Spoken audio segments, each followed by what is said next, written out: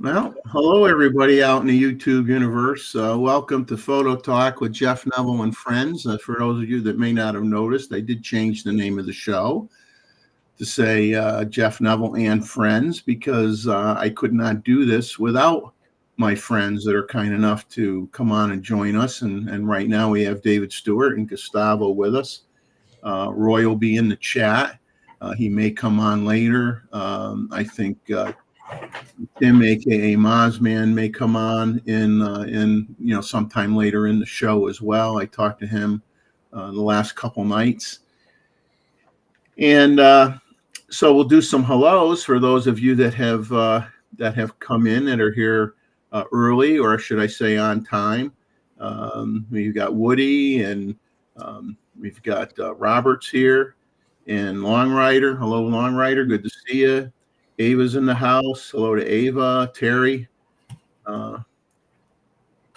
Robert Varner, Bob from Bob Our Photos. Bob just got back from driving home and not driving home from Pennsylvania, so he just got home late this afternoon, like 3:30 or so. So I know he's running on an oxygen tank, I think, right now to keep him going. So I don't think he's going to be in here too long, but he's also always one of the first ones to have his photos shown. So maybe he'll hang in long enough to see his images and then go back to bed, Bob, so that you're alive for photo opportunities next week.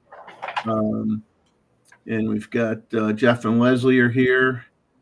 And Jeff and Leslie, yeah, I watched your video earlier from my phone. Funny thing, I leave comments on, sometimes I watch someone's video on my phone versus my computer, and I'll leave a comment, and sometimes it doesn't get there from the phone for whatever reason. Sometimes you get it, sometimes you don't. But as you said, hot, hazy, and humid. I've had enough of that already where I live, and of course I chose to live here, so I have to suck it up and deal with it. But it doesn't mean I have to like it. I may have to deal with it, but it doesn't mean I like it. Let me get I want to get my computer set up so I see an image here, because I do not see an image for the show, and I really don't care so much about the image. I just need to see the chat on my laptop for when, so where I'm showing the when I'm showing the images when we get there.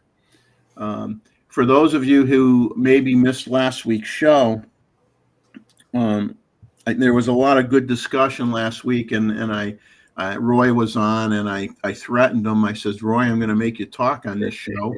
And we had some interesting conversations about the wide angle availability of wide angle lenses and what may come out for specialty lenses in the Z mount, and kind of went over what was available in the F mount and what we had in the Z mount, where there might be gaps, where maybe some of the zoom ranges were close enough where Nikon probably wouldn't make another one that's exactly the same as the F mount because the Z mount's close enough. And we kind of had that conversation. So it was good to have got Roy more active in the conversation on the show, which was good. And I hope to, do that more with him, because he's a walking encyclopedia, and he probably owns every single lens, at least in the F mount, that you could imagine talking about. He's probably has one or more copies still sitting on his shelf.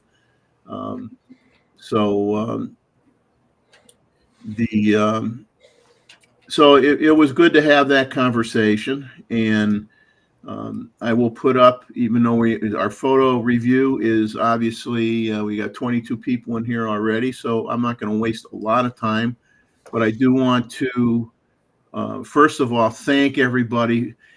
I mean, I was freaking out like 2 weeks in, with 2 weeks left to go for the photo review. I didn't have very many photos. I put something on my YouTube channel in the community post begging for images. And I got beat up pretty good in the last 3 days, and basically went from next to nothing to 95 photos. I was so nervous. I had a safety net of 20 photos of mine that I put aside in case I had to use some to bring the count up a little bit, but I'm not going to have a need to do that because we have 95 images to go with everybody, and you guys came through in the end, and we're going to have a lot of great shots to look at. So obviously this show is all about everybody in the chat. Okay, it's that one time a month where everybody gets to shine and show off a little bit and enjoy everybody's work. And I think for most of us, it's probably our favorite show of the month. A reminder to use the QQQ in front of your comments if you have any questions. And I did put the link to the show in the chat. So if you want it, when I get to your images, if you and David brought this up to me before the show started, we have 10 or 15 minutes. I come on early and can talk to those that are going to be on the panel. We talk about, whether we want to change our shirts so we all match, wear a tux next week or, what we want to do. But important thing he brought up, which is true, is, okay, you have the link to the show. You could just come on and just do audio only. If you don't want people to see your face, to know who you are physically, you can, when your pictures come up and we get ready to start talking about them, just use that link and come in and just use the audio feed. Just disable your camera on your computer, turn it off, and you can just talk about your own images if you want to. There's nothing wrong with that. I encourage that. You tell the story better than me reading the notes that I take off of the emails that everybody sends me about the pictures. It is more fun when you hear from the person that actually took the images. So feel free to participate and do that. And if you're a male and you're clean shaven and you look pretty good today, you might want to show the video. And if you have a nice handlebar, you have a nice set of handlebars on your face, you could just come on that way as well. And if you're starting to grow a conventional beard because you're going to get it longer for Christmas time and play Santa Claus, you're also welcome to come on because Gustavo's already wearing the red shirt, so he's already practicing for his Santa costume for Christmas. So I'm going to tease him and tell him now he has to dress up like Santa when we get towards our Christmas show. And I had done that. Now, next week, Ava Campbell, who's in the chat now, she's going to be doing a presentation around 10 o'clock p.m. Eastern Time next Saturday to share her thoughts and experiences with the new Nikkor 28 to 400 millimeter f4 to f8 zoom that she recently purchased. That's sells for around $1,300 if I remember right. So I thank her in advance for putting together a presentation. So mark your calendar, show up next week to support a fellow photographer who participates all the time in our chat and in the photo review. And we get to learn something from her and see what she thinks of that lens. So I thank her ahead of time and look forward to having her on the show next week. I think at this point, I'm just going to make sure I don't have anybody waiting in the back room to come on that I don't notice. And then we will get ready to start the photo review. So give me a second here to minimize a few things. We're going to go into a 10-second countdown for the photo review, and we will be back in 10 seconds.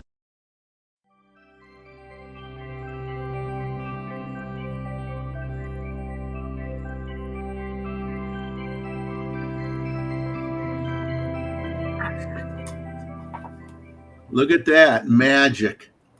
And with that little bit of magic, we are showing the first image. And these are going to be the images you're going to see here are from our friend Bob Repper, aka Bob Our Photos. And these are images that he took at Wilmington Beach, or Wrightsville Beach, Wrightsville Beach in North Carolina. We went there earlier in the year to try to get pictures of some of the baby terns and the skimmers. We didn't get up there to get any shots of the baby skimmers, unfortunately. We had some weather issues, and we both unfortunately had things that we had to take care of that kind of interfered with our plans. I know I always have this time of year, I have a bunch of doctor's appointments that I go to, like have a series of doctors I go to and get my health checked out for the next 6 months anyway. So kind of interferes with things. But some of these images, they're all going to be with the Z8 and using the Z180 to 600 zoom. That's the images you're going to see. And this first one is a black skimmer, what he's calling black skimmer letting loose. Yeah, I mean, we all get the, let's just say, the poop shots once in a while, and many a times they'll do this before they take off and fly, kind of like the 80-20-20 rule. Lots of the times when they have a little discharge, that's when they're getting ready to take off of a branch or whatever. I see Joe Man's Land in the private chat here. Joey, are you in the queue here to come on? Let me see if you are. I see you. I think I see you. Hola. So are you showing up? Hopefully not. Here you are. You're showing up. But I am going to maximize the screen here. But I do have you in here. So hello, glad you had the time to pop in. My pleasure. Thanks for hosting. And so we're just starting. We got 95 images. Woo. And I'll leave it up to you, Joey. I know you got a lot of things going on. So when you get to a point where you're thinking about leaving us, let us know so I can at least bring your pictures in earlier so you can talk about them before you leave. Sounds good. I got about 30. Jeff, yep.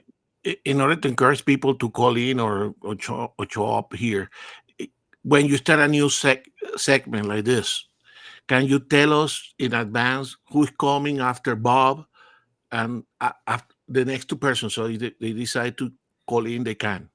Yeah, after Bob's photos here, we got Roy Bixby, and followed by Jeff Sluter from Jeff and Leslie. Beautiful. Thank you. Those are the next ones in the queue. So we'll go to Bob's second image here. Oh, I love this one. So this is a whole flock of black skimmers, and what was interesting is you would have a group of them on the ground, and maybe you'd walk, I don't know, 5 yards further, and then you'd see another group of them on the ground or in the grasses, in the same general area. And one group might just like go up, pop up off the ground, go in the air, fly like we're facing the birds, and they'd fly behind us, and then they would just come back and land back on the sand again. And that was really it. For whatever reason, they decided to fly, circle us, and then land. And then we'd go walk a little further. We'd hit the next grouping of black skimmers, and they might fly off, but they would go out to the ocean and try to get some fish and then come back. So it's like every group kind of had their own thing going on. They weren't all doing things the same way when they decided to get up and fly. Which was kind of interesting. I would have thought that they would fly if a bird of prey came by. Obviously, that scares them. But in general, if you would think if they were flying that they were going to get food, they all be going to get food. But that's not the case. Sometimes they just like to fly around a few laps around the people that are on the beach or near them, and then they just land again. So they're a lot of fun. They're a lot of fun to watch, and these are difficult to take, correct? Because typically, this is one of the things that I notice the cameras are not good at. finding which one is the one that they need to focus and get, in this case, the great majority in focus. So well done, Bob. Yeah, you're going to get, this is a case, if you got good light, don't be afraid to stop it down. We all, this one was taken at 1/1600th of a second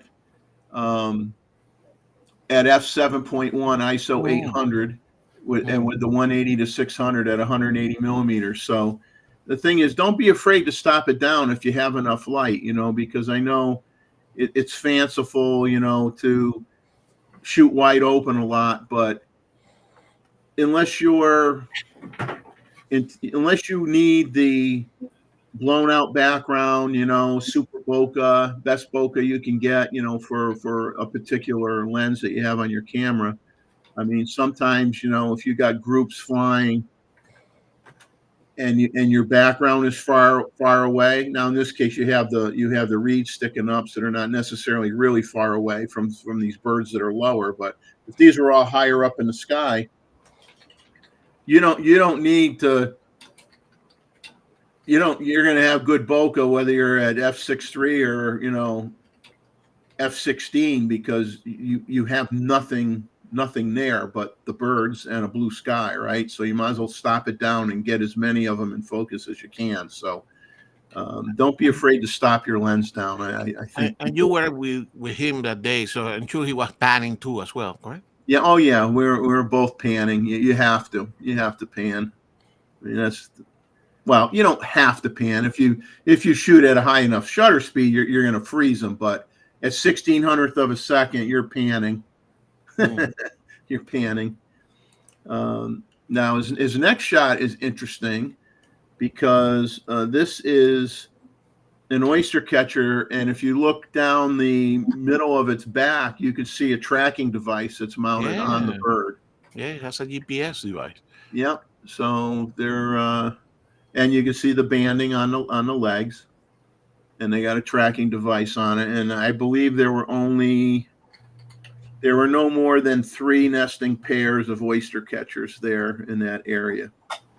Maybe two, at least 2, but no more than 3 from my memory. Well, anyway. My recommendation to Robert, if he had not done that, is try to send that photo to whoever different, ornithological societies. You may find a reply back and tell you a little bit more about that particular bird, which is always interesting, correct?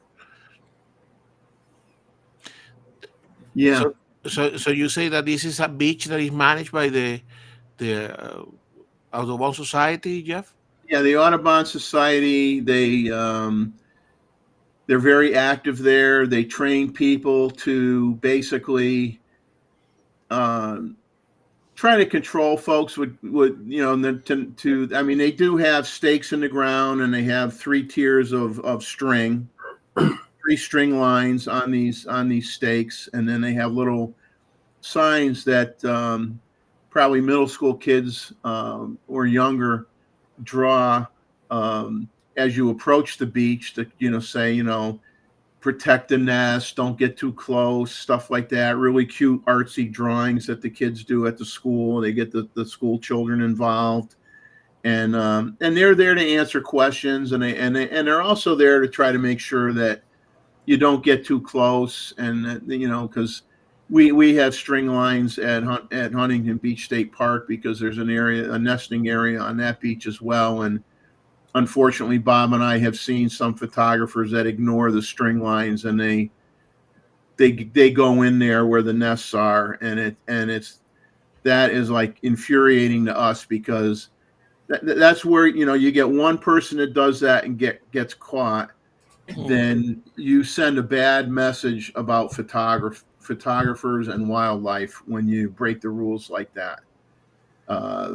You really, all it takes is one person to ruin it for a lot of other people, and get a park or an organization mad at photographers. And I just urge people to use common sense, obey. If they have a sign that says don't go past this sign, do what it says. Don't be a smart aleck and think that the rules don't apply to you, because you'll just ruin it for everybody else, and then eventually they won't let people even go near these birds at all. They'll just close off that part of the beach during the nesting season. So have some respect for what's posted, and don't be that oddball that has to be different than everybody else.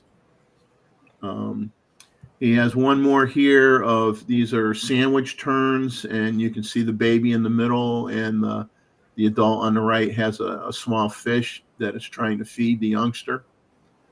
So this was at 1/1250th of a second at f8 ISO 180 at 560 millimeters. But it's a lot of fun to get these shots, and that's going to be a location that I went once with Mazman when he came down to visit his dad. We went to this beach and we got some shots of him, and then I went there with Bob later in the year. So it was nice to go. I mean, from where I live, it's like I guess an hour and maybe 90-minute drive. Not a bad drive at all. I like how they clean the area immediately where the chick is, correct? Yeah. And when the chicks are that small too, and you could see now, maybe you don't, maybe you see it, maybe you don't. There's actually a chick underneath that chick.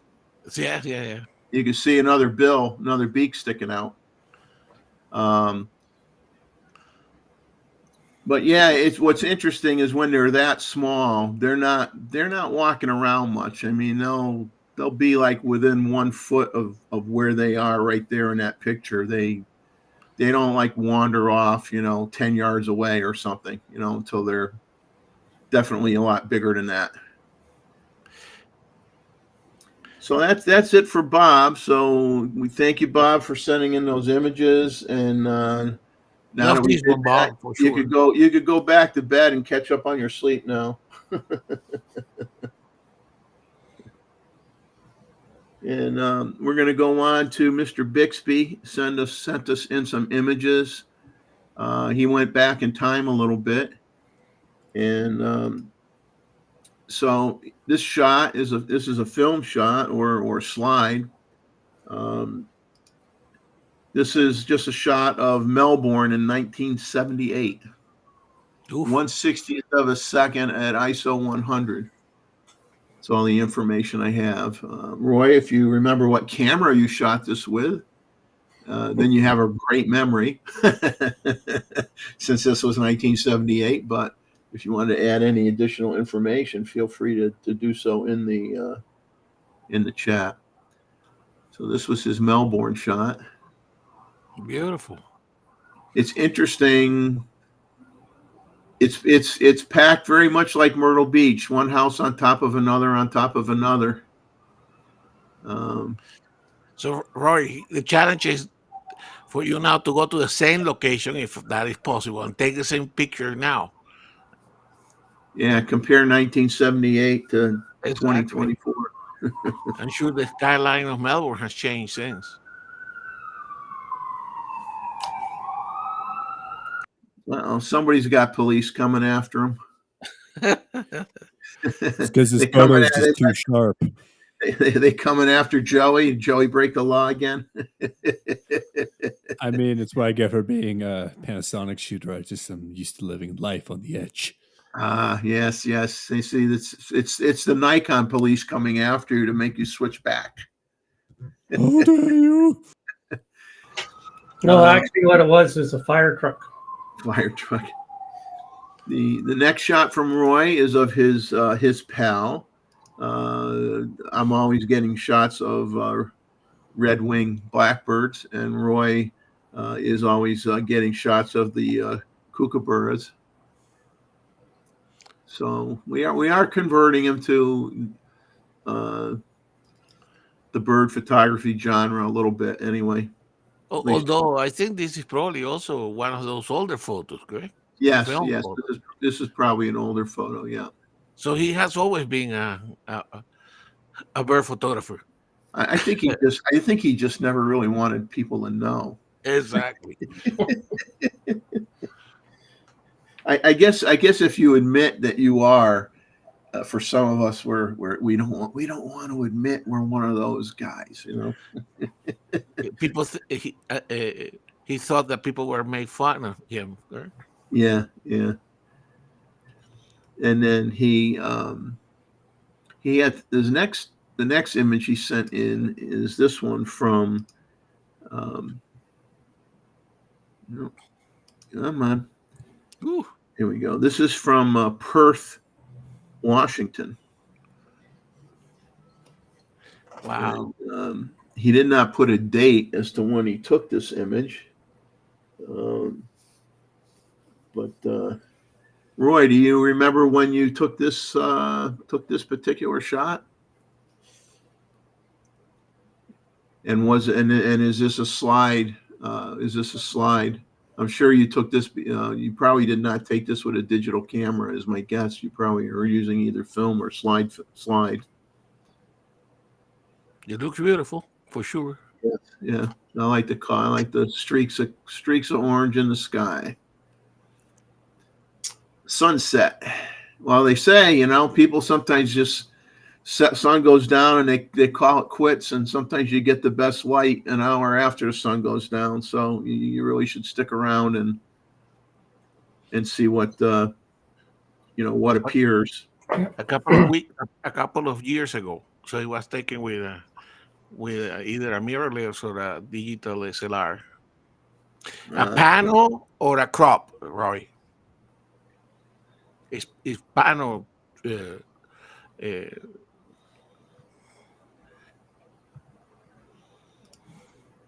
Let me see if somebody else is trying to get in here. I heard a sound. Because right now there's more Calgarians on the here on the panel than there are everything else. So we got Jeff in here, so Jeff could comment on his images because he's going to be the next guy up. So let Beautiful, me see if Roy. I love this one. See if I have any more from Roy. But yeah, I do have one more. Yeah, he sent me a setup of some of his gear, and this is his older standard macro and micro setup that he had. So he sent me an image of that.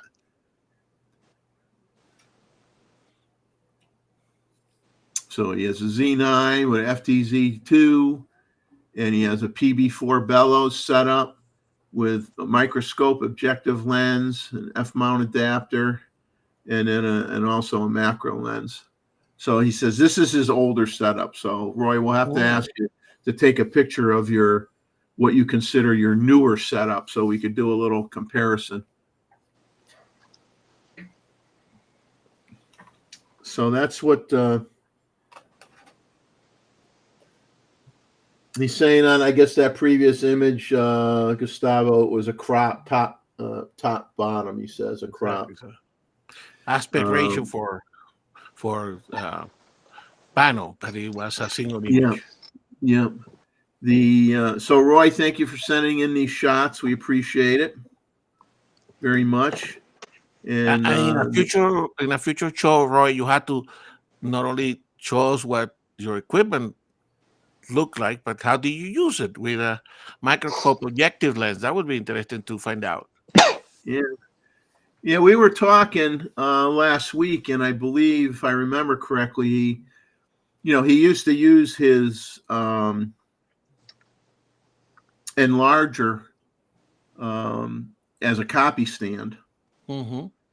And he doesn't have his enlarger anymore. He kind of wishes he had kept it, because those things make great copy stands.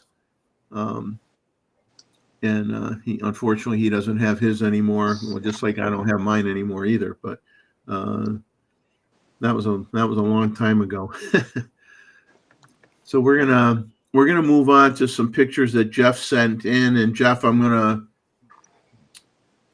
they should be in the order in which you sent them to me. Okay. So I will. Right now, I can't see you the way my screen is set up. So Well, I know I can make all kind of funny faces and stuff, and you won't know. you could give me the finger, I wouldn't even know it. Oh, I wouldn't do that. Well, I mean, I'm giving you the opportunity, I guess. So, so I'll bring up your first image and I'll let you roll with it here. All right. Mm. Okay, I see it now. Remember I said about the hazy, hot, humid days of summer here in Kentucky? Yeah. This is what it looks like in the morning. Oof. There were a bunch of Canada geese sitting on a log in a lake. I was there to try to catch some kingfishers that didn't show up. Picture was pretty much monochromatic, so I converted it to black and white. But when I put it next to the color picture, you can't tell the difference. It looks the same. Let me see here. Canon EOS R7, 100 to 500 at 159, ISO 100, 1/640th of a second, f5. Mm. And like you said, it's funny. Sometimes you take a shot and it doesn't have a lot of color in it, and you go, I'll convert it to. I might as well just convert it to a black and white, and then you can convert it to a black and white, and it pretty much looks the same. It just looked the same. Yeah. Yeah. Yeah. Those So pictures in the fog typically turn out to be pretty interesting. So, and I love that you still got the reflections, Jeff. Yeah, thank you. And actually, it wasn't as foggy as it looked. It was just that's how much haze was in the air. Probably Wow. 15 minutes after this photo was taken, it was a bright sunny day and everything was clear. Oh. This was, I'm trying to think what time of the morning this was. This was probably 15, 20 minutes before the sun came above the horizon. Oh. Yeah. Yeah, I encourage people don't be scared to go and shoot in the fog, because the fog doesn't stay there forever, and you get some unique shots in the fog or the haze, and then as it starts to clear up, then you get that where it's a little bit foggy or a little bit hazy, and it gives you another different look. So you end up with basically three different looks, full fog, a little fog, no fog. And it's like a threefer, it's like, it's worth going, sometimes out there shooting when you go, well, it doesn't look so good out there today, and go out and try it. You can get some interesting shots. Yeah, because 20 minutes after this shot was taken, it was just some geese sitting on a log on a lake with a blue sky in the background. It was as boring as could be, but the fog made it. So before you go to the next one, Jeff, who's coming? Which are the two coming after Jeff? After Jeff, we've got Rakesh. Okay. And we've got a Long Rider. Okay. Sent in an image, and then we've got Martin Hild. All right. Cool. So we'll jump to Jeff's second shot here. Oh, I love this shot. Yeah, it's one of my I call them my gals. There's a wildlife preserve that's about 45-minute drive away from here. It's called Fernald Preserve, and it's one of the largest Superfund cleanup sites in America. It was the site of a nuclear processing facility during the Cold War. And you can't really tell by the photo, but when you're standing in this area, it's about 1,200 acres for this wildlife preserve. And when you're standing in it, you realize you're about 8 or 10 feet below all of the surrounding area, because that's how much soil they had to scrape off and put in lead-lined canisters and sent them out to Nevada in a mountain someplace.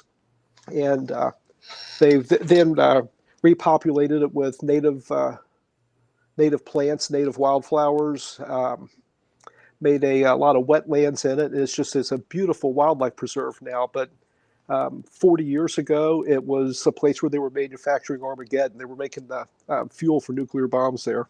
Mm. So this is one of my girlfriends. There's a whole lot of deer there, and she came out to say hi to me and show me her little baby. So that's a little fawn from this spring. And it's kind of hard to see on here, but on her right ear, there's a bunch of bumps. Oops. And those are scars from tick bites. Hmm. So yeah, it's rough. It's rough being a deer. Her ears all scarred up from that. This baby was born late, at least around here in the Midwest, Kentucky, Ohio, Indiana, where I live. There are 2 ruts every year. One that happens in the end of October, 1st of November, and then there's another one that happens in January and early February. Wow. And the reason for that is you have baby deer that are born in April, May, and then in early to mid-June. And it's a defense mechanism that sometimes the early deer, if you have a really cold spring or a wet spring or just some bad weather, you have a high mortality rate with the early born babies. And this was one that was born from the second batch. So this was a little bitty baby, but this shot was taken 3rd week of June, toward the end of June. Yeah, And these are whitetail, correct?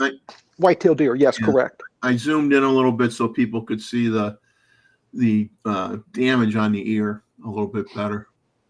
Yeah, So she had a rough life last year, but those are all healed up now. It's just those are the scars. Yeah.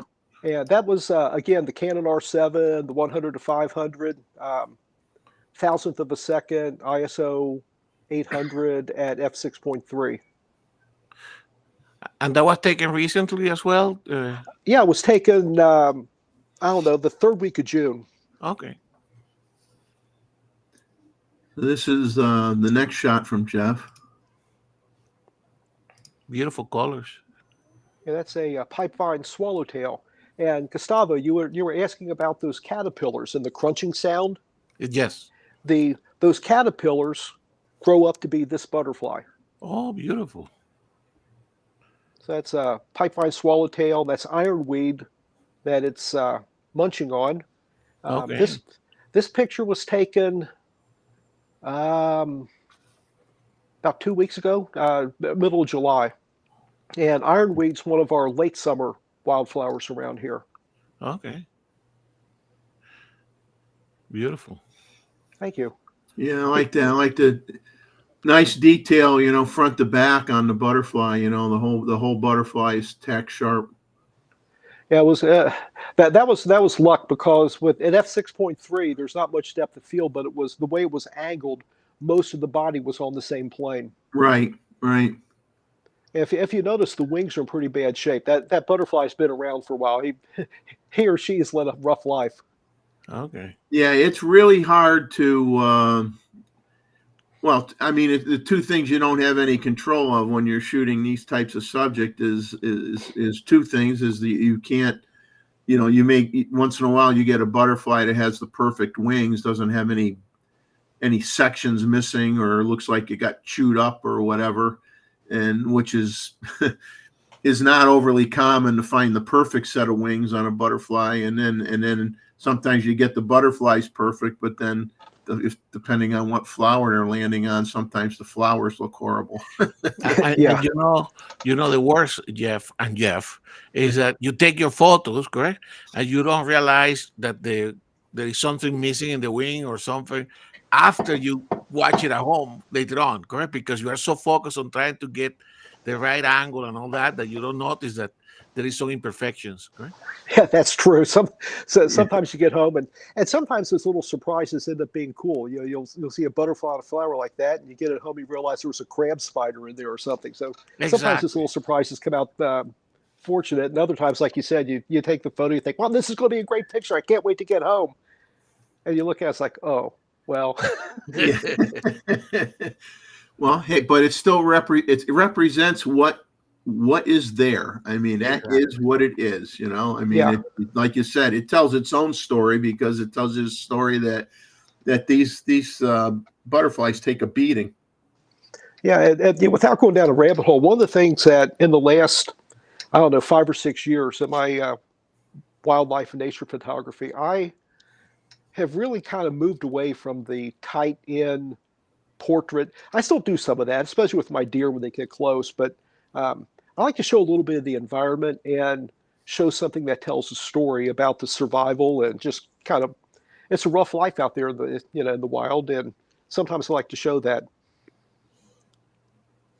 Yeah, I mean, it's I agree. I mean, I know people that every image gets cropped so tight that you don't even know where the picture was taken sometimes. You know, the subject is the obviously the predominant feature when you go to that extreme, but it pays to back off a bit. And where, like in this case, you know, it's not like this butterfly is very small in the frame. It's more than adequate size wise, yet you get a feel for what its surroundings are, you know. So there's a balance that I think is good to try to like you said, try to get that as well as part of the portfolio, rather than just always just getting, you know, 2/3 of the butterfly, but you know, going that route, which a lot of people do.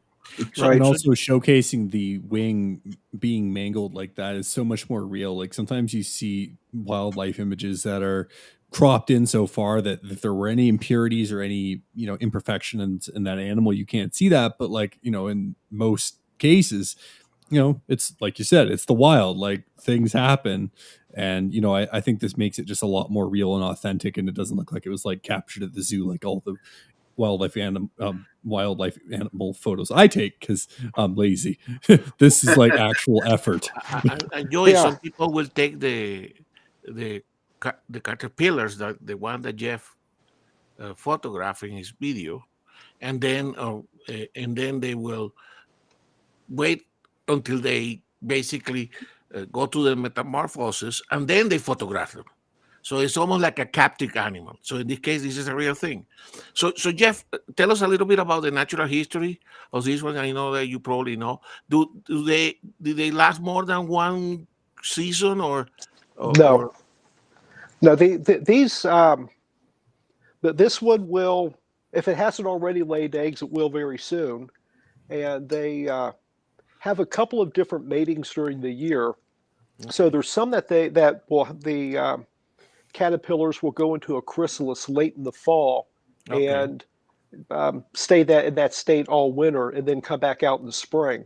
Excellent. But the butterfly itself, the ones that have changed from a caterpillar to a butterfly state, live a couple of months at the most. Exactly. So knowing when the were emerge of the chrysalis, that will be a good time to go and looking for them. Yes. Yeah. Beautiful. And if you find pipevine plants, they don't necessarily put the chrysalis in the pipevine plant where they eat, but they'll be somewhere close. Okay. And we'll bring up Jeff's last shot here. Ah. And this Beautiful. Is a blue dasher dragonfly. And one thing about a lot of dragonflies, and this species in particular, if you find the stick that they're landing on, sit down, focus on the stick. When they fly off, they always come back to the same stick. I probably took 50 shots of this guy as he'd fly off and come back and fly off and come back. I'm not even sure if this was the best one. When I was pulling pictures together for the photo review, and I said, okay, I'll pull that one out just because there's something kind of interesting to talk about. And the background, there was a log floating on the pond, and all that green that you see around it is duckweed that was grown on top of the pond. Now, these dragonflies are very territorial, correct? I didn't hear you. What was that? They are very territorial. Oh, yes. Yeah, they, I have some photos that I've taken of dragonflies with their prey, eating their prey. But honestly, it seems like they spend more energy chasing other dragonflies away from their stick than they do hunting. Kind of like male hummingbirds, right? Chasing the females away. Yeah. It's a pond. There's 500 sticks just like this one around the pond, but that's his, and he wants to make sure nobody gets to it. Yeah, this is my stick. That's my stick. You got it. But yeah, I like that shot a lot. I mean, a lot of detail in the wings and the back behind the eyes too. You see like I don't know, it almost looks like hairs, behind the Yeah. eyeballs. Yeah, the depth of field on this one wasn't that great. Like where the butterfly, he was all sitting sideways on the plane with me. Yeah. This one you could tell that the tail was a little closer, so the face is pretty sharp, but the tail is a little bit blurry. Yeah. Yeah, but that's to be expected. I mean, and you're not going to stop down the F-22. Right. And these aren't really big dragonflies. He's maybe 2.5 inches long. Mm. They're not real big dragonflies. I think that was the last one that I had. Yeah, that's the last one. But feel free to stay on the panel if you wish to. No problem with that. Yeah, I can hang around for a little while. Yeah, I need to. I'm playing guitar in church in the morning, so I need to sign off sometime so I can go to bed. But I can hang around for a little bit. Sure. Hang Cool. hang out with us. Cool. It's like the more the merrier. So thank you for sending these in. As always, we appreciate it. Appreciate your time. Thank you for sharing them. Oh, no problem. And the next party up is going to be Rakesh. And then we have an image from Long Rider, and then we have shots from Martin. And after Martin, we have Woody Mallory. So it gives us a little bit of what we've got coming up here. And for those that are in the chat and you want to join in, feel free to do so. So this is Rakesh's first image. Oh. And this Nice. he took this with the Nikon Z7 II with a Z Viltrox 16 millimeter 1.8 lens. This is 16 images stacked in Photoshop, cropped, and he says, and a good amount to fit in an Instagram layout. So, but this is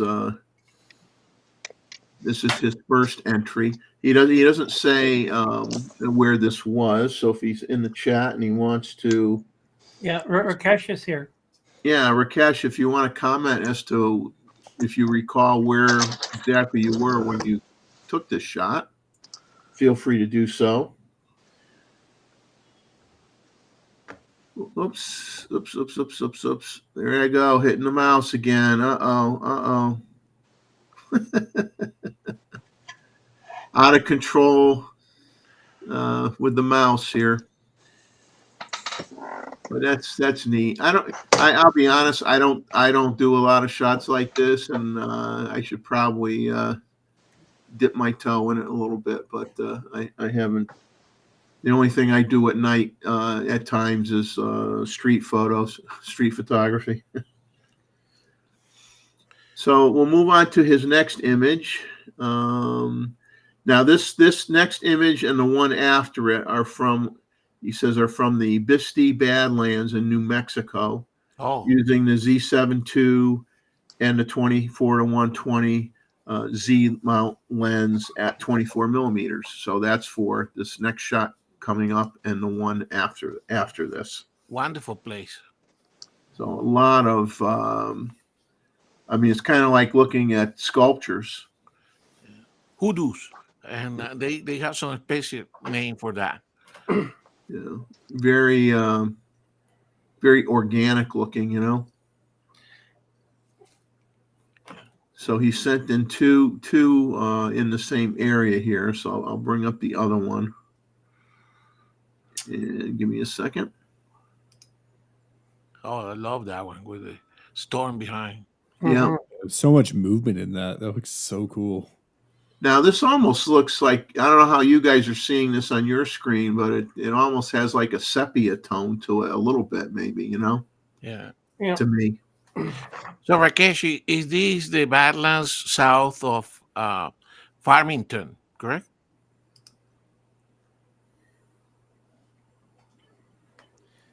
Okay. I don't see him commenting yet. And Rakesh, is one thing that I do every so often because we have something similar to this where I go camping. Is I'll get in the bottom of one of the hoodoos and use a very wide angle lens, and I'll shoot up, and it makes them look so much bigger than they actually are. I've got the most famous ones around Drumheller are only 5 feet high, but I got them looking like they're 10 or 15 feet high. Although, if this is that area in New Mexico, these are huge as well. Will be good for Rakesh to combine this with his astrophotography as well. Mm-hmm. That would be cool. Yeah. I love this one. This is nice. Yes. Yeah. So that's everything that Rakesh sent in, and then Long Rider sent in an image. Yeah, Rakesh, I liked all 3 of your shots. Yep. He always sends in stuff I've never seen before.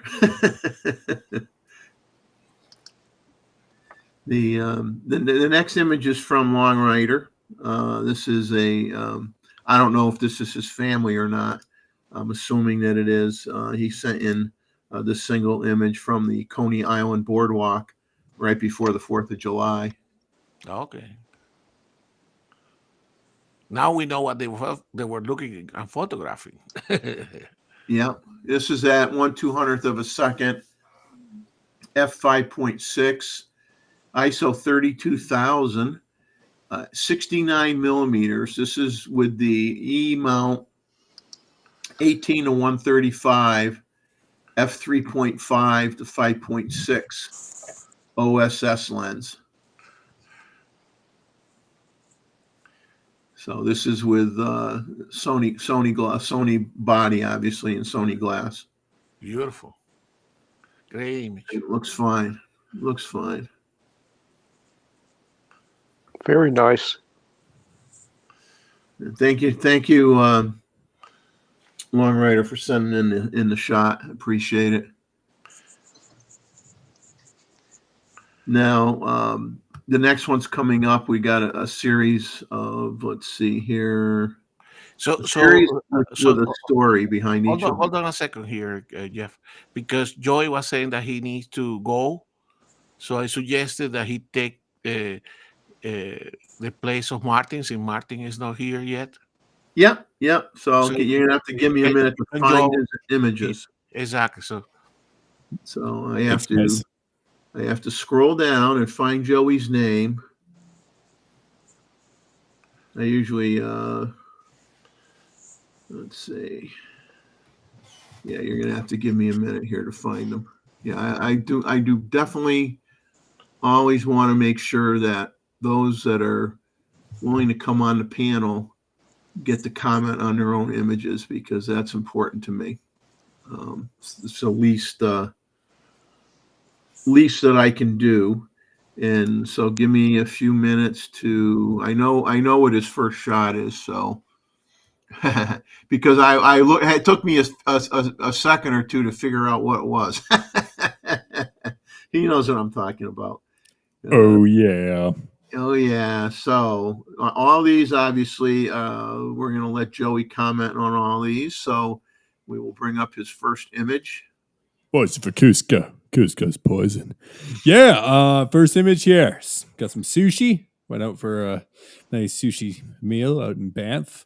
If you ever go to Banff, you will find that there's very few well-priced food options that are actually tasty. But this place was pretty good.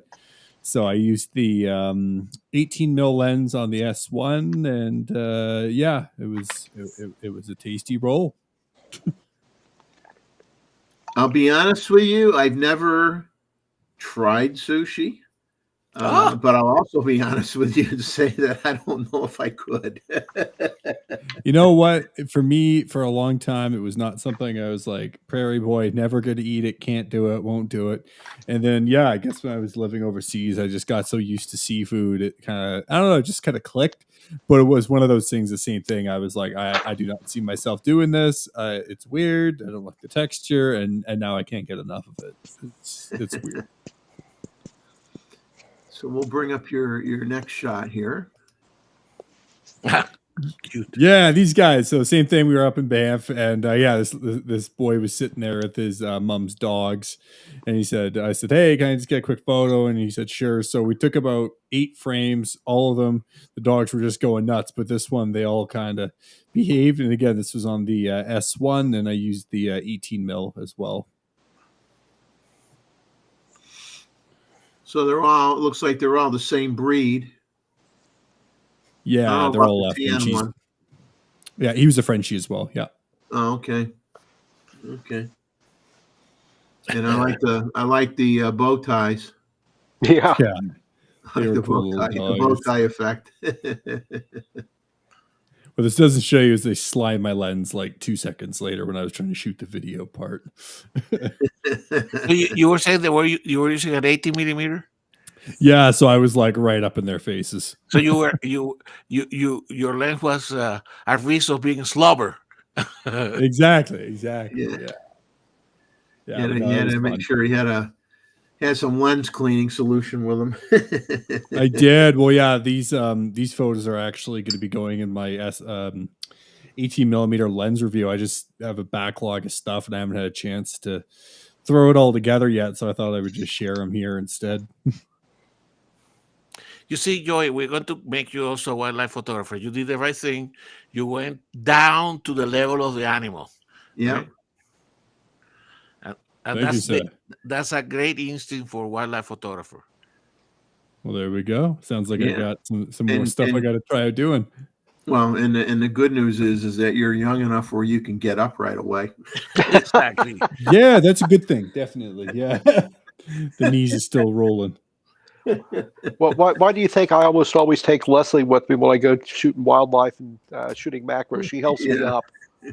Exactly. It's like I need to bring a rope with me with a grapple hook so I can swing it up and grab onto a palm tree or something and pull myself up. Yeah, and also, Joe, to build on Gustavo's comment, not only did you get down their level, you caught them doing something interesting, like the brown one in the back that's looking the other direction. I'm thinking, okay, somebody must be eating an ice cream cone over there. What's he looking at? Oh yeah, he's looking at some beaver tails. Yeah. Yeah. And then it's interesting the distortion effect that you get on the one on the far right, shooting a wide angle lens too, Yeah, it makes his head look a lot bigger than it really is.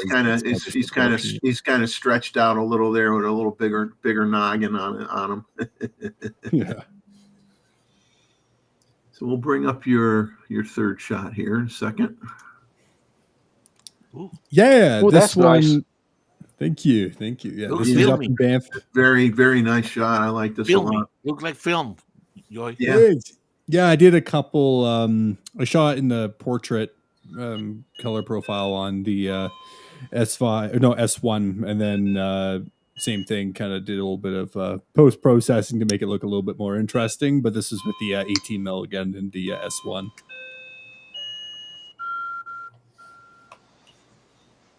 Okay, give me a second before I move to the next shot here. So, Joy, is that hotel in Banff or?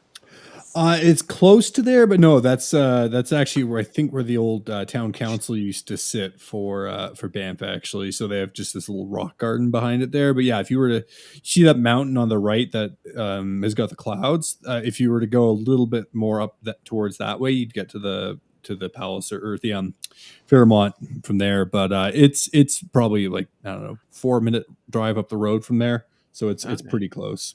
Yeah. How far is Banff from where you live in Calgary? I'd say, I don't know, maybe hour 45 ish from downtown. I'm actually heading there for a marketing conference in the fall. I'm stoked. They were like, "Hey, we're going to be doing it at the Fairmont." I was like, "I am there. I don't know what we'll be talking about, but I'm ready to learn." So that's going to be pretty fun. So I'm gonna zing here in with your next shot. Yep. Yeah, same thing. Banff. I don't know. It's just going for a long walk. The water's pretty muddy because it was we had a lot of rain at that point when I took this photo, so the river was riding pretty high. But yeah. 18 millimeters. 18 millimeters. Yeah, it's funny that 18 millimeter when I was very young was a very, very common wide angle choice in that, back in the 70s, 18 millimeter was very common. So, The so golden Joey, age. the two pine trees are leaning in is because of distortion, or they are also leaning in because of the. The trees on the right, a couple of those are leaning, but I think most of that, is the effect of the lens. It kind of Okay. makes everything warp a little bit when you're standing that far back. But I like the lens a lot. Actually, I shot everything pretty much at 1.8, and I was impressed with how sharp it was. And then you went on a different direction. Yeah, booze. You can't go wrong with that. Mountains then booze. So the distillery, if you guys saw my most recent video, they sent me to this beehive where they source their honey for a couple of their products. So I took my S5 II, S1, and then a couple different lenses that Panasonic had lent me to shoot with, and rocked a full beekeeping suit, the whole 9 yards, and then just got up close and personal with the bees. And it was cool because it was kind of a split shoot. So I did some spring shots of some flowers and some bumblebees pollinating, and then this shoot, like I said, was just maybe about a month ago now. Obviously the bees were slightly different species, which the beekeeper pointed out to me. He's like, "Hey, the footage doesn't line up." I was like, "Yeah, but we're going to make it work." But it was really cool. The bees were very drawn to the products, especially when I opened them for the product pours, just with how sweet they are. But this one was 18 millimeters, and I believe this one was on the S1. Product placement. So is honey an ingredient of limoncello? For that one, I'm Okay. not 100% certain if it's in all limoncellos. And actually, I'll be having my bachelor party at their distillery in about, I guess, 2 weeks now. Man, that's Cool. crazy. Wedding's coming up soon. It feels weird. But this was S5 II, 18 millimeters wide open, pretty high shutter on it. And I liked the texture of the gloves and the honeycomb, and I wanted to kind of give a bit of depth, just to kind of, I don't know, show, obviously the honey brittle's not big, but for the bees it is, so I just kind of wanted to try to give a bit more scale of things from the bees' perspective, and kind of like, oh my God, that's a huge glove, like kind of what they were seeing.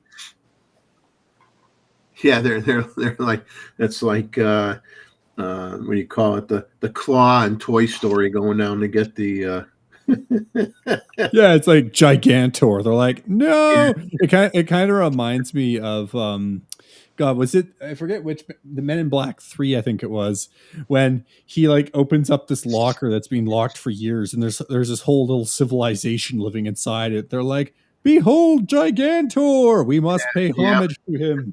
Yeah. or Honey, I Shrunk the Kids, or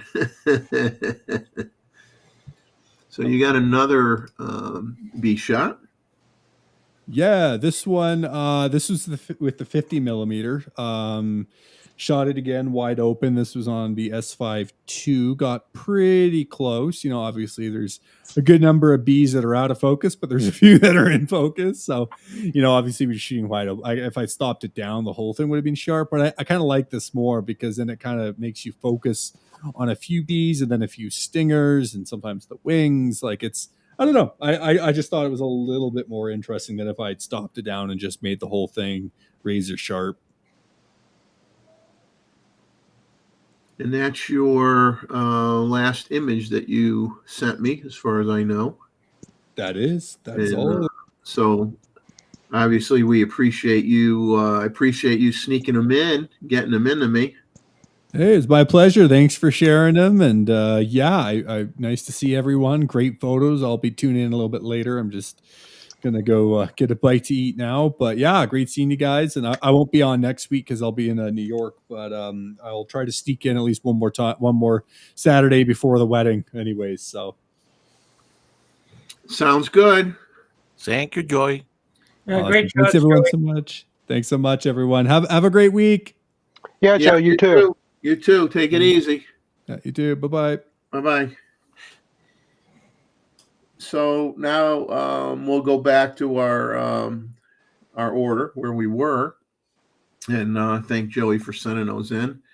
And especially when he's so close to the wedding now, and he's got a lot of planning, last minute stuff going on. So I definitely appreciate him taking the time to send us anything, because I definitely would understand if he didn't have any time at all to do that.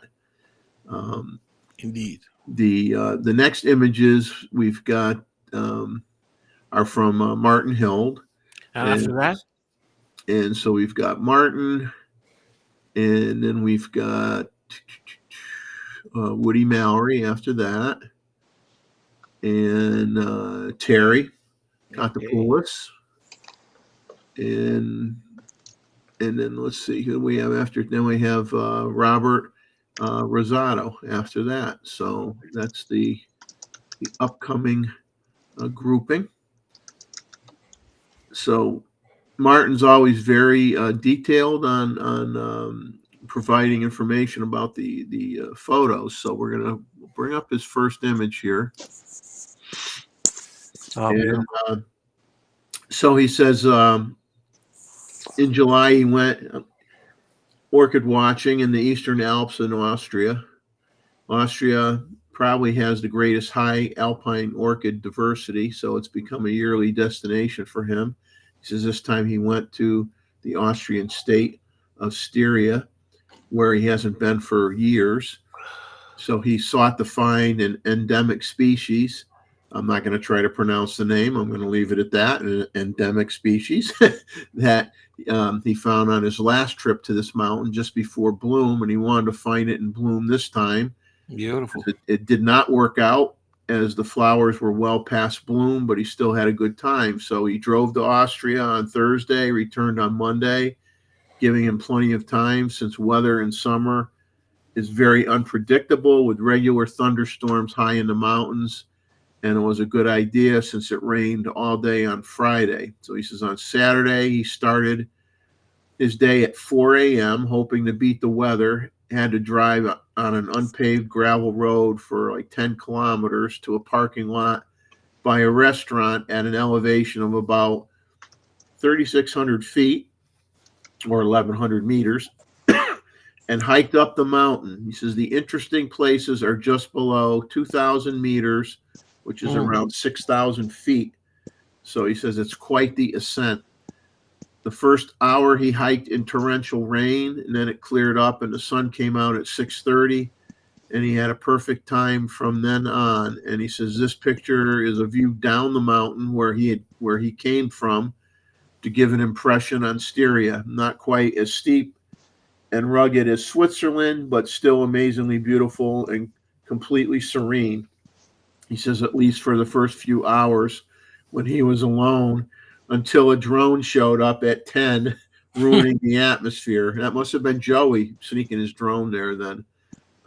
This was a Z6 II, Nikkor 105 millimeter S lens, f8, ISO 100 at 1/400th of a second. So you can see he was armed to do macro, but using macro for landscape. Yep. Yeah. Hey, it's still a great 105 millimeter lens, whether you're shooting macro or not. Beautiful. His next shot is, he says, this picture number 2 shows the smallest orchid species in Europe. He says, don't let the picture fool you. This plant is not much bigger than an inch. The flowers are the size of a pinhead.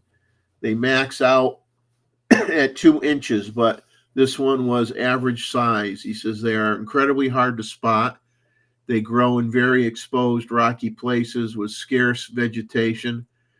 However, he says he never found a specimen that was easy to photograph. You probably noticed, he says, with this picture how close he was, and yet there's still stuff in front of it. Some people will bring scissors for better pictures and cut off stuff around the plants. He says, I will never do that, nor will I pluck other plants or grass to get better pictures. And he says, funny enough, despite their size, they are probably the toughest orchid species. They grow the furthest up of any European species. They grow in the most extreme weather, and the hard UV light up there doesn't harm them. So this is also with the Z6II as well, with the same 105 millimeter lens, ISO 125, f4.5 at 1/1250th of a second. And he says this is a stack of 2 manually focused pictures. Oh, Well done. Yep. So his next shot, Martin's not afraid to walk a lot to get a shot. Let's put it that way. That's pretty obvious. Martin will put in the legwork to find a certain species of plant life or orchid life that he wants to get. This picture here, he says, is a vanilla orchid. He says vanilla orchids are kind of the holy grail of the European orchids, as there are still discoveries to be made. He says just 5 years ago, 3 new species were found on the Slovenian-Austrian border. wow. In eastern Austria, it seems that every mountain has its own species. He says he's exaggerating a little bit, but it feels that way. The one in this picture is called black vanilla orchid. He says when he tried to find the rare endemic species, he's still happy. He tried to find a different species that he wasn't able to find, but he's still happy he found this beautiful, more common plant. He says orchids in that genus range from dark black to white and offer an incredible color variety, but most intriguing is their smell. They have a very pleasant, intensive vanilla and sometimes even a chocolate cocoa smell. Mm. And he says, as the other orchid that he showed, they always grow at high elevations.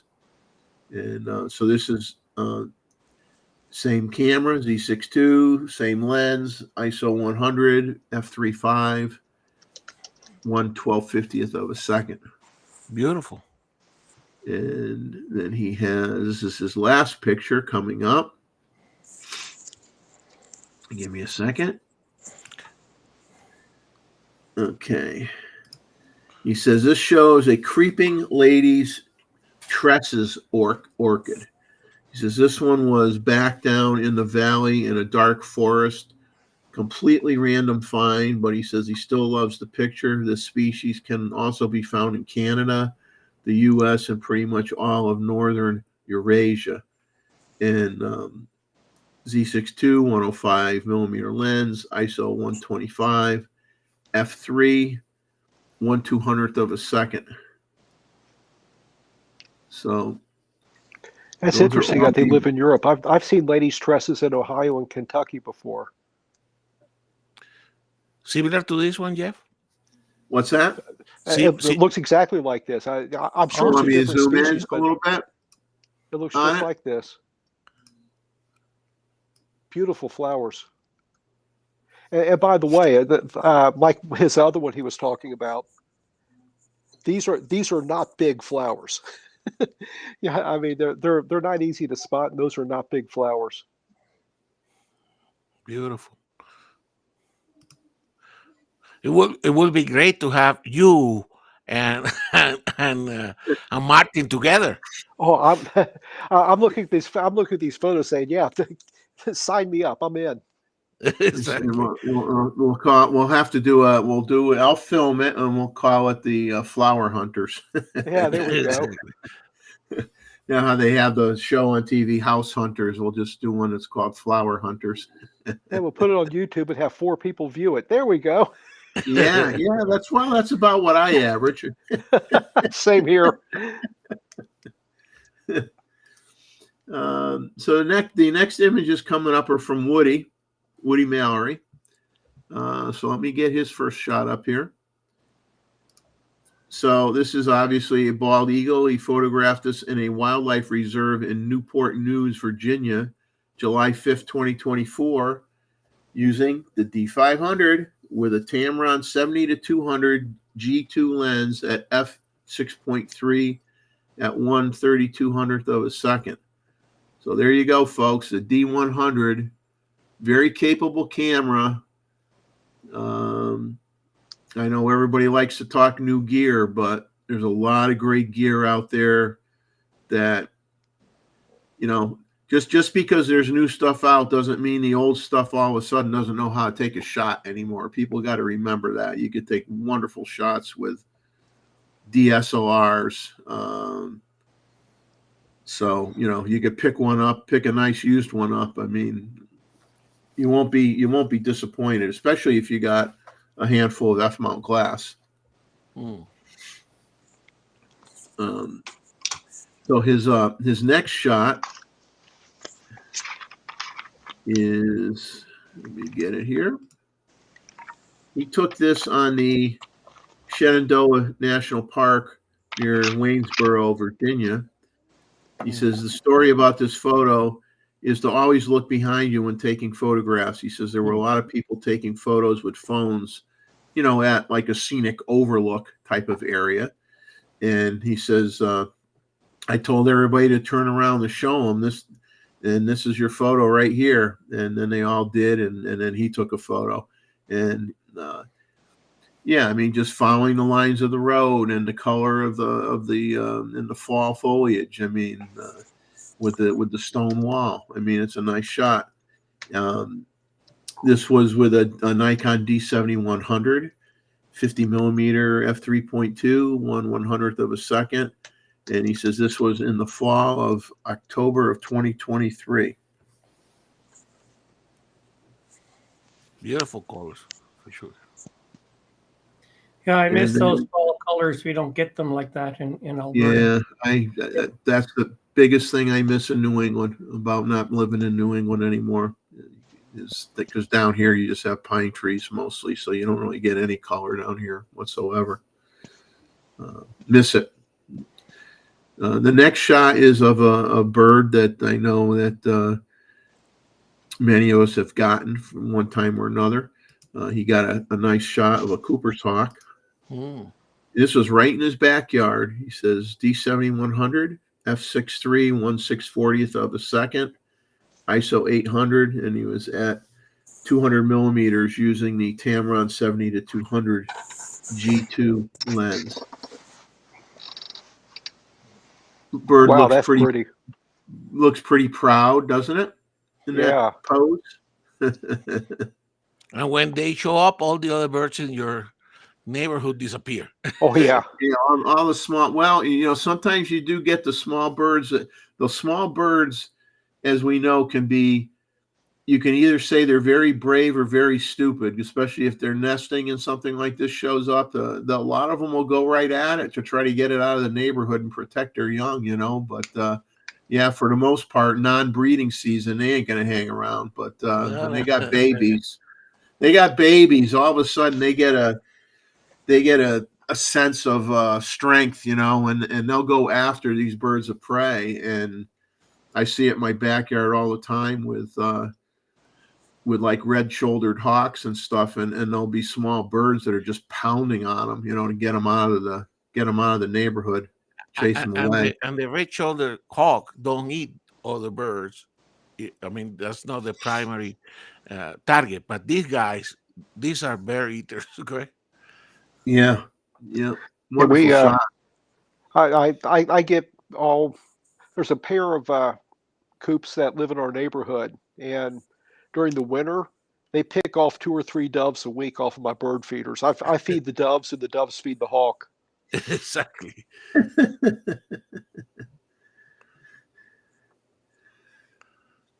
Yeah, there's just so you're kind of like a symbiotic relationship with the bird of prey there. Exactly. Yeah. You see the Hey. comment from Woody. You're Hey, providing the hawk has to providing eat a too, food right? source. Food chain. Food chain, yeah. So those are all the images from Woody. So I thank you for sending those in. Very, very Beautiful, nice. Woody. Very good. Very good job. And we're looking ahead here. The next shots coming up are from Terry. After that, I know Terry is in the chat, so you're welcome to come on. Terry's in here. Bob Rosado after him, and then we have let's see. Give me a second. Ava is after that. okay. And after Ava is Gustavo. I think we know who he is. He's Sorry. here. I think Gustavo's here. So now when Gustavo sent me images from Iceland, which we'll see in a little bit, and then he says, "Well, I hope the other people that have gone to Iceland, send in some of their pictures too." And I says, "Well, you got beat because I guess Terry knew you were going to send in pictures of Iceland, so Terry decided to send in pictures of Iceland." So the upcoming shots here are some shots that Terry took from Iceland, and he says he saw a part of last week's show Sunday in his time. And he says, I agree 100% with what Gustavo said about Iceland. He says, he'll see the rest of the show, tomorrow, which would have been Monday. And he says, my contribution from there this time, he says, please don't compare them with Gustavo's. No. So this is what he's calling the famous Skogafoss is what I guess it's called. Skogafoss. Hopefully I pronounced that right. You did well. He took this with the Z9, with the Z24-70 f2.8 lens at 60 millimeters and 1/6 of a second, ISO 64. He says color convert. It was a color shot. He converted to black and white.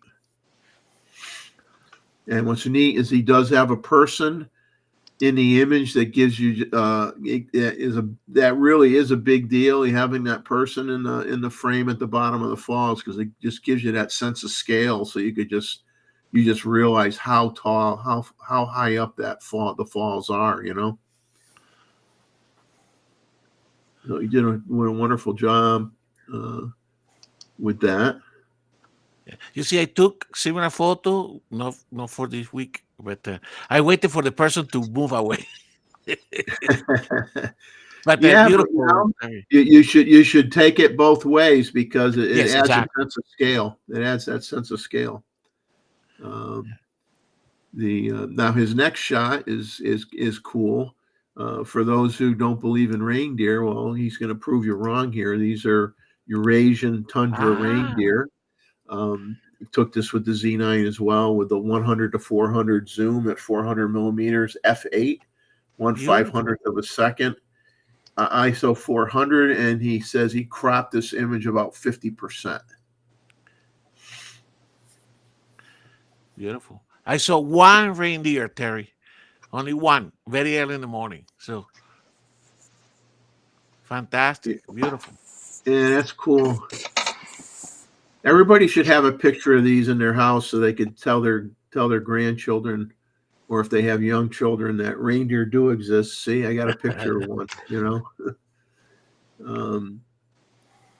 Now Terry's next picture, he says he's going a little sci-fi now. I guess it's known as the Yoda Cave, This is a cool shot. I love the hole there. That's really neat.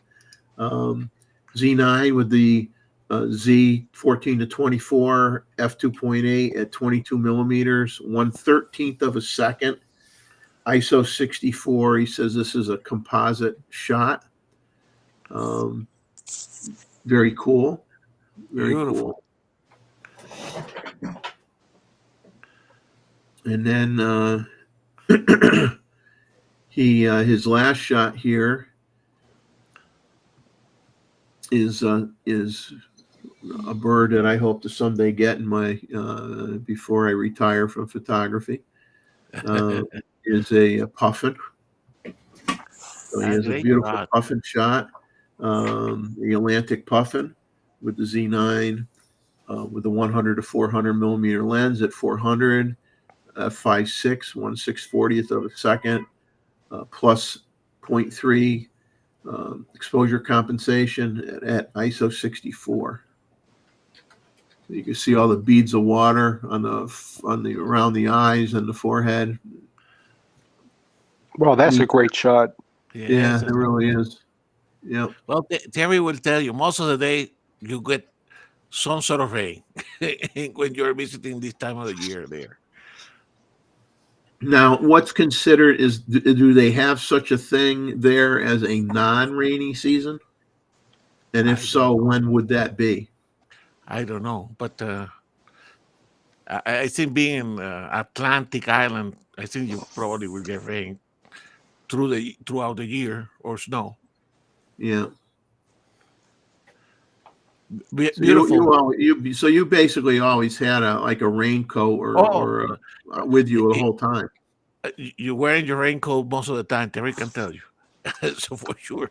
But it's mostly kind of drizzle, correct? But it reminds me of some of the weather in Britain, right? So and that's why this time of the year so green, but beautiful.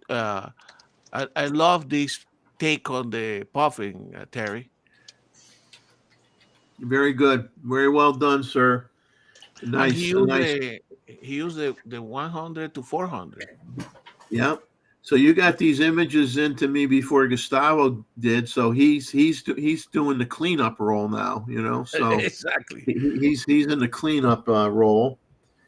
And before we get to Gustavo's images, we got a bunch of images from Bob Rosato, and the first two images are of a ZF camera with some different lenses on it that he bought. The first image is a ZF with a Voigtlander. He bought a couple Voigtlander lenses, and a couple months ago, one was the 75 millimeter f1.5 Nocton Z mount, which he says you can only seem to get from the U.S. distributor Camera Quest.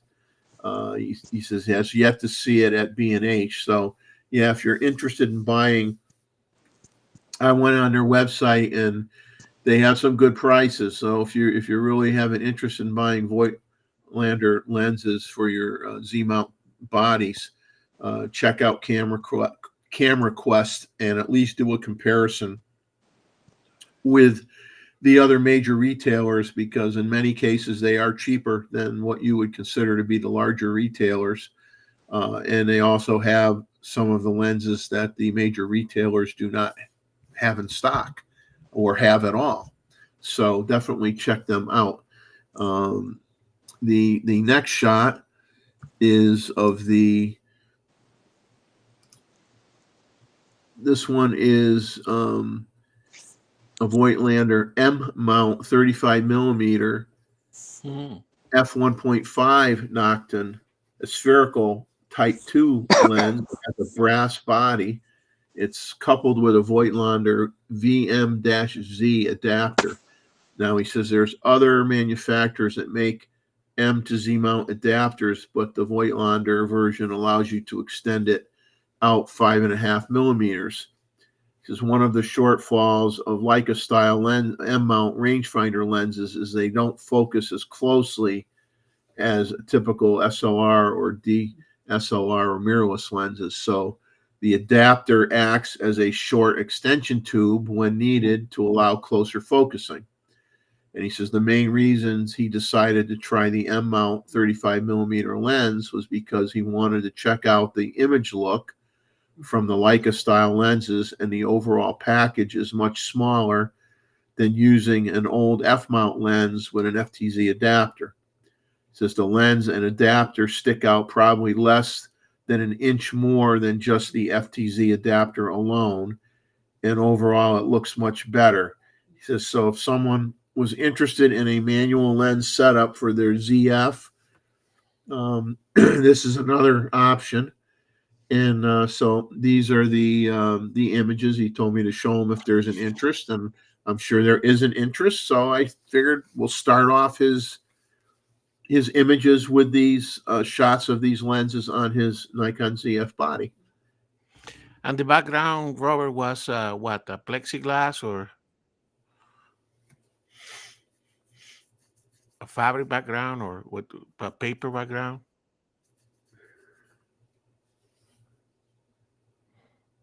Yeah, he's in the chat, so I expect he'll answer you in a second here.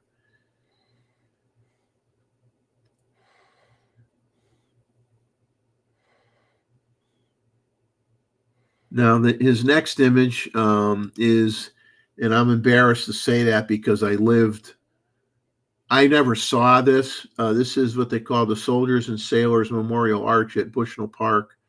And I'm not a city guy, and Hartford is the capital of Connecticut, and I never wanted to go in Hartford. My wife worked in Hartford for Travelers Insurance Company. She still works for them, but from here in off site in Myrtle Beach.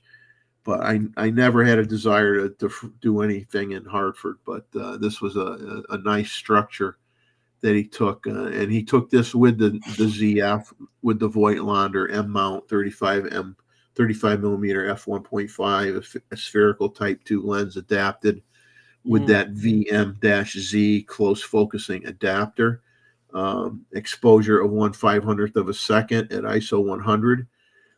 And obviously there's no EXIF data with this lens, but he thinks he was like at f5.6.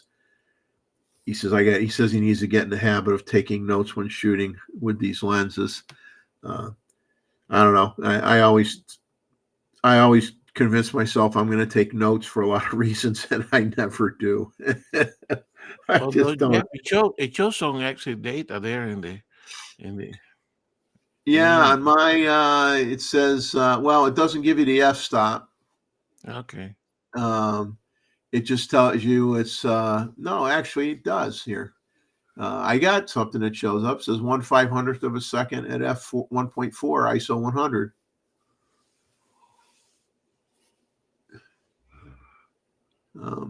So now his next shot that he sent in was a shot of some petunias. He says he was at his brother's house for a barbecue, and he had the ZF with him with the 75 millimeter f1.5 Voigtlander Nocton lens. So he experimented by taking some pictures of different flowers. He says there seems to be a little bit of a 3D pop to this lens. Exposure of 2/50th of a second at f3.5 ISO 100. I like the detail in the petals there in the foreground, one in the middle.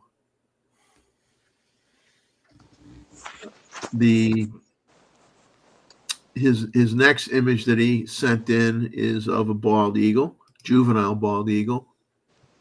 Like the shot, good sized bird. Yeah. Well fed. Well fed.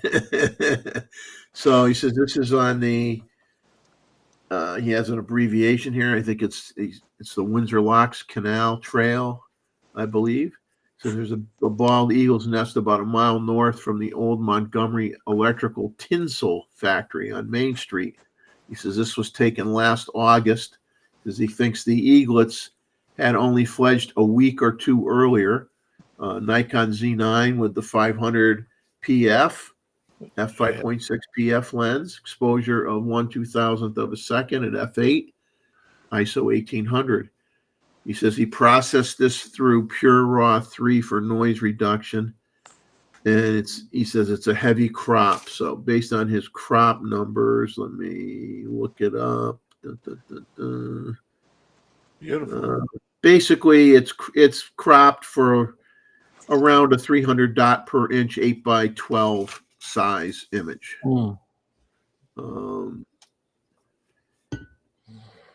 But wonderful shot. Nice detail. And then now the next two small bird images he took when he was looking for much larger birds on two different occasions. He says, but they weren't around. So he was about to leave. And as we all know, sometimes you get some last minute opportunities that pop up and you say, well, I got the camera, I'm here, I might as well take these shots. So the first one that he took was this downy woodpecker. And this was, he was at Stratton Brook Park in Simsbury, Connecticut, with, like he said, with the intent of getting photos of great blue herons that frequent the area, larger birds, but they weren't around. So he looked for anything else. And he turned around to go back to his car and he spotted this female downy woodpecker on a nearby tree. He says there's a few small bits of bark flying. You can see it near the beak. I will zoom in on it in a second around his head as he was pecking away at it. Nikon Z9 with the 600Z 600 millimeter f6.3 PF lens, 1/800th of a second at f10, ISO 2500, processed through Pure Raw 4 for noise reduction. Also a heavy crop. Beautiful. And let me just for the I like the light, Robert, because these are tricky, correct? Being white and then you have some somewhat darker background, but it's all beautiful. yeah, and this is a 300% zooming in on it, 300%. You can see all the little flecks of tree bark around the head.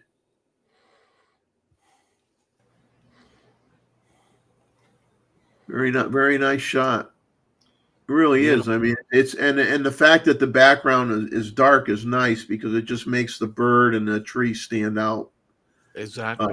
So much better. So Jeff and Leslie and Jeff and Robert, I got one of these guys that I didn't know they do that, but it's coming into the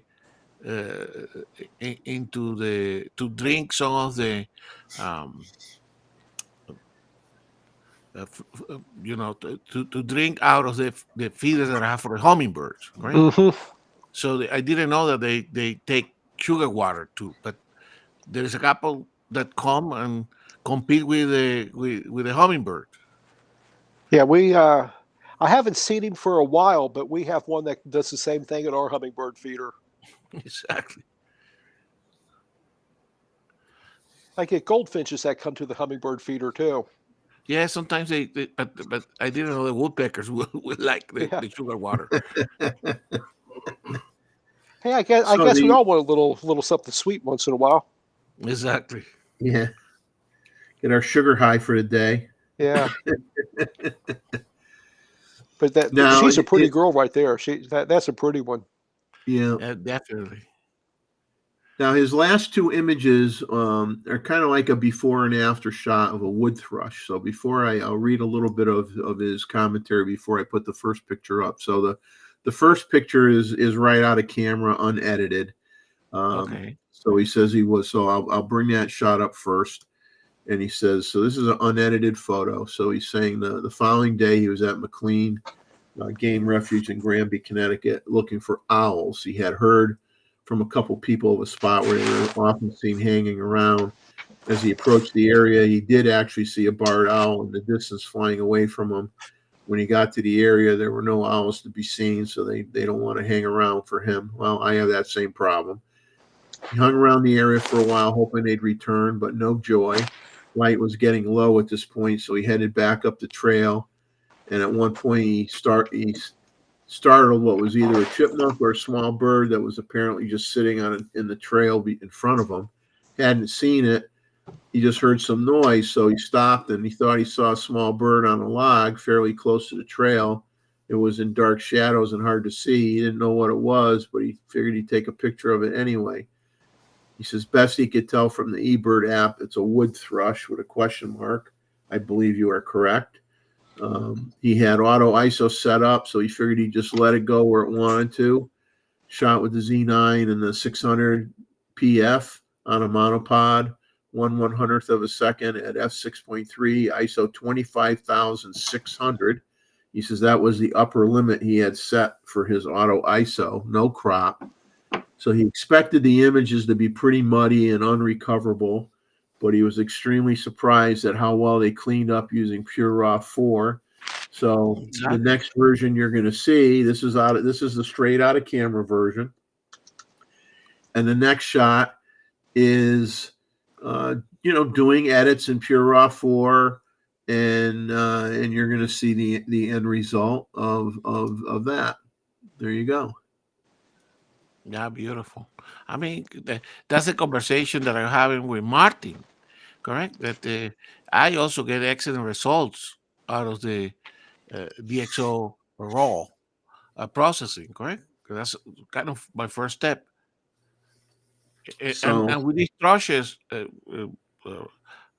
mean, there is no way to take them, and they don't come to the feeder. So you just have to go around the woodlands, and if you find one, you photograph them, correct? You find them lots of times on, like this case, on a log, on the grass, it's on the grasses itself, or on small, low shrubs. Lots of times you might find one on a low, a short tree or a shrub sometimes.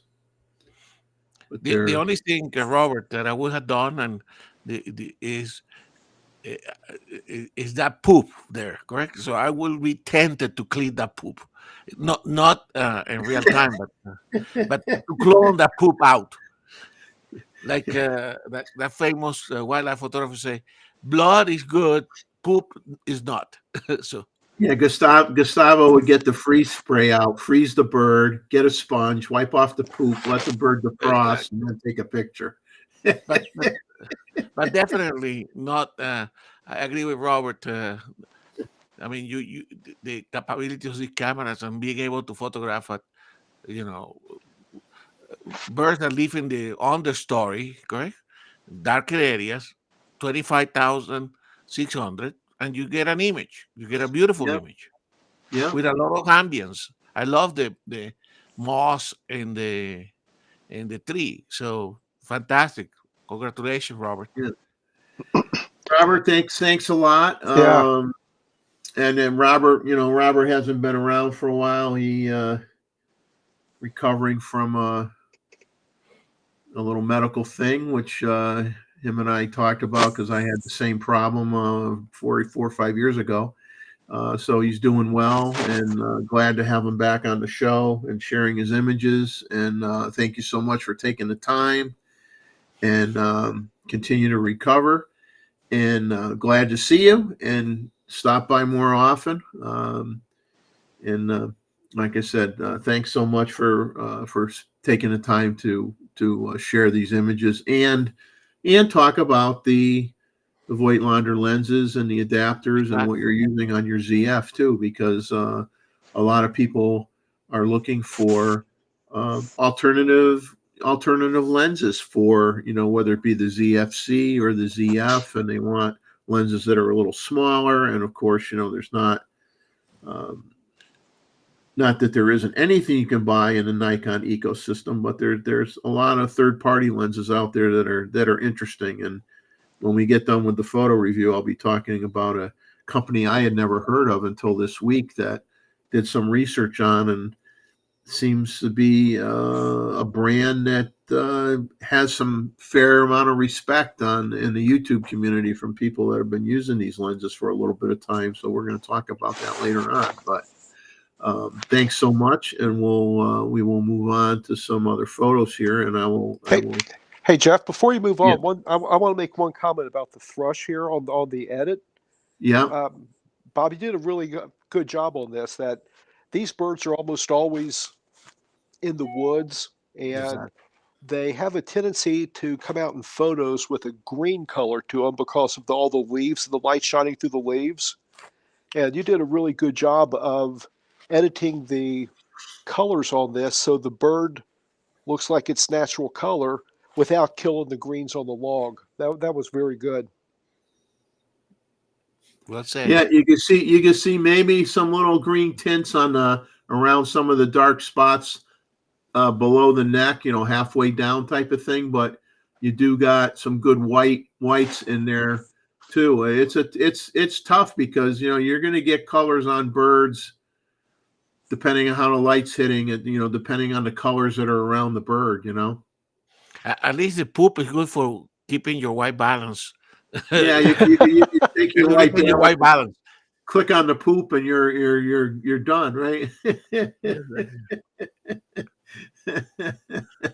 That's good.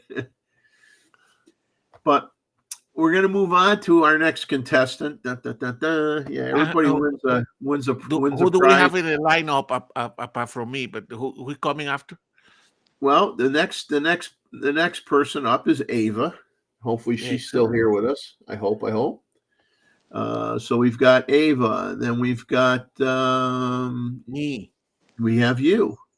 Is that name after? And then we have Randall, but Randall is not available this week, so I'm just going to show his pictures. He didn't really leave me any photo info. I mean, some of it will probably show up on my screen when I bring up his pictures. Randall, and then we go to be Anita Stewart and David Stewart. Excellent. So they're upcoming. So we will show. Ava sent in a few images here. Give me a second to get to her first one, which I really like, by the way, Ava. So I'll tell everybody I like it before I actually show it, because I get to see them first. So Ava got this beautiful shot of a green heron from her kayak on her favorite lake to get the early morning light wildlife with just as the sun is rising and peeking over and putting a little bit of light there, and the lighting is perfect. You got a reflection in the water. You got the background, soft. She shot this with the Z8 with the Z 400 millimeter f4.5 lens at f5.6 at 1/2000th of a second. And the bird is tacked sharp. The little island that it's on with all the sprouts of grass are tacked sharp. Very well done. She says, she's looking forward to later in the year when she won't have to get up so early to catch golden hour and not dying of heat stroke by 9 a.m. trying to paddle back to the launch area.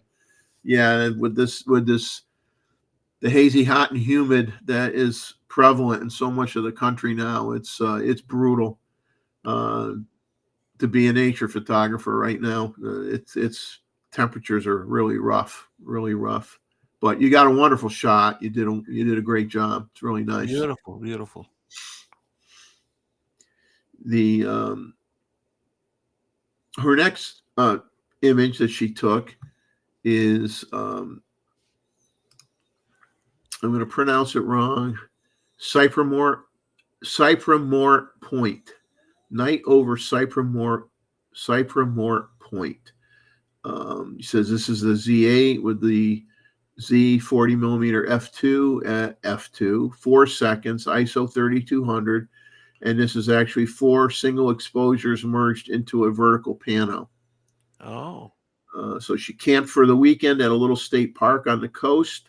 She says not particularly photogenic, has a man-made beach and a small wildlife boardwalk, but it does have views out to the sea breeze in the sweltering heat of a Louisiana July, and the least light pollution within 500 miles of where she lives. Apart from stupid bright lights in inconvenient locations, being somewhere she could actually see the Milky Way with the naked eye was very exciting, even as dim as it was. And it blows her mind how many stars the camera can pick up. She says, however, trying to edit a 4-shot noise-reduced vertical panorama was about the least fun she's had with Lightroom /Photoshop, and she's still not done tinkering with it. She says this experience cost her $2,000 as she came home and bought the 14 to 24 millimeters within a week. Well, I'm glad you bought that on your own, and you can't say it's a Jeff lens or a Gustavo lens or a David Stewart lens. So we didn't make you spend the money. You did it on your own.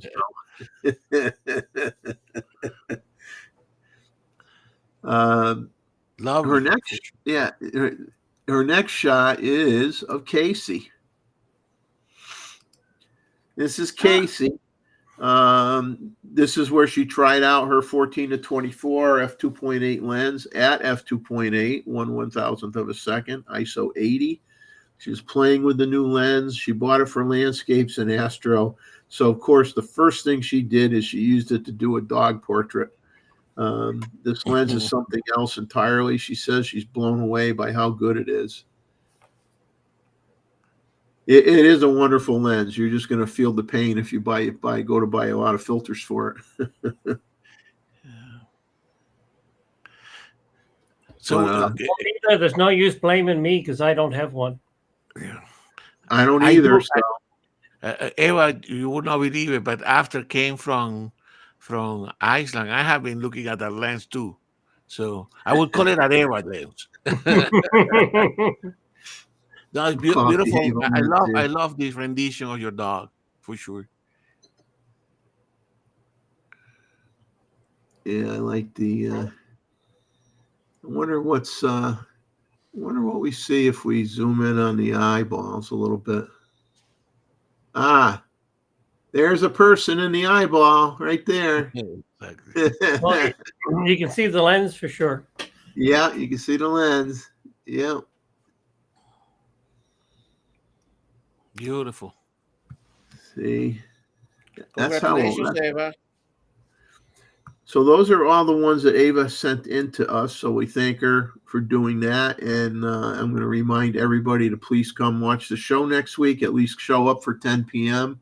time slot when Eva's going to be talking about the Nikkor lens that she bought that we discussed earlier. So show some support and come on the show next week and learn a little something. So thanks once again. As we move on to see some more Iceland shots, as in the mop-up roll here from Terry sending some in, we have Gustavo's images, and we'll let him talk to them. And we'll start with his photo number 1. So that is the same photo that I showed last week. The same location, not the same photo. This is actually the photo that I was taking when my wife took the photo with the iPhone. Okay? So I believe was taken with a 20 millimeter. So this is this Kirkjufell mountain that is iconic. And Terry, indeed, there were in my trip. There were like 3 days with broken clouds and sun came out. So luckily, it was that day that I visited that location. So I have 2 versions of this photo. One that I think this is one like a half a second or more, and the other one I took it so that the waterfall is sharp. But this is the photo that I said because I was taken with a 20 millimeter. I said it would have been better with a 14 millimeter or 60 millimeter, just because the sky was very good. But if I couldn't include the sky, if I went back, so then I start photographing that path on the side of the waterfall that not so nice. Correct.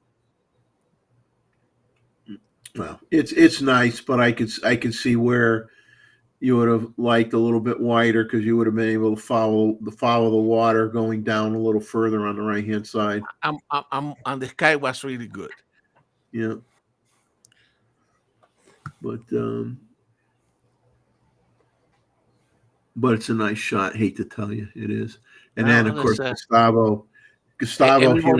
Everybody that go to Iceland had to go on that location and photograph.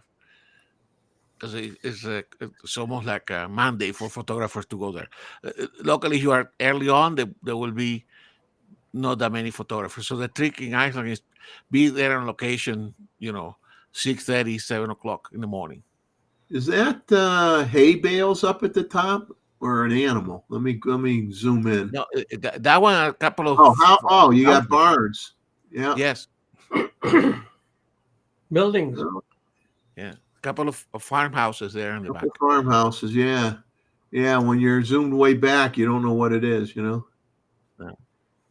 So the now Gustavo humored me and sent me a picture of Exactly. I feel like so, I don't know, so useless here, not having a puffin shot of my own. I feel bad. These guys are making me feel bad. So this one I said specifically because of the I actually took almost at the end of the trip, which I haven't got yet on the processing side, but this was a good location for puffing. Actually, there were not that many, but the location was much better. I like much better the pictures that I got from this location. Beautiful birds, what I can say, and very tame. Although this was taken, I believe, with a 600 millimeter as well. So having that kind of perspective from far away that you can compress the image. Yeah, you can keep your distance. My wife said that they look like sad clowns. Sad clowns. Yeah, you don't want to say clowns around my youngest son, even though he's not young anymore. He's scared to death of clowns, the real clowns. But that was the beauty of all that rain, Terry, that there was a lot of greenery and flowers. Okay, and so I did not mind the rain after all. So here's your third image.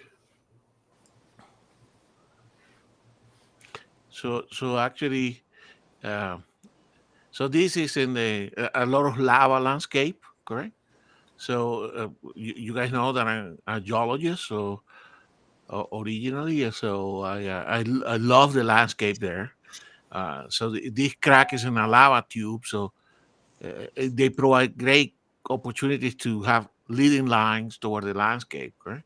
So this is actually going to see that black church that Terry was complaining to me that was raining.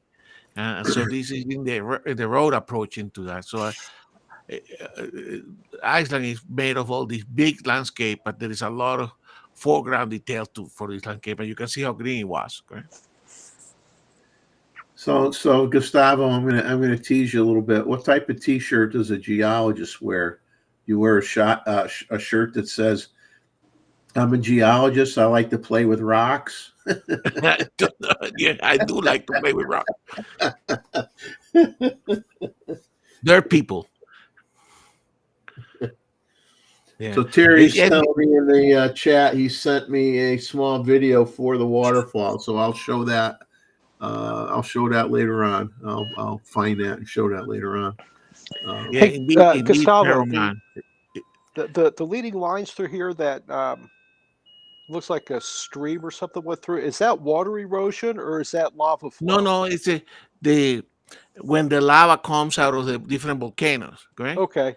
They come into these lava tubes, correct? And eventually some of the lava tubes develop a cracks, correct? And actually there are some caves sometimes underneath. So you can see here the scale locally. See, if Jeff can zoom in, right? So this is like the top of one of these lava tube, and then the apex of the lava tube it has crack. Of course, they accumulate water, so you can see there are all sort of flowers and fern inside the lava, inside the crack. That's really interesting. That could go down quite a ways. That's visually tricky, right? I mean, you may think that you could step there, but you can't really. No. You'd fall right down X number of feet. So you can see that all the rocks are covered with lichen, and then you have the moss, and then you have the little flowers. So for me, very appealing to see all these cracks, and in some places there are caves that you can get inside where it accumulate waters, or when sometimes the lava tube, the lava move away and then leave a cavity, right? That's really interesting. Yeah. So you can see here, you can follow that lava tube. You can see the crack is almost at the apex of the curvature of the lava tube. Right? Oops. I like that. That's cool. I don't know if this is the. Wait a minute. Yes. Wait a minute. Is this your last? Yeah, this is your last image right here. Yep. That's right. So that's another of those rock formations there in the again, some erosional remains of a pillar of lava, correct, in the coastline, and then that give you an impression of what it is. So you can see on the cliff on the right side, there is a colony of birds, mostly kittiwake, uh, and then of course in the middle island. So they uh, it was cloudy most of the time, but the light was good, correct? So you could. I do like low contrasting light, okay?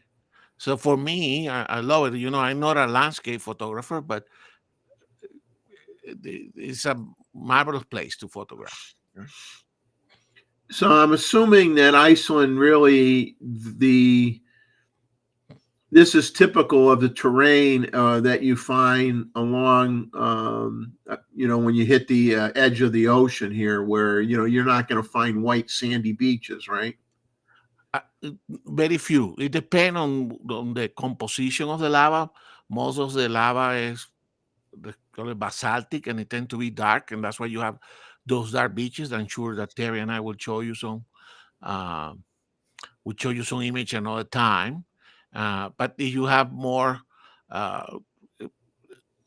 other type of lava, which around this peninsula you can get some of that, then you can get some brown beaches as well. But the great majority of these basaltic mafic lavas that produce that. But you have the cliff, but you also have long beaches, barrier islands made of this black lava, correct?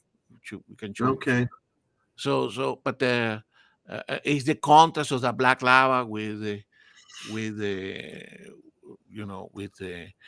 greenery of the most of the lavas are very fertile, as you can see here. Probably different erosion periods, right?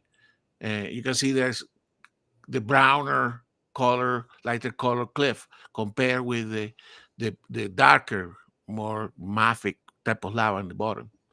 But no, it's a landscape paradise for the people that should like landscape like Terry, right? Yeah. I used to love to take landscape photos, but I would enjoy it very much. Yeah.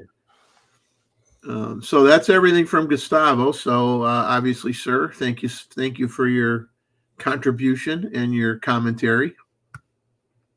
We appreciate it. By the way, a lot of these photos taken with the 24-120. Yeah.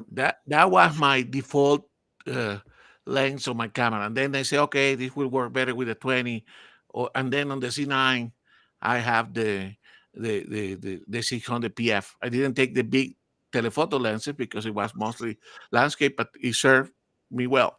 But the 24-120 was the kind of, let's start working the scene and see what to do next. So anyway, yes, indeed, the solar eclipse 2026 pass through Iceland. That will be a fantastic place. However, given what we know about the weather, I will not take my chances. Yeah, I don't think you'd want to plan a trip just specifically for that, because you may end up being disappointed. Now you see it there, it will be fantastic, correct? Because that location is north of where the eclipse passes through Iceland. Is north of the It's just a little bit south of the Arctic Circle, correct? So it will be an interesting location. And Jeffrey, for scale, here I didn't clone the people, but as you can see, you zoom in, there is some people walking in at the edge of the cliff. You can walk. There is a path that goes from this location all the way to that formation called Dog Ranger. Now, don't ask Terry or me to pronounce any of these Icelandic names. They are extremely difficult. Where am I going here? A little bit up from there. Ah, okay.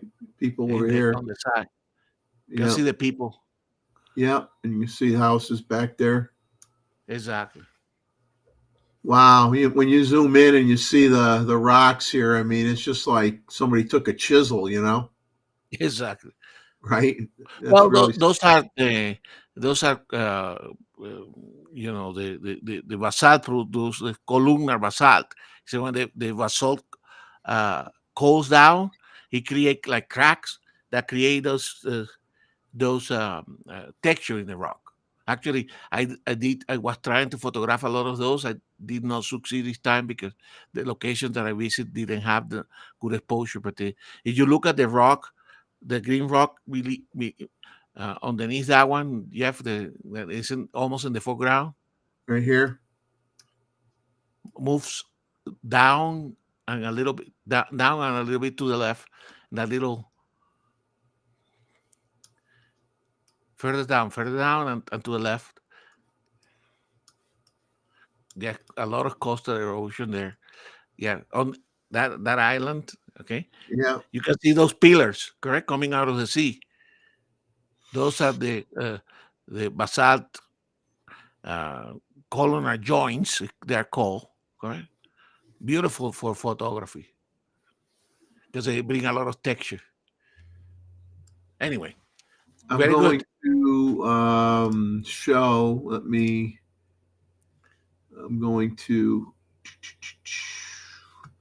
I'm going to show a video here that Terry just sent me. Find my. Yeah, mostly pheromone. They're a combination of grasses and moss. Actually, the Icelandic are very proud of the moss. They discourage. That's fantastic. Any people stepping on the moss, and they have managed to do that. And so there is a lot of great opportunities. I mean, it's very well covered, very clean.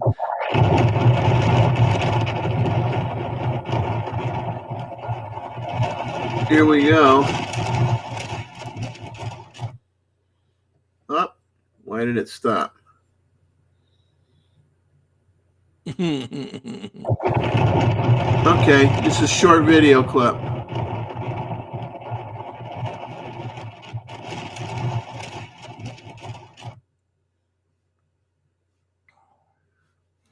The noise.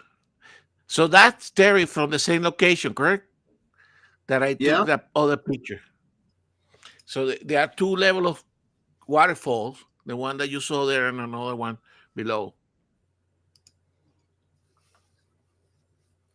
So that's that's everything from Gustavo. So the next image is that, and thank you, Terry, for the quick video there. Water was moving pretty good in that video. We got a few shots from Randall. Like I said, Randall didn't give me any setting information of what cameras he used or anything like that. So we'll just kind of go through them quickly here. So this shot he titled "Are You My Grandpa?" But like I said, this was at 1/50th of a second at f1.7 ISO 250 with a 28 millimeter Summilux lens. I don't know what camera body he used because Randall has a lot of different camera bodies. So his next image that he sent in was titled it "Better Watch Out." You know, little bird. I don't know if that's a cowbird, maybe. What 1/250th of a second, f2.8. Oops. Excuse me, I moved my mouse here. I got to get back.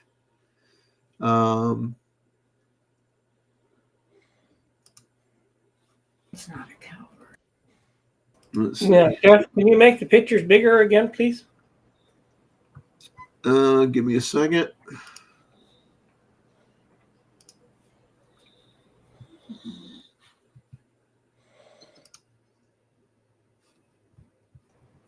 Thank you. Yeah. Yeah, I'm bouncing around a lot here, so I might click something by mistake. 1/250th of a second, f2.8, ISO 160, 70 millimeter lens, Vario, Elmerit SL, At least a Canadian. f2.8, 24-70, a spherical lens. So that's a Leica, probably on his Leica camera. And then he has a little fork type swing set up with all sorts of things that if my kids were little, they'd get hurt on. You know, you're trying to do all this stuff on something like this.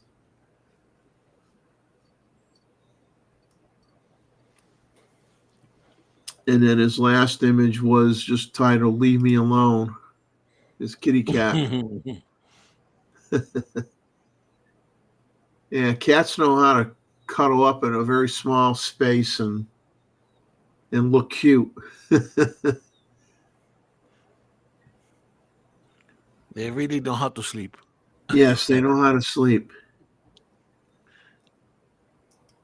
I know that's one thing we do well by the time the show's over. or we hope we go to sleep by the time the show's over. Now the next images coming up are going to be from Anita and followed by David. And then let's see, who do we have after David? We have, well, that's where we had Joey's shots would have been next, but excuse me, we showed his earlier before he left. So after David will be a few shots that Calvin Jackson sent in, which is cool because I don't think I've gotten pictures from Calvin in quite a while. So it was nice to see some stuff from him that he sent in. So let's jump to Anita's first shot and let her talk about him if she wishes to. That way I can rest my voice for a second or two.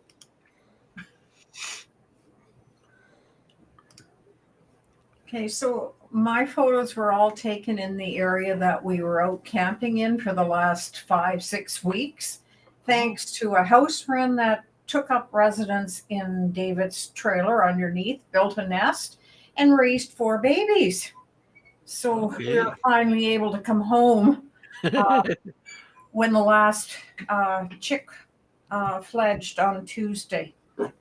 Anyway, these are prairie cactus or cacti, and just there at the right time when they were, some are in bloom and some are waiting to bloom. The pink ones have not bloomed yet. So when they bloom, they turn yellow. They're yellow. You know, it's funny. Yeah, I think a lot of people, I think a lot of people assume that cactuses don't really bloom, you know, because we don't live in areas where we really see them, you know. I mean, I know they bloom from, you know, all the years of buying National Geographic magazine, of course, or whatever, but it is pretty. They are pretty, aren't they, when they bloom? And it's a very short season. The next week, they were all shriveled up. So we're lucky to be out walking on and, well, actually we went out looking for cacti to take photos of. And we hit the jackpot on that day because the following week they were pitiful. Beautiful. Love it. Your next shot, another amazing shot. Beautiful rainbow. Oh. Yes, that was a piece of luck. I just happened to look out the trailer window and I said, oh, there's a rainbow out there. So I grabbed my camera and ran outside. I took some from inside the trailer, but they didn't look so good. But when I got outside, the rainbow was in full form. It's not often you get them from horizon to horizon. Yes. The question is, did you find the pot of gold? No. And when I was a little girl, I had a dream about a rainbow, and the rainbow ended where our tractor was parked. So I woke up and from my dream, and I was going to go out and find my pot of gold with the tractor. I was pretty young at the time. But it would have been nice. Yes. So, what Anita, what is that location exactly? That location is it's Starland Recreation Area.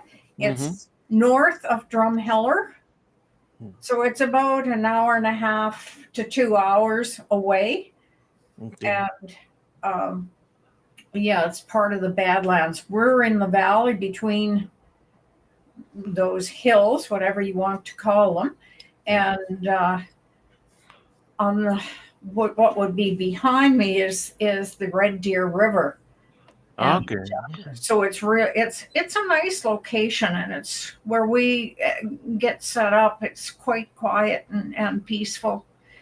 We actually, besides having the house wrens take home with us, we had 4 rabbits and so many Richardson ground squirrels that you couldn't count them.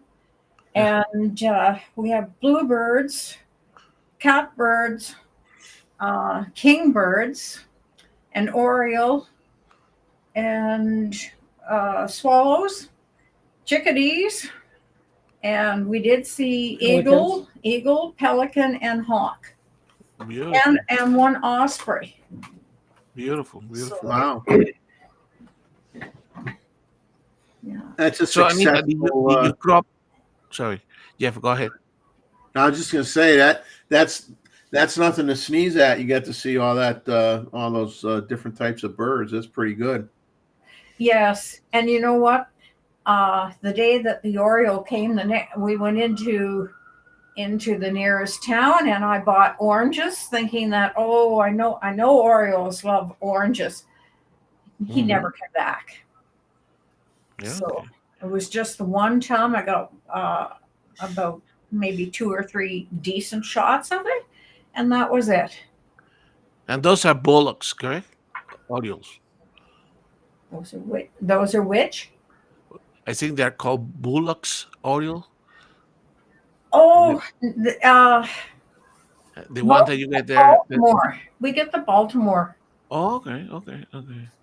Because the one here are called bullocks, Oriole. So, but Anita, and this is again a pano Yes. crop, but it was a crop or 2 images in pano mode. Well, it's 2 images put into a pano, and then of course when it went into the pano, it sort of cropped itself because I asked it just. Of course, beautiful. Yeah. So we'll move on to her next image here.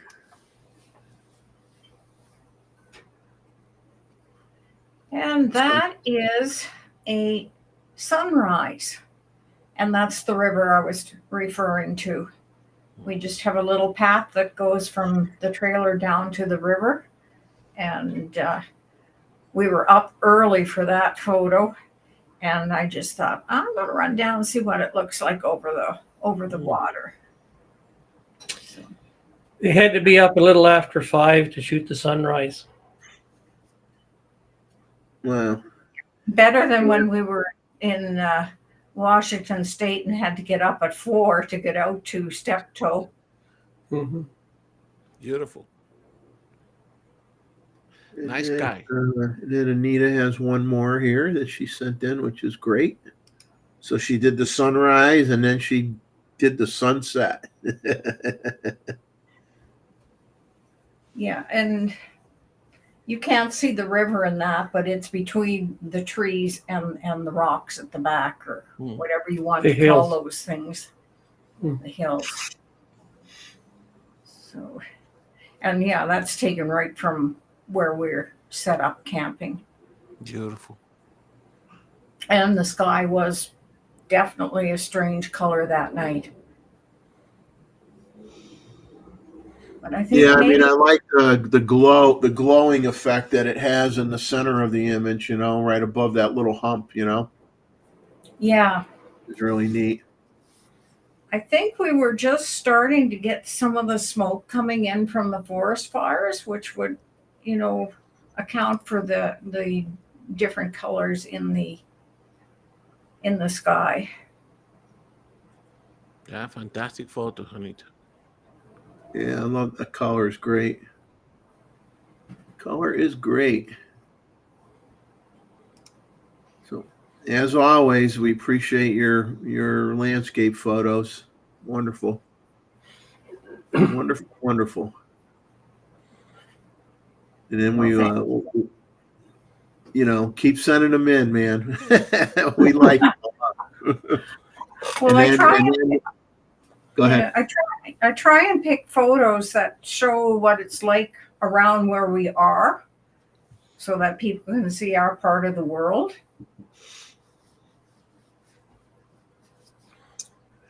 It's nice. It's nice. Just don't tell us what the temperature is, though. Oh, right. Yes, I was going to say that yes, we were there during the hottest part of the summer, and very unusual heat. It was 38 degrees Celsius, which is just around 100 degrees Fahrenheit, and that was hot when you don't have air conditioning. And my poor cat said, "Take me for a drive." So Charlie went for a drive every night in the air-conditioned truck. Wow. Yeah, it's pretty bad. He's just a little bit spoiled. But we were glad to get out. I think all our pets are spoiled. I think that's why we have them. Yes. I mean, but they give back 10 times what we give them. That's how I look at it. Yeah. In that sunset, the trees that look funny, they're called wolf willow, and they do have they're more of a silvery color leaf than a green leaf. Mm.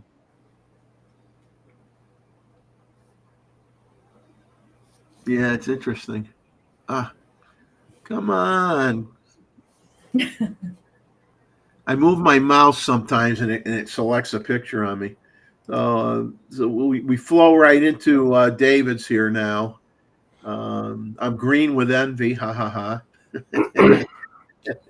This shot was taken less than 20 meters from where Anita took her sunset.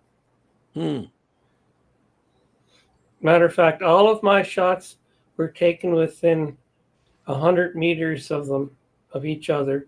And the only shot that was different was Anita's shot of the cactus. It was about 2 kilometers away. But everything else was really close together. But this was this week. I think it was Monday. So what around what time did you take this? Between 40 minutes after midnight. Okay. And this one was shot with my Z8, and I have a 15 millimeter Laowa lens. It's f2 that I was using. And and this night I was using a 10 millimeter from my 8 to 15, which you'll see coming up, a 15, a 20, and a 28. And it's some of my shots were with the Z8, but most were with my 850 and my 810A. Wow. So you're happy with this lens? It looks like it did a wonderful job. I mean, the stars don't look like they're all distorted in shape and stuff. No, no, I'm happy with it, and this is a manual lens, and manual lenses seem to work better for night photography with the Z8 and 9. So David, it says there in the information is say 2.0 seconds or 20 seconds. 2 seconds. 2.0, 2 seconds at ISO 6400. Yeah, Okay. and this is shot at f2. So Did it's you have right- to do any noise reduction when you do this shot or not? None. Okay. The way that I look at it, if noise is a problem, your photograph is NFG. You know, you shouldn't see the noise first. You know, and sometimes NFG means you're not feeling great, right? pretty close. So David, in 2 seconds, do you have any kind of start trail or not? Oh, no start trail at 2 seconds. It's with this lens, I could probably go to 15 seconds before I have start trail. Okay. But you've got to have, or the longer that your shutter is open, the muddier your picture becomes, because that aurora is moving all the time, and you can tell by when you get to the second shot. Yeah, and okay, and yeah, they're not quite in order, but that's okay. But this one was shot with my 850, Hmm. and this is at 2 seconds also. Okay. At I like you f1.8. got some purple color that showed up in here too, which is nice. Yeah. You see that Yeah. the brighter green tone there. It almost looks like somebody's getting beamed up to the Enterprise right about now. So David, I see that so you was taken with a 20 millimeter 1.8 without stopping it down. Yeah, wide open. Okay. I shoot all of my aurora shots wide open. Okay. If the lens is no good wide open, I don't want it. But this is with the old F mount 20 millimeter. Oh, okay. Okay. Here's the next one. And this is the same setup, same place, different time. Beautiful. Yeah, those are cool. Yeah, and Like otherworldly kind of shots. And I was just surprised when I shot this, because I could tell the aurora was there, but I couldn't see much, and the camera picked up so much, and you could see all of the foreground. Also, I made it darker on purpose, but the dynamic range on this camera is that great that I could have made this look like a daylight shot. Wow. And that's with the 850. And this is at 1 o'clock in the morning. And this is the same. Wow, And that that's just so gives cool. you an idea how fast things change. So David, that little trail there is a plane or a satellite? Up top here. It's probably a satellite. Okay. Yeah. Yeah, a plane wouldn't move that much in 2 seconds. The satellites do. And I was actually very lucky to get very few satellites. The last time I was shooting, I had pictures with 4 or 5 satellites in them. Wow. And that really perturbs me. But like that was the only one, or there's very few. Love that you have some yellows too there. Yeah. Yeah. Then he got out the specialty lens. Yeah, and this is with my 850 also, and this is my 8-15 shooting at 10 millimeters. So that's a raw special, Aurora. Well, yeah, and because like this one's at 13 seconds because I was shot at 3.8. No, and but you see the aurora was all over the sky. Wow. And north was would be about 7 o'clock on this picture. Mm.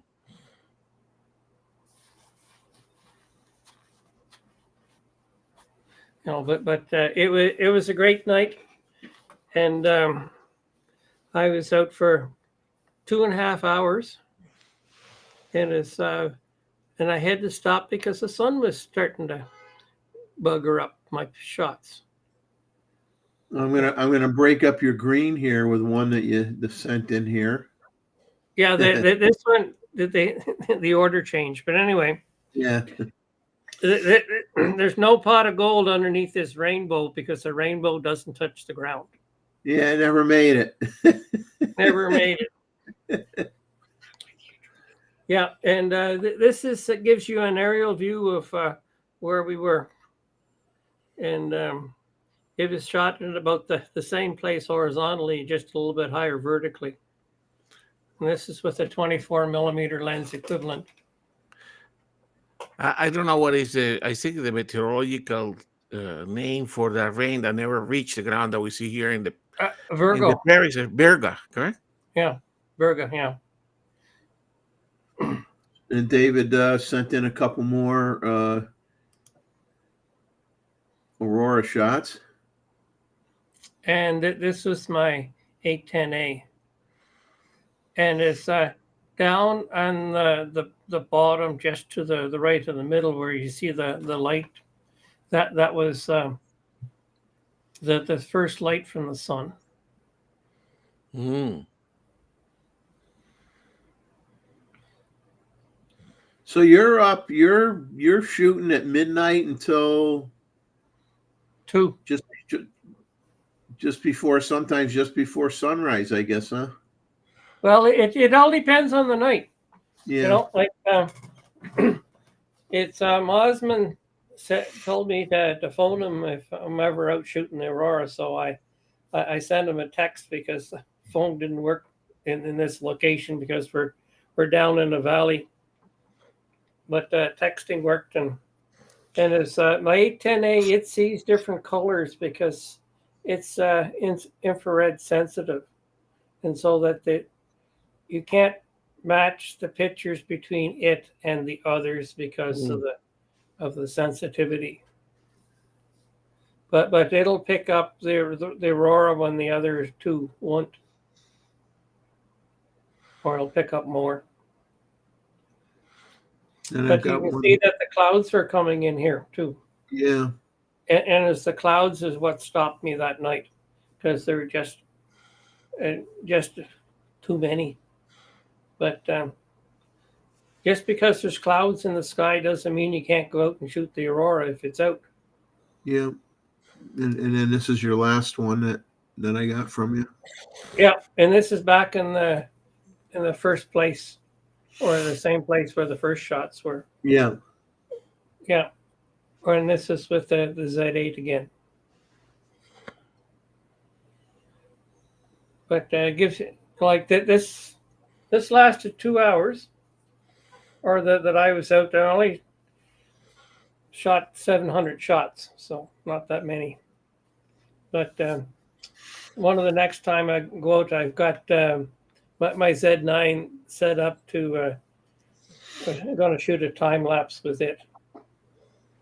Try a shot every 5 seconds and an hour or two. So as always, David, the stunning colors, wonderful, nice job. Yeah, nice job. You get to sit there and watch the sky painted. Oh, and the aurora, it'll just be dancing, and it's taken a while for me to get the gear that I can get the shutter speed down to where it is. And I don't like going longer than 4 seconds. I will with my with my 8-15 because the focal length is so short you don't see it much. But even with this is starting to get a little bit muddy, you know. But Well, that's what happens. But better gear helps. yeah. Well, But thank at, you much. Thank but you at the much, same sir. time, I'm still using my 850. Yeah. Hey, it works, right? So. Oh, it works. And like I modified my 750, and today I was kicking myself. I should have modified my 600 instead of my 750 because there's less than a stop difference in low light capability between the 750 and the 850. Yeah. Anyway, thanks very much. No, And thank Thank you, you. David. yeah. Our next, So who are the links in the lineup so after? we have Calvin Jackson, a couple Okay. shots that he sent in, and then we've got Luis, All right. who I don't know if I've seen him in the chat yet or not, but Not yet. I don't think I have. Got Luis's photos, and then I got one that John Ishii just sent me a couple casual photographs, not necessarily for the photo review, but I took one of them. I says I'm going to throw it in the photo review. So I got one shot from John, and then we have Scubarazzi, Paul after that. So All right. that's where we're at. So we will we'll look at Calvin's shots here, which are of subject matter that we don't see too often, something different, which is nice. We've got different kind of sporting event. This is 1/125th of a second at f4 ISO 6400 at 86 millimeter with a 70 to 200 millimeter f4 lens. He did not say what camera body he was using, or whether it's a digital camera, digital SLR or an SLR or a mirrorless. I'm not sure, but so I can give you the exposure settings and the millimeter range he's at. But that's about it. But yeah, I mean, we don't often see bull riding images, so that's kind of neat. Wow. And this guy's smart enough to have a helmet on his head. Yes. Although I wonder if it work. Yeah, when I see size that of the shot, animal. you sit there and you see that shot, and you're like, okay, you're kind of rolling on the ground, and I realize that the bull is a little bit closer in the foreground, but you still get that impression, like you hope that the bull doesn't land on the guy, Wow. doesn't fall on the guy.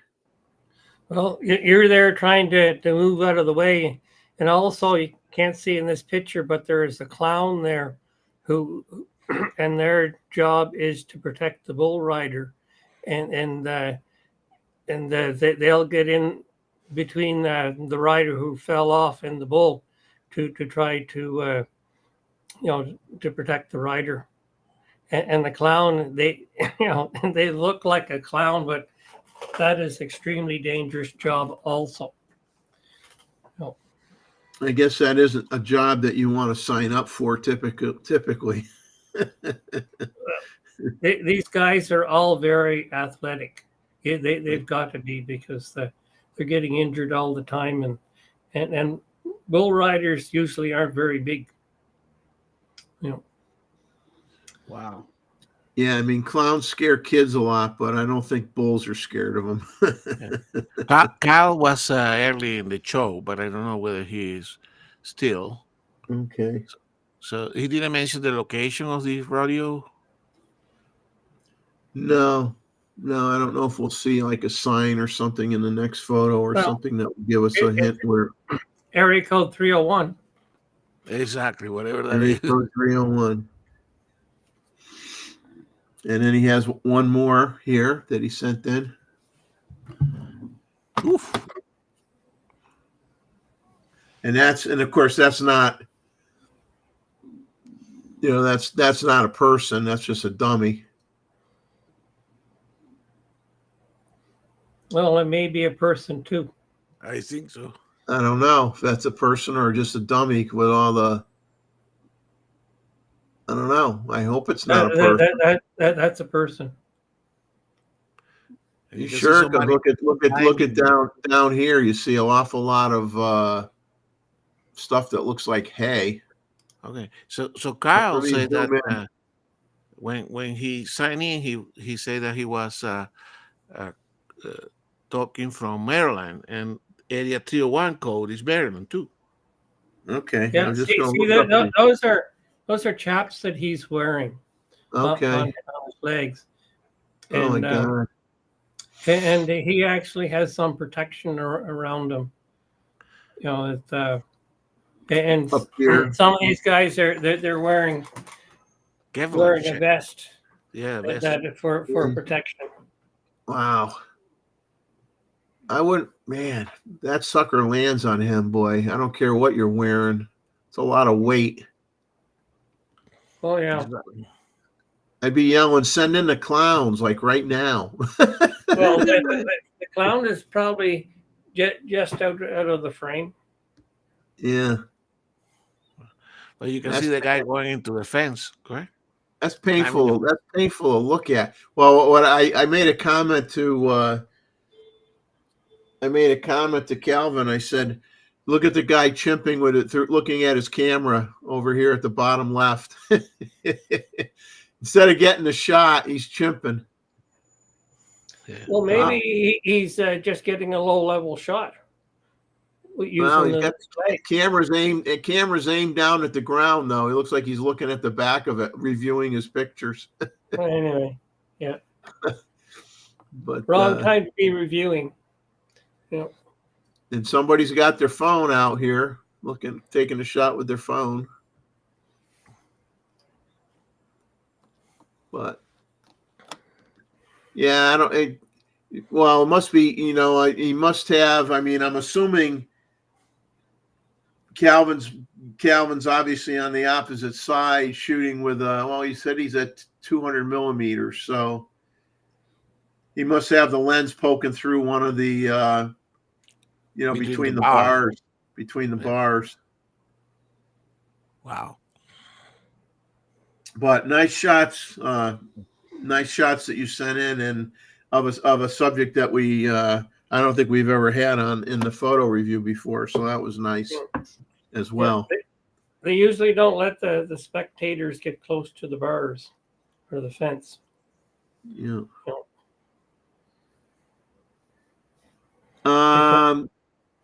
What do you guys think? Should I skip Luis's pictures, assuming that he'll be in later on?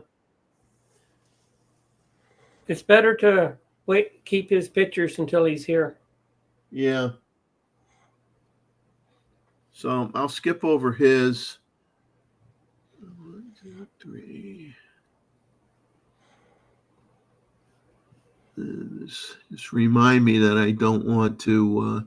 So I'm going to jump. This is a shot that John and his wife are on vacation in Bali right now.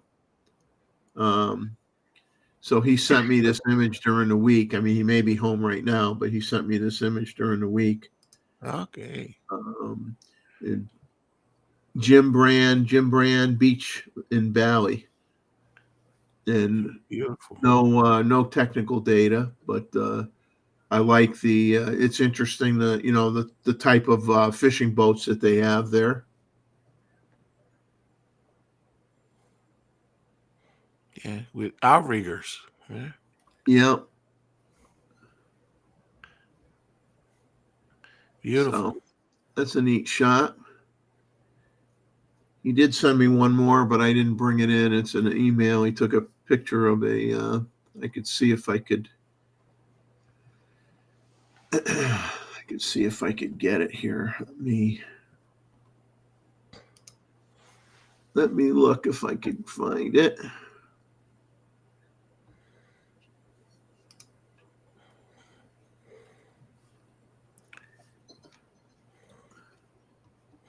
with all that, John's photos are always fantastic. Let's wait until we see Diana's photo from the same location. Yeah, I'm going to switch to the other image he sent me, and we're just going to see it through my email window. I'm not going to take the time to suck it in. He sent this shot of a truck that he said those are bags of. This was out of the vehicle he was Oof. in. Those are bags of chicken poop. Oh, brother. Bags of chicken poop. So I don't know if they use chicken poop as fertilizer, I'm assuming, but I don't know. I thought chicken poop was a little bit too strong to be used for fertilizer, but maybe I'm wrong. You can always dilute it. You know. But it's a rather precarious position they were just behind that truck. Yeah.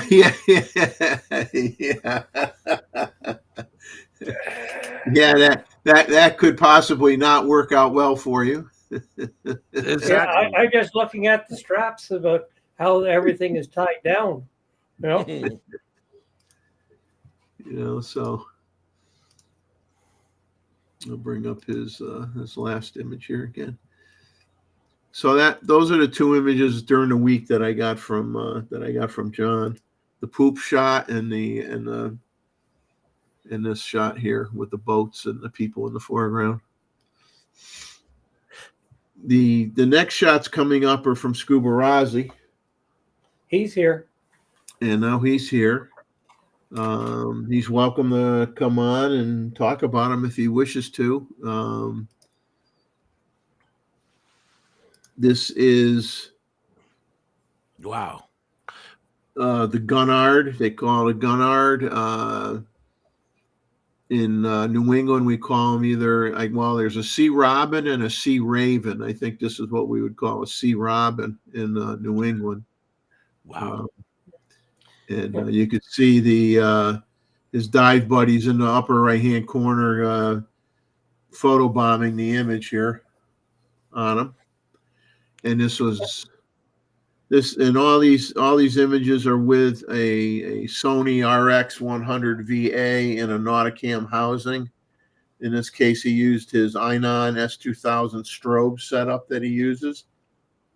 1/160th of a second, f8 at ISO 400.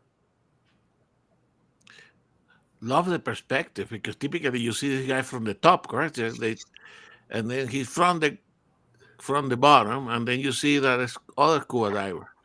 Yeah, he says it swam right over his wide angle lens on his camera. Jeff, could you make the pictures bigger, please?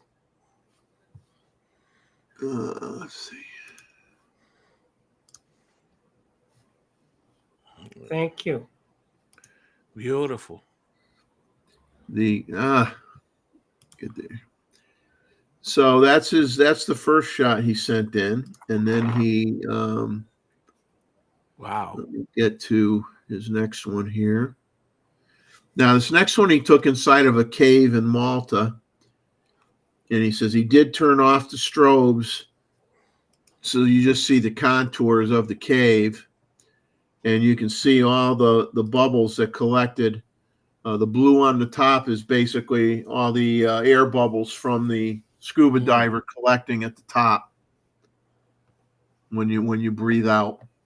Yeah, beautiful. And so he did not use the flashes, but it's the same camera, same housing, 1/80th of a second at f8 ISO 400.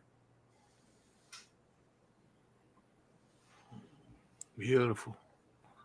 This next shot is really cool. This is a diver on the bridge of a wreck of a tugboat called the Rozzi. It was sunk in 1992 by the government. He says the light rays were added with, he added the light rays with luminar. He did use his strobes on this shot at 1/400th of a second, f8 ISO 400. It looks like a mermaid on the right.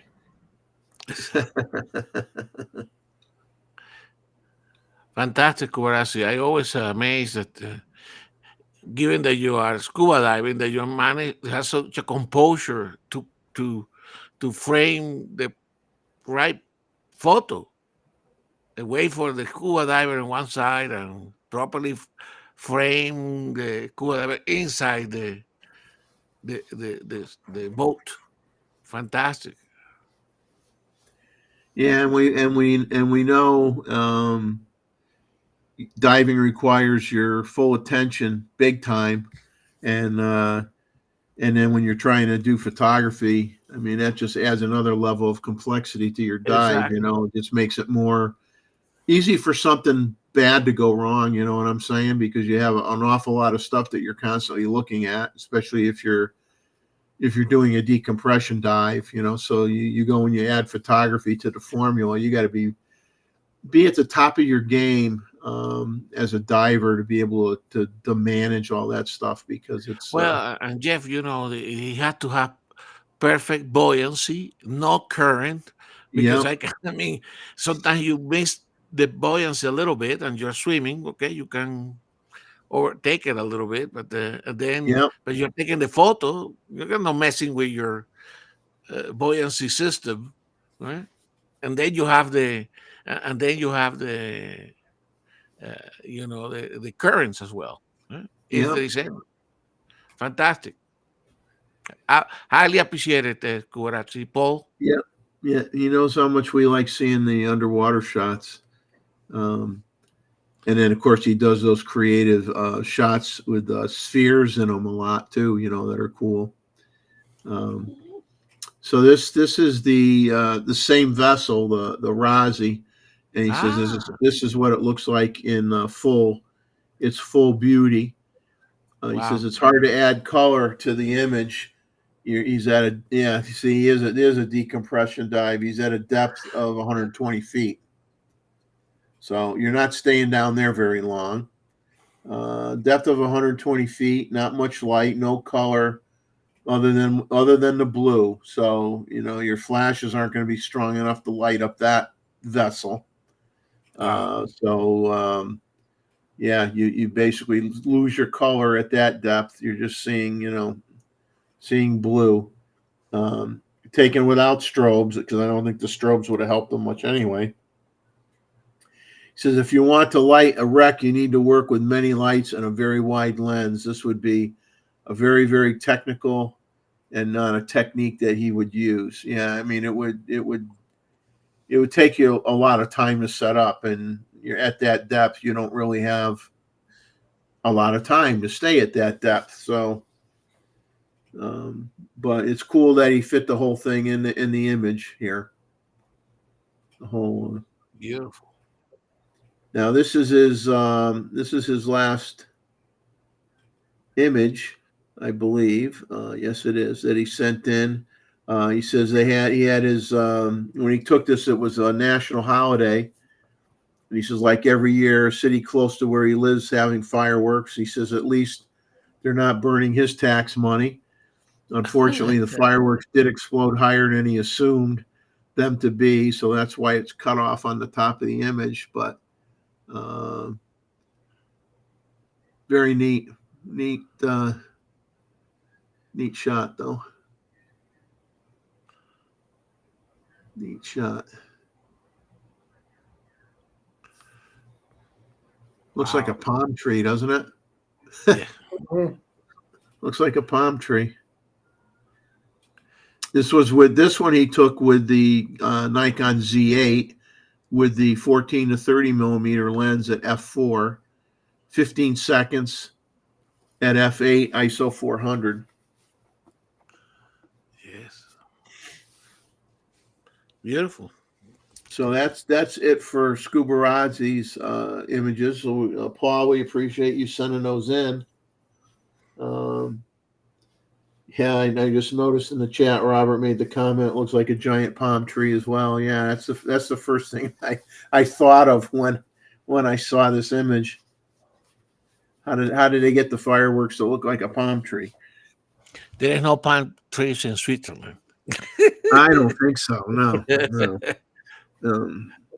No, put it this way, no living palm trees anyway. Exactly. Well, Yeah, something now. you'd think with the 14 to 30 that he could get the whole thing, but if he couldn't, that fireworks, man, it's going up a long ways. Long way up. Yeah. Beautiful. And, so anyway, Paul, thank you so much for sending those in. We appreciate it, as always. And that's the good thing about photography, correct? So ensure the Paul now, next year, the Zen celebration is going to be prepared so that he can include the entire palm tree. Yeah, if they do the same thing, if they do a repeat performance, we'll be ready for it. Exactly. You live, you learn. You live, you learn. Yeah. Well, sometimes now we say that, but sometimes we do mess up more than once, more than twice in a row. Sometimes, you know what I mean? Exactly. We say we live and learn, but we also sometimes just plain forget, right? Exactly. The next images that we're going to see are from Sean, aka Feral Man, who's still in the chat. I see him talking to Scuba Rozzy. So let me get his setup here. And the first image he calls is titled "The Bar."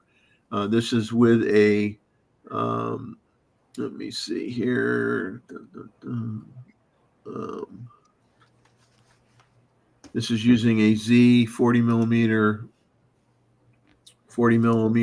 lens. Wow. At like f5 for 1 second. ISO 250 with the Z9. That's like cool, isn't it? Yeah. Man, that's cool. Good Nice reflections too of the bottles at the bottom of the image. Okay. So what is that provided the reflections? Reflections are Table? from part of They're on the floor. No, I on know, the but floor below the stools. You see a reflection, so it must have like a black table? marble floor or something that's picking up the booze on the shelf there. Wow. That's kind of neat. Oh, Good eye. It is neat, yeah. And do you notice that there is a person in this picture? What? Far right, upper far right. Yeah. You have a person behind the bar. An Asian lady. Yep. You see all the booze and you kind of don't, almost don't notice her, right away, No. You gotta, kind of one of those, you got to study the image to find her. It's like, where's Waldo? Well, Feral Man says it's a table that's reflecting the bottle. Table. Okay.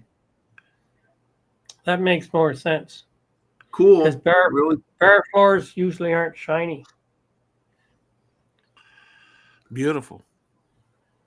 But Now, you notice that they've got coat racks underneath the bar there beside the chair.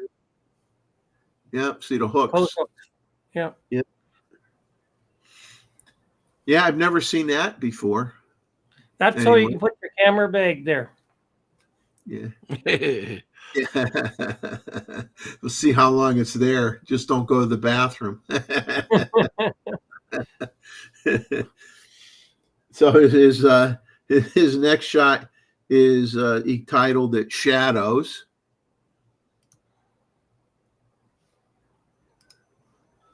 No, actually, I'm wrong. This one's titled The Gate. Next one's The Shadows. This one's titled The Gate. This is with the 40 millimeter f2 at f2 1/100th of a second, ISO 12,800 with the Z9.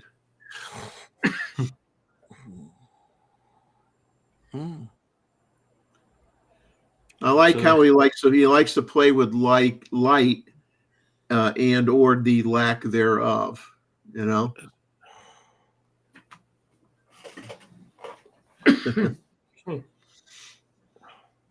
Interesting for sure. Yeah. Now his next one is called The Shadows. I was jumping ahead of the game. This was titled The Shadows. Trailing behind those folks walking. Exactly. So So what is the location, Sean? Location. This is somewhere in Asia as well? This is still with the 40 millimeter lens on the Z9. 1/320th of a second at ISO 12,800. You know, Jeff, when we watch all this, every time we see, and we made a comment, correct? That every time we have one of these photo review, what you learn is all the possibilities of stuff that you can photograph that you don't photograph as usually, correct? Yep. It's a world of opportunities. Not only the people like we see from Paul Kubarasi, but from street photography at night, right? With a play with the light and shadows. Look at that light in the top corner. Beautiful. Yeah.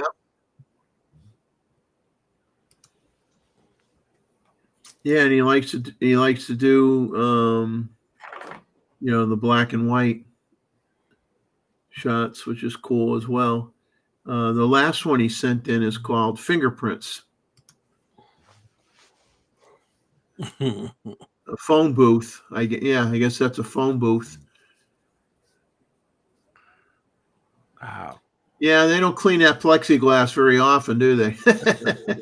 Yeah, these are all in Shanghai. Okay.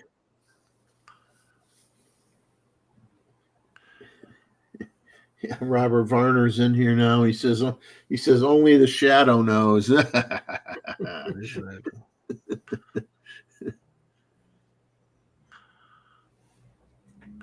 Beautiful. Interesting photo for sure, Sean. Yeah, good job. Those are all the ones that he sent in, and we do appreciate it very much. And we learn. And we learn. That's right. And we learn. Now we're coming near. Actually, we're nearing the last few handful of people here. So who's next? So we got 5 images that the drunk wedding photographer sent in to me today. Okay. And then we have a group of images that I took, and that's it. So we've moved along really well. We still have Luis. And we still, we got to go back to. We'll go back to Luis when he comes in. So I'll get out of the sharing here of what's in Lightroom, and then when he comes into the show, or we see him into the chat, we'll go back and bring up his pictures. So these are 5 images. Oh. And he took these these were all taken with the Olympus EM-1 with the M Zucchio 75 millimeter f1.8. It says using a Kodak Ultramax 400 VSCO preset. So the settings are all the same, or the camera and lens are the same. And he sent in a series of images here for us to look at. He's in the chat now, Jeff. Okay, here he is. He says these new chickens, a cream leg bar and an Americana. The red one is a well summer. So we will go through here. So these are this is funny. I was like, is this a new kind of planter? Exactly. This one is shy. I didn't know that the Oaxaca chickens came with flowers. Yeah, it's this must be a fake chicken. I'm joking. I know it's not a fake chicken, but you Great can always photo. tell people it is. Luis is saying he's here. Give him a couple minutes. Okay, so by the time we get through these photos and my photos, then Luis will be the last one on board then for tonight with the images. So let me go to the next Love this photo. one. There you go. They're all happy. You see, David is also a wildlife photographer. Yeah.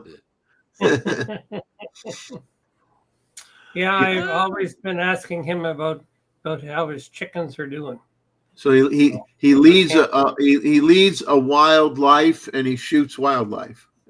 Exactly. I love the composition of these two chickens. And I'm gonna bring Luis in here. Oops. Bring him in and go back to the image here.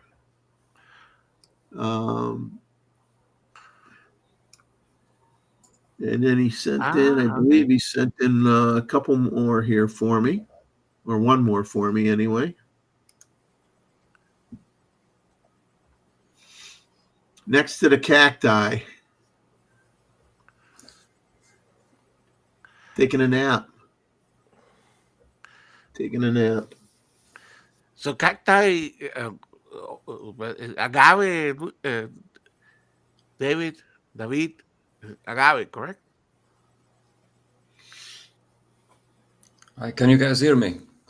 Yeah, we can hear you, Luis. Yeah. Okay, thanks. I think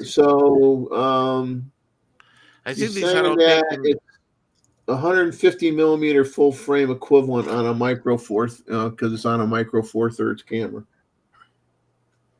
So the lens is 150 millimeter full frame equivalent. Okay.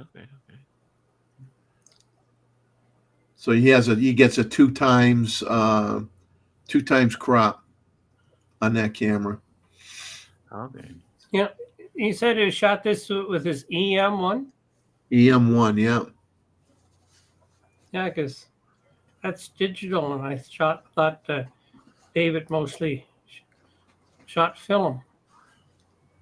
Yeah. For business, maybe. So this is for hobby. Yeah.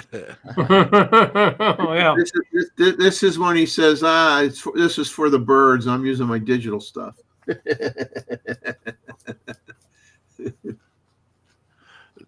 Love the expression of the chicken, for sure. Oh, yeah. Yeah. Yeah. Good job, sir. We appreciate you sending these in.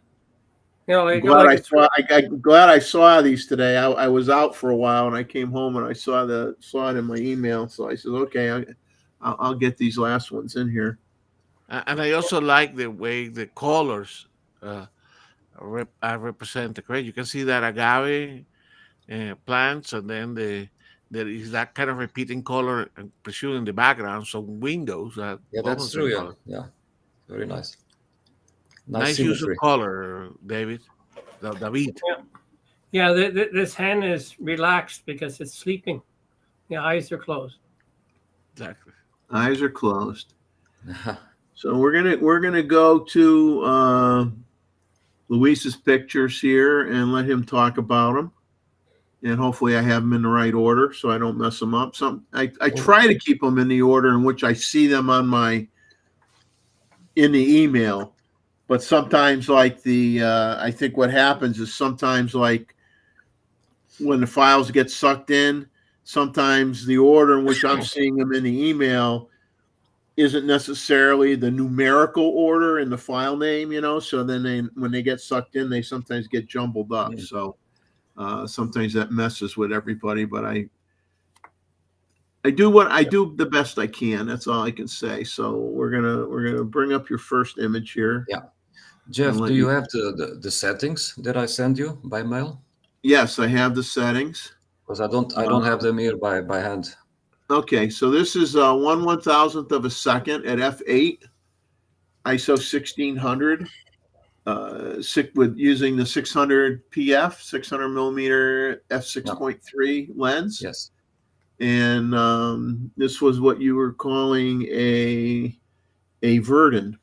Yeah, right? it's a verdin, and it was moving all over the place. They are between those flowers. Yeah, but that look beautiful. Yeah, that's why Yeah, I went those for the. Yeah, I went for the f8 to get a little bit more of depth of field, because I was sometimes way too close. So I was moving all the time, and he was moving all the time. So, and I think was it 1000s, you say? Yeah. Yeah, But 1000. Yeah, I needed a bit of speed because the bird wasn't quiet, as you guys know, and these are rather small birds. Yeah, and those flowers are very, very small too. Yeah, and Pretty he was looking small. for insects. He had a nest, he or she, I don't know, had a nest kind of to the left-hand side. I discovered the nest because of the bird movement going there all the time. So I realized there was a nest with youngsters. So I just stick around until he finally got close to those bushes.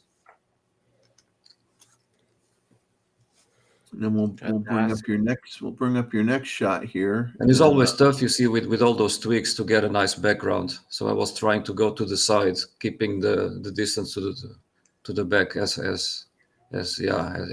big as I could. And I agree with the two Roberts about the colors. That one certainly would make a nice print, Luis. Yeah, and that one was on that wetlands to the east of Las Vegas, Clark County. Now your next shot here is 1/200th of a second at f8 ISO 1000 with the same 600 PF lens. Yes. With the Z8, and I'll let you talk about it. Yeah, this was already in Tucson, so in Tucson, Arizona, a small reserve, sweet water, where there are a few lakes where they let the water sink back into the ground. And this is a broad-billed hummingbird, and he was in the shade, perched, and I tried not to blow the background, or at least look for an equal, or not too blown out, because if you see to the bottom, you see already a little bit of an opening in the canopy where it gets a lot brighter. But the bird itself is well exposed. Yep. And that's it. This one was quiet, so I didn't have to do that much. Just have to approach from an angle where the background was kind of not. There was no opening between the leaves, because I don't remember if this was what tree it was, but you can see the shade is basically there was a tree there, and I was pointing towards an area where there was no opening to the sky. Now I'm sure. I mean, was he? Did he stay there for a little bit of time, or did this basically fly off as soon as you took the picture? Well, with hummingbirds, you never know for how long they stay. This one was probably territorial, so he stayed there for a little while, and I think he came back once to the same spot. So you cannot, let's say, approach them too much. But as soon as he turned his head and kind of looked from the side, that's when I started shooting. Beautiful. You have to be lucky with this. So we'll bring up your next image, which is at 1/2500th of a second at f8, ISO 1250 with the 600 PF lens with the Z8, and we'll let you talk about this one. Yeah, well, the high shutter speed says it all. This is above throated. No, is it above throated or above? Buff-breasted flycatcher. Yeah, I never get the name right. Anyway, it's a flycatcher, and with a very, very restricted range in the United States. So this is one of the species I was really looking forward to see. So we went up to Carr Canyon, a kind of a, well, you don't necessarily need a, well, yeah, let's say you do need a 4x4 to get there, or with a bit of effort with a non 4x4 car. So we drove up there, walked around for a while in the spot that everybody said, you go to the camping or a campground and hang around where the toilets are. I said, okay, sounds like a plan. It just, that's what everybody said, and I had no idea what they meant. So anyway, I found this campground, walked around, did find restrooms at some stage, and then then you stick around. And after an hour of looking, and I gave up. So we went further up the road, talked to some gentleman there shooting birds as well. I asked him, and I said, yeah, but that's the best spot. So I went up, going back, and then within a few minutes I saw it. But he wasn't standing still. He was flying around like crazy. So he was perched there on that on those branches, and the shutter speed 2,500 is because he was flying all over the place. So I have a few pictures where he's kind of standing still. But this one, it just took off, and I kept on shooting, and I just like the pose. Yeah, but I like the species more because it was a bit of a challenge to find it. It's a very difficult species to find, and that was the best spot, or one of the most reliable spots in the United States. So if you find it, great, I think. Well, it's always nice when you get a picture of something that, well, one that maybe you were trying to track and find because you knew this is where it is, but just to get a shot of anything that maybe you've never gotten a picture of before is always it's always a good feeling when you get something that you, wow, I never saw one of these, and really gets you amped up a bit, you know. Oh yeah, especially because although we were in Southeast Arizona, you only find these species in the mountains and basically only there, because their range extends south towards Mexico in the mountains. So it was at that spot or not at all. That's why I was happy to see it. So then we've got, let's see here. I'll let you tease see as well that all of the background on that picture, those are all highlights. So it was a difficult picture to take as well. I'll let you have fun with having people guess what this bird is called. Any guesses? Anybody want to guess in the chat what this bird might be called? Some sort of cactus ring? Yeah, well, that's not fun. You got it right on first. You got it right away. So you took all the fun out of it, Gustavo. A cactus. Sorry. Well, that's okay. It's a cactus, and it's a wren. So this is 1/250th of a second at f6.3 ISO 1100. Once again, Z8 with the 600 PF. Yes. So beautiful. This one had a bit of light, and was at the end of the day. And then it's the same thing. When I was with this English friend of mine, and this cactus wren were just, in the undergrowth and hopping around. And then I said, it wouldn't be nice if they would go to those cactus. And when they finally got there, I'm like, oh, that's the best opportunity ever to take a picture of a cactus wren on a cactus. So. Zoom in a little bit, Jeff. I mean, I love the texture in the plumage, correct?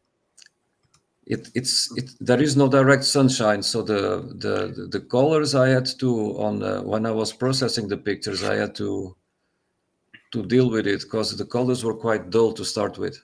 Oh, beautiful. But I had to look around for an equal background, and on the top right there were like dead branches, so I was trying to avoid those because of the grays and everything. And when he turned around again, I just started shooting It didn't stay there very long. It's just I have another couple of pictures on top of other cacti, but this one was the best, especially in combination with the background. because I have a few where all of those twigs are in the background, and then you see like grays and whites behind, and that's the bird is less isolated, let's say, in the picture. Yeah. So then you sent in one more here, ending on a high note with another hummingbird. Wow, beautiful. And this was this. I'm surprised how sharp this is overall, because you only took this at 1/320th of a second, wide open, at ISO 2500. Yeah, this was after sunset. Probably was hovering there. Yes, if you remember, I showed a few weeks ago another hummingbird, also with the same speed, 320th of a second. Also after sunset. It's funny because we were there for a while, and the hummingbirds were coming and going, but not staying for a long time. But like Gustavo probably knows, just before it gets dark, they become active again to go to eat sleep again. Exactly, to eat again. So they were all coming, and the sun was gone. So I mean, you can't keep on shooting at thousands or higher. I decided to go low and try to get at least a few with the background. And the feeder is kind of to the left of where he's looking at. He would show up regularly, but you had to wait. So I was like, I had pre-focus, let's say, on the feeder, and there was always, I think, was an hummingbird kind of guarding it for its life. So a few of the other hummingbirds were coming in and then hovering for a little while before perching, and that's what I was waiting for. And then I was kind of trying to isolate it again with the background, because there were things close by, so you never know where they came from. But after a while, you kind of get a sense, maybe, well, if they hover left, I go here. If they hover right, I go there.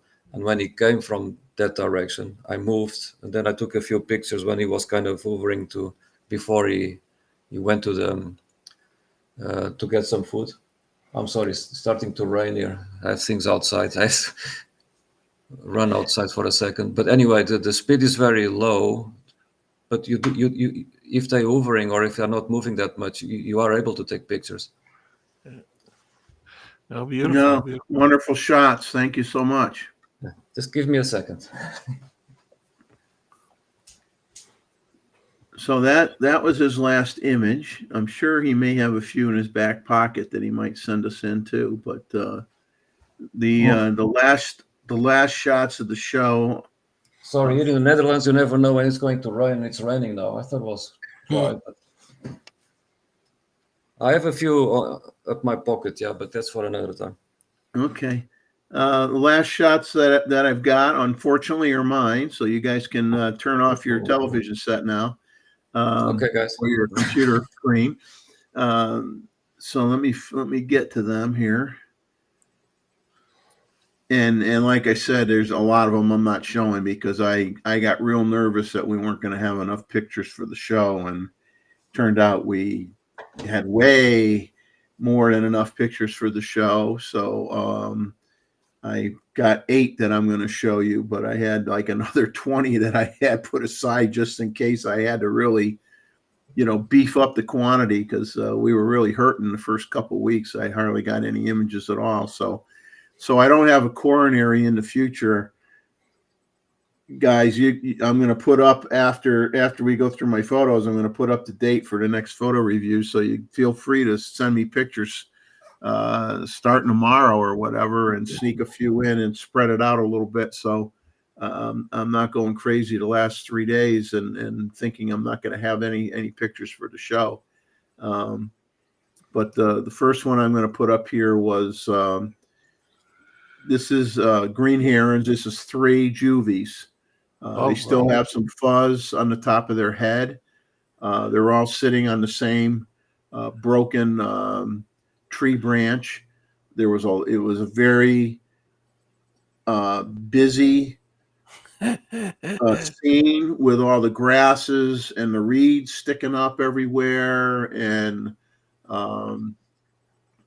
I originally took some pictures where I was positioned more to the right, and that really wasn't a good angle in which to take the shots, because I would get like the bird that you see here on the far right, I'd get him, and the one in the middle would be positioned a little different. It just wasn't, from a compositional standpoint, wasn't working out. So I scooted down the walkway so I could get a different angle, and I got what I wanted to get, and got the one in the middle with his mouth open a little bit.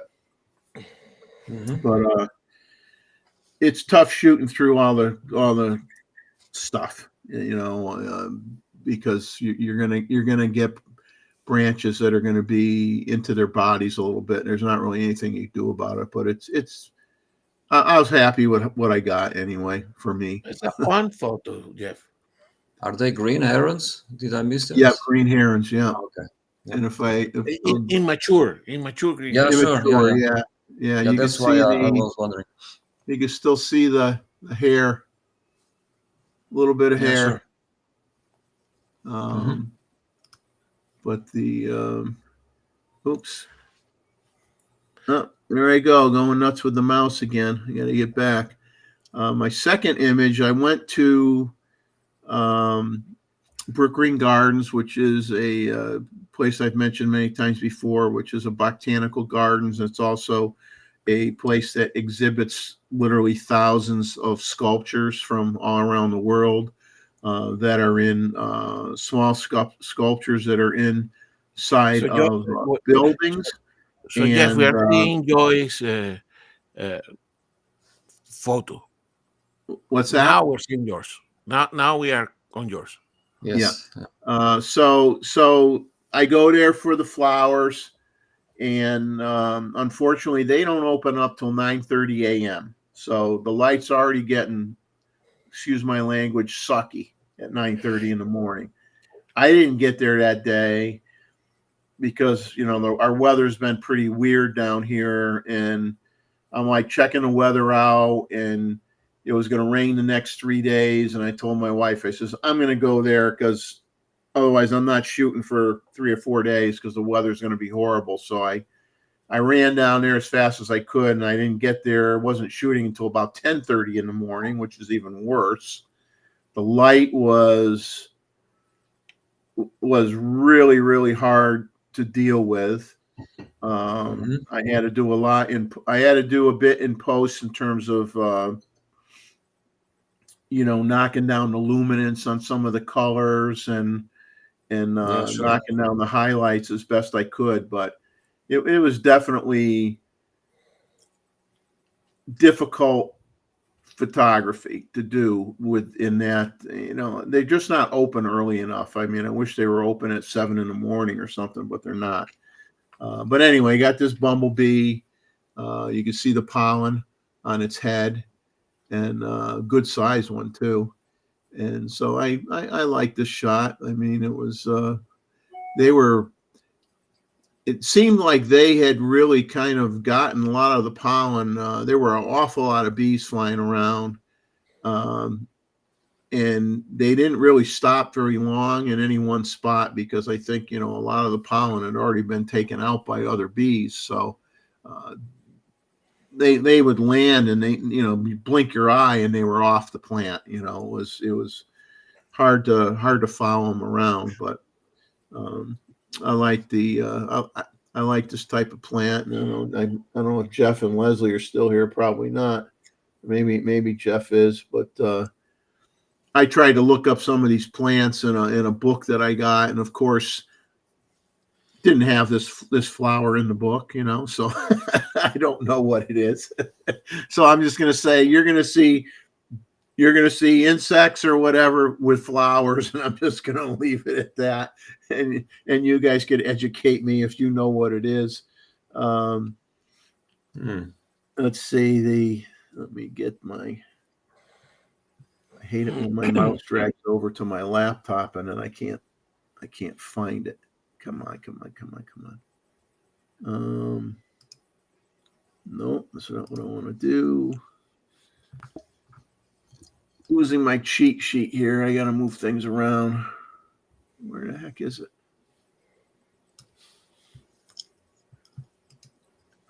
Where in the heck is my cheat sheet? You didn't put your information in the cheat sheet. Well, I don't see my cheat sheet. It's not showing up Oh. on my. I'm going to have to. Let's see. Behind one of the windows, or Yeah, something moved where I don't want it.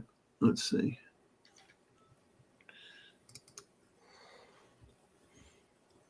All right, I had to go back to the.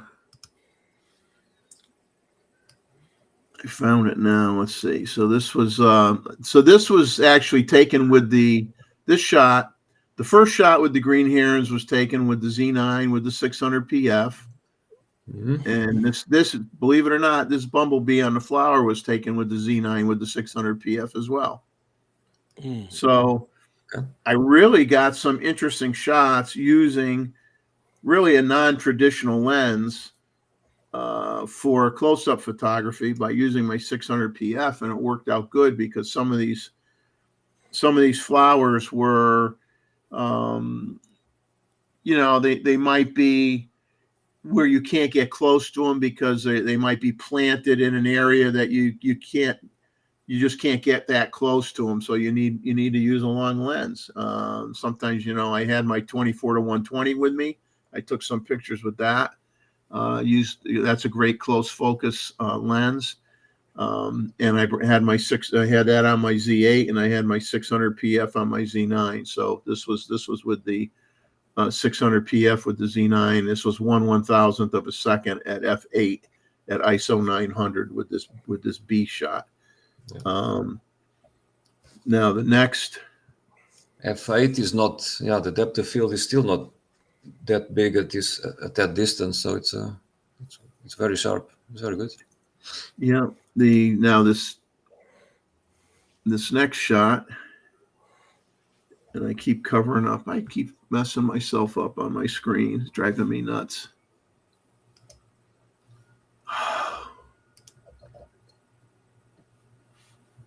Man, oh man, oh man. What am I going to learn? So I don't know what kind of flower this is. I have no idea. But what I liked about it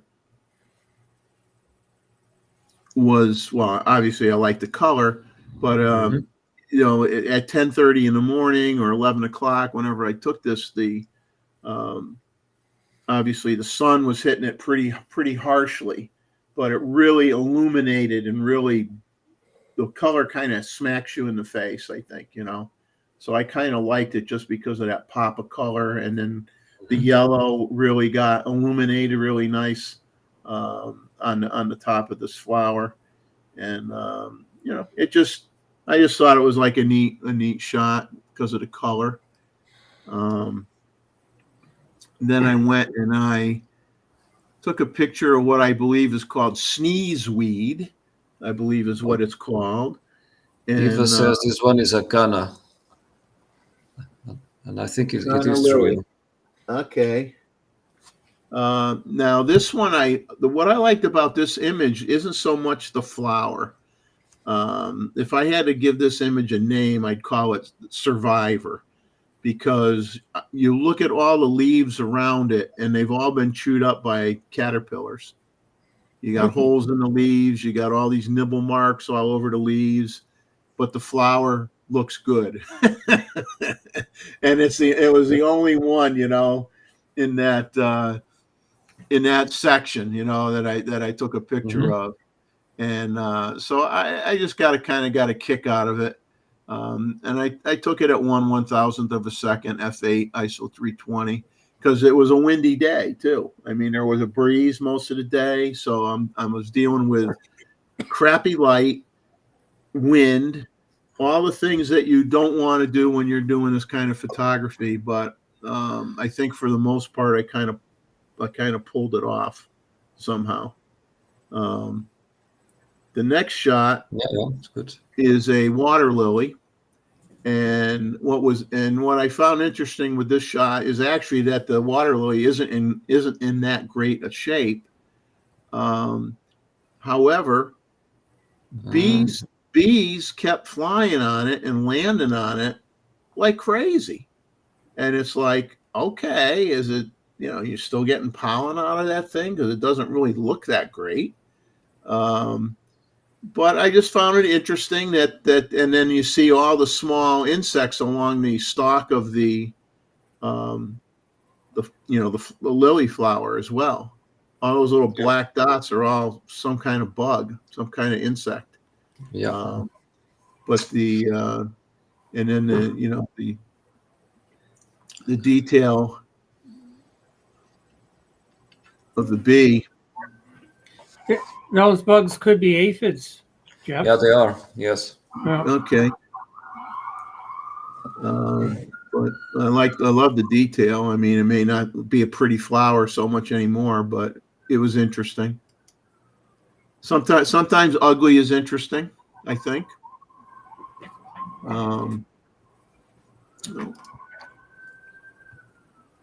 Then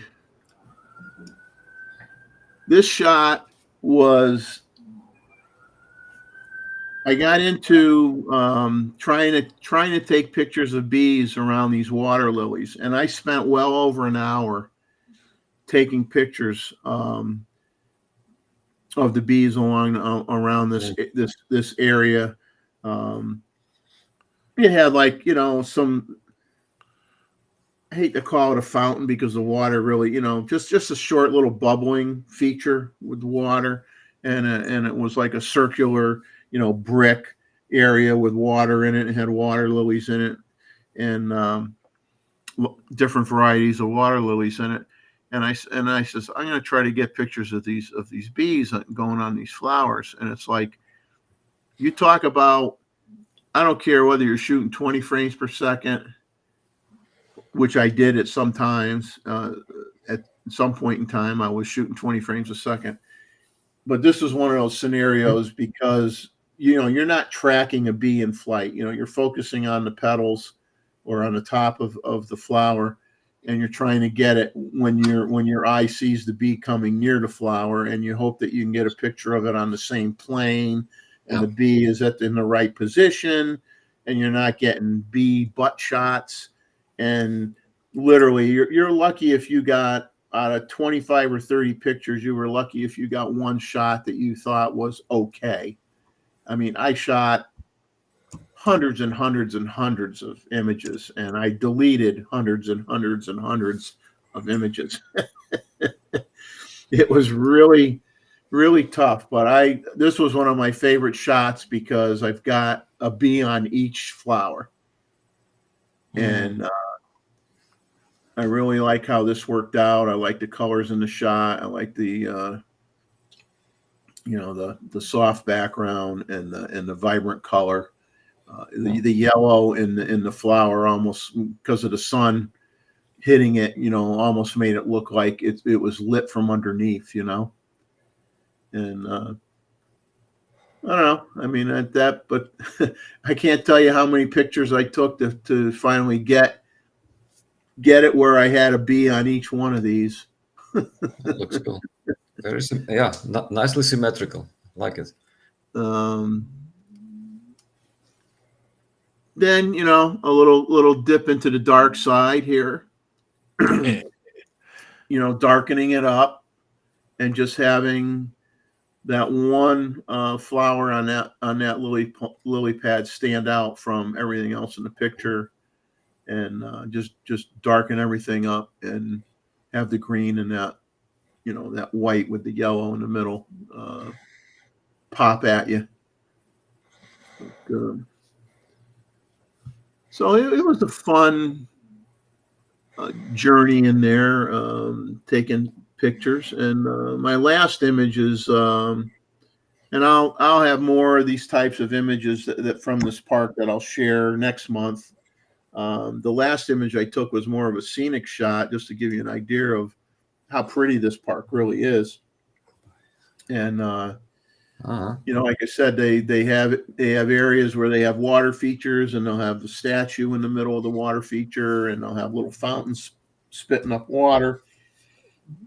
And they'll just have a wide variety of shrubs and flowers and plants all around. And you got the palm trees as a backdrop in here, and the sky was, cooperated with me that day. A little bit of white clouds, which I always like to have some white clouds in there, and not just all blue, which is what I normally have. But it's a really, really gorgeous place to take pictures. And if anybody comes this way, I'd be more than willing to join you and take you down there and show it off to you, because it's really, really nice. And if you're into sculptures, I mean, they got some gigantic lawn sculptures, and a lot of it is like Greek mythology, on some of the larger ones, and or animals like jaguars and birds and stuff like that. But very, very wonderfully done sculptures from because the Huntingtons, who owned this property and owned this, created this place. The Anna, I believe her name was Anna Huntington. She was a famous sculptress. Now, the husband was someone who had a lot of money, and I don't want to say the guy didn't work for a living, but he inherited a lot of money, and then he shared that money trying to help people a little less fortunate than him, which was an honorable thing to do. And she was a world-renowned sculptress, so they owned and created Brook Green Gardens, and they also technically owned Huntington Beach State Park, where I take a lot of my nature photos. And that part of Huntington Beach State Park has, I'm going to pronounce it wrong. I'll pronounce it how I pronounce it, and people can email me and say I didn't pronounce it right. Atalaya Castle. There's a castle actually there in the park that they owned, and it was their summer residence. And because they lived in I think in New York, I don't know if it's New York State or New York City, but they lived in that part of the world. And she would come down to this castle in the park, and they actually had cages in this castle where they would have live animals in there, whether they be bears or what have you. And they would have them in there so that she could look at them to do sculptures. And they'd release them. As far as I know, they didn't euthanize them. They'd capture them. She'd use them as a, probably do sketches or whatever, and then do some sculptures of them, and then they'd release them. But now that Huntington Beach State Park basically gets leased to the state of South Carolina for $1 a year. So the state is supposed to maintain and care for Huntington Beach State Park, but technically they don't own it. It's leased to them for $1 a year through. Okay. I don't know if there's any Huntington family members left, or if it's just a trust or an organization that takes care of Brook Green Gardens, or what. I tried to find out. I couldn't really find out that information, but it's interesting. They owned a lot of property, and they created this. A lot of her sculptures are in this park, obviously, because she was a sculptress. So you see a lot of her work in there as well. But it's a great place to go if you want to get some beautiful flower pictures, and I highly recommend it. But that's all I have for photos. We had 95 images for this week, 95. Which is a new record for the show. And that's because you panicked. What's that? That's because you panicked before before the end. Yeah, like I said, I think Well I done, got another brother. 20. I got another 25 pictures on my desktop that I'm not going to show because I don't Excellent. want to be I don't want to be talking for another 2 hours. At least not So about the pictures. do the quick review as usual, Jeff. Yes, we're going to do the quick review and start from image number 1 all the way to 95, and we're just going to go, 3 or 4 seconds per shot. A skimmer. And so everybody that came in late gets to get a quick snapshot. And this oyster catcher middle of the back has a tracking device on it for those of you that might not pick up on that. Yeah. And the sandwich turns, feeding the chick. Is this a sandwich or a little or a or least turn? least? Yes. Least turn. Least, yes. And there's a chick on top of the chick, so there's 2 chicks there. And then cool.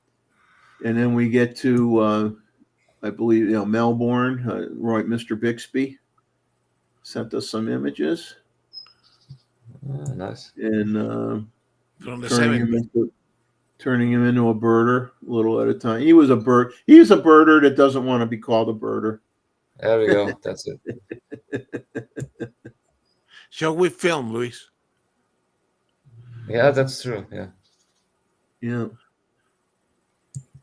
This was his old macro setup that he used. He has something else now, so I asked him to take a picture of his new macro stuff, and we could do a comparison between the 2. Blimey. And then these were, I think, Jeff. These were Jeff Sluter's, Jeff and Leslie's shots. This is more in the haze than it is the fog, believe it or not. It was very hot, hazy, hot, and humid day, early morning. And then he's always manages to get really, really nice deer pictures, white-tailed deers.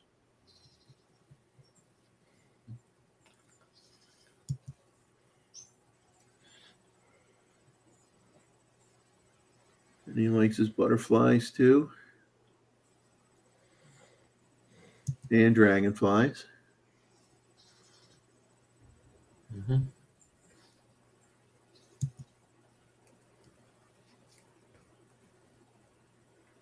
I think these were Rakesh's images, I think. That's I right. remember right. I'm not looking at my cheat sheet. I'm just going by memory as I flip through these, so I'll probably screw up people's names, and you guys can correct me. Gustavo will correct me. He's keeping track of it. Beautiful. I get a scorecard, guys, at the end of the show when we sign off. Gustavo grades me for the show. I usually get like C-, B-. But Beautiful.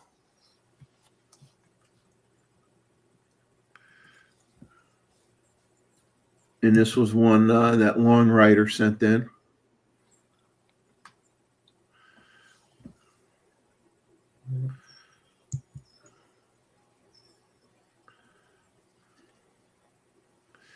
These were Martin's shots. I believe these were Martin Hill's shots. Yes, these were Martin's shots.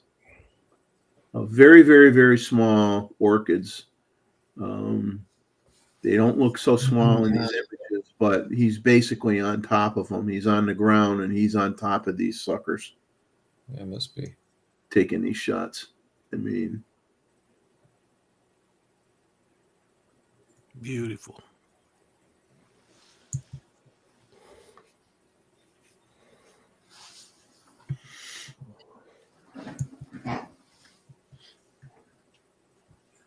Nice eagle shot.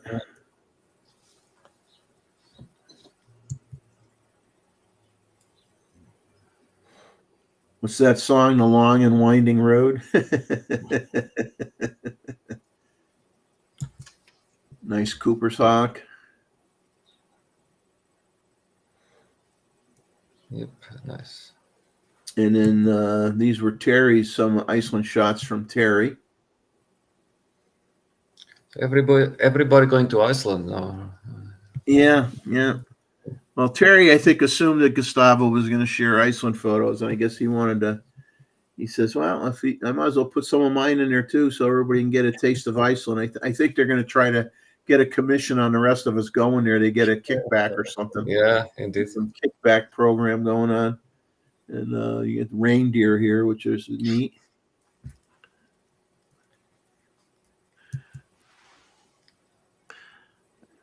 Beautiful. I love that one.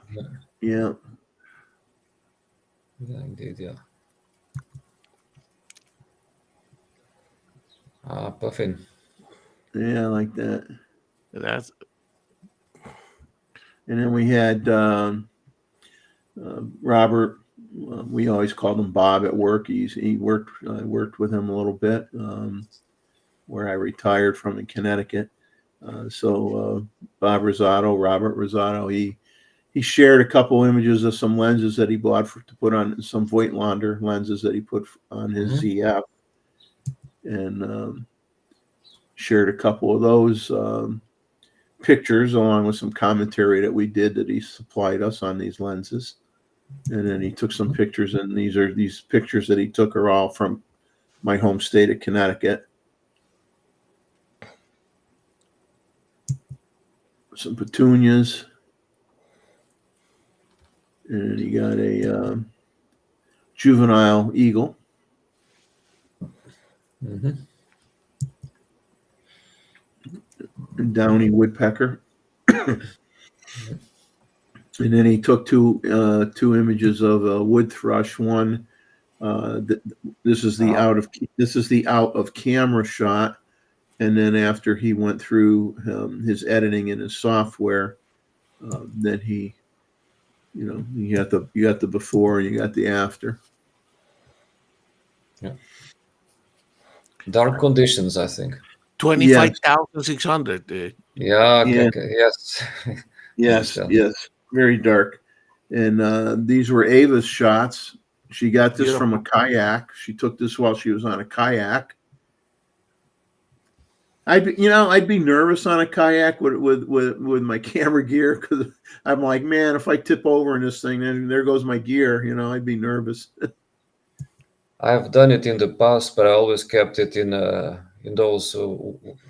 those bags there are bags specifically for kayak where no water can get in. But with a big lens, yeah. But you still have to take it out, correct? I know. So, Depends on your skills on the kayak as well. I like her dog shot. That was with, she bought the 14 to 24 f2.8 lens, is now in part of her kit, and so she jokingly said, "Yeah, I bought it for landscapes and whatnot, and here I am using it to take a picture of the dog." So it works fine. Yeah, and then these are Gustavo's Iceland shots. And I love puffins, man. I love them. If I ever saw them, I don't know how many. I'd probably end up taking friggin' 3,000 pictures of puffins. I don't know. I just like them. It'd be like somebody say, "Why did you take so many?" "Because I like them." Well, you'll probably fill your card and then you'll say, "I don't have any space for anything else." Yeah.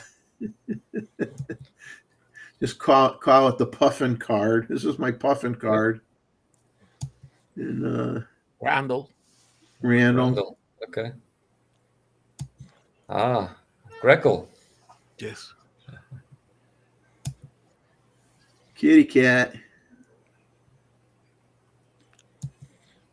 And these were Anita's shots, desert cacti in bloom.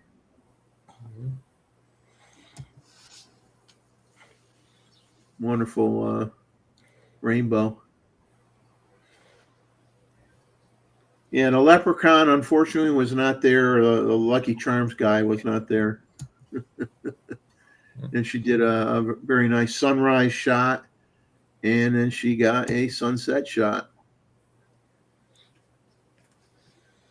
And then David Stewart sent us some aurora borealis images that he got.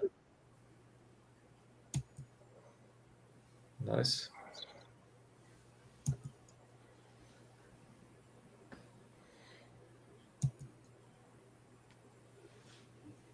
Then he decided to trick us and use his 8 to 15 millimeter fisheye to rectangular lens. That's a Nikon F-mount lens that I've been thinking about maybe getting at some point in time, but I've held back.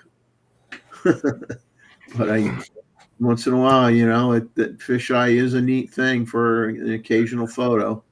Not all of them, obviously. Once in a while. Yeah, it's something I only use a couple of 3 times a year. Yeah. Yeah. And if I want the distortion that it creates. Nice. But you got some great shots, David. You got a lot of different color in these and a lot of different effects. And then these were from Joey, our friend Joey in Canada. Joey lived far away from you, David? About 3 or 4 blocks. Really? That's it? I've never seen them other than on your show. Wow. But you probably have seen the drone flying by. Yeah, you probably seen his drone. He has footage of you.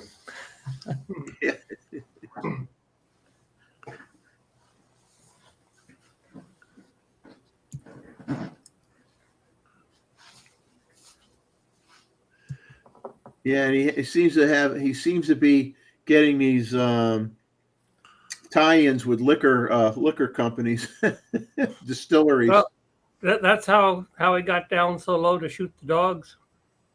He's down there anyway. He had too much. Yeah, that bottle doesn't look. It looks like it's got a bit missing out of it. I don't know.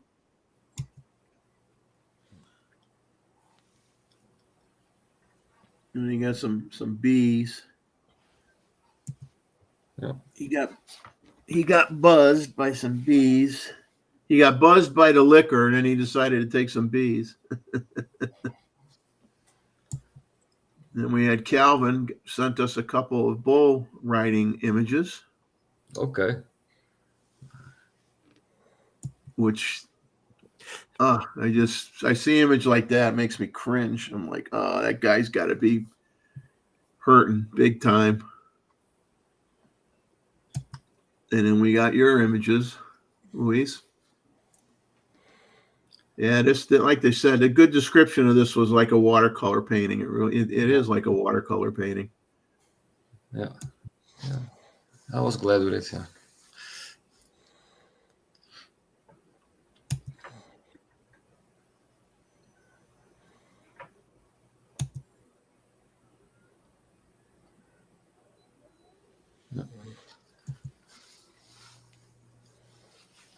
I didn't say the name of this one. It's a Rivolis hummingbird. Yep. Beautiful. This was from John Ishii. Sent this to me while on vacation in Bali. And then these are shots that Scubarazzi took, underwater shots.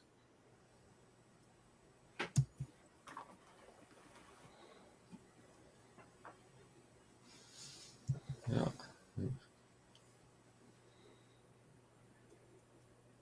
So. That's the tugboat. They intentionally sank, and that's like 120 feet down. And this previous photo was, someone in the front of the tugboat looking out through, and then this was the whole ship here. And then he got a fireworks display during a celebration period.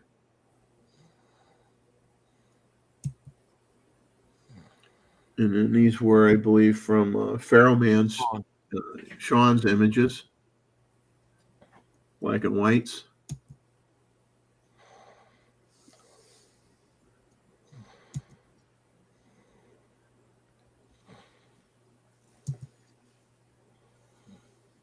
Mhm. I just, this was from Drunk Wedding Photographer, David. David. These are his birds, and he has one that's making a planter out of it, I guess. That's so cute. Yeah, That is funny. That's a funny shot. I like that one. It makes me laugh to see that one. there it is. Beautiful. That one's asleep. That one's taking a nap. And then we'll just go through mine very quickly here. I like that one a lot, Jeff. Yeah.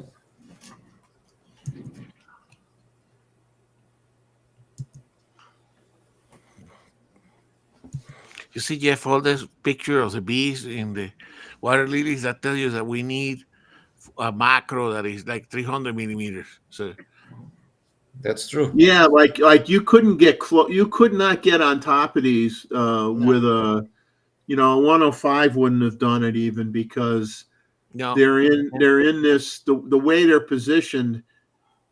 It's like they have like a cylindrical brick wall, and then it's full of water, but then the water spills over that wall, and then there's like another wall that's like just slightly above the ground. So you're like Exactly. stepping on those bricks, and you're leaning over, and you're trying to get these shots. I mean, this one was probably actually taken with the. I did have some in here that I took with the 24 to 120, but I was basically leaning on the bricks and hanging over the water trying to get some of these shots. Some of them were with the 600 PF too, but.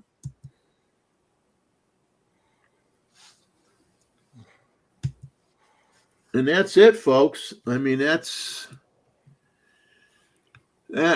is all the images. And once again, I thank everybody for their contributions.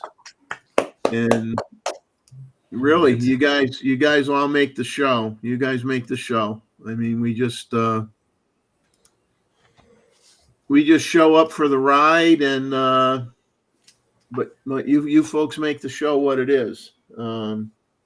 Wonderful stuff. Wonderful stuff. Yeah, very good. So thank all of you so much, and I'm going to put up before I forget, because I'm a very forgetful kind of guy. Is I'm going to put up the reminder already for the photo review for next month, which is September 7th. 7th. So that's the first Saturday in September, is September 7th. And jot that down and start sending me images ahead of time, so you don't give me a stress test. I don't want to go through another stress test. I definitely sweating it, man. I'm like, oh my God, what am I gonna do? What am I gonna do? And then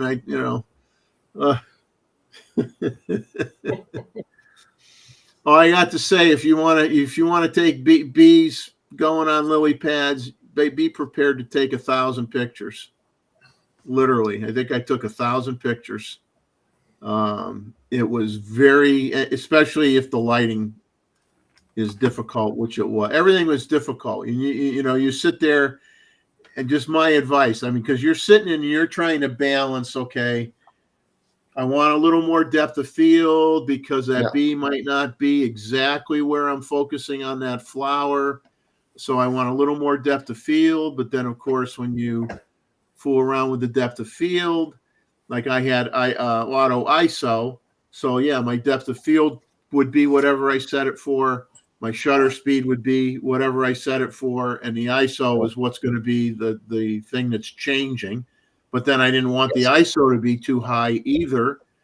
And you're trying to you're playing that balancing act like nonstop while you're taking these pictures, and depending on how the light was hitting the particular flowers, because you could turn 30 degrees to the right and the lighting was a little bit different. It wasn't like it was, now you had to figure everything out all over again. So there was an awful lot of images taken for a handful of, well, hopefully good results that you'll get out of it. But it was worth it. I mean, it was an hour plus of shooting in that one spot, but it was worth it. It was a challenge. I like a challenge. I don't back off from a challenge. It was fun, but it was a little frustrating at times. And I always get a few people that come up to me and ask me to take a picture of them and their spouse with their cell phone. So that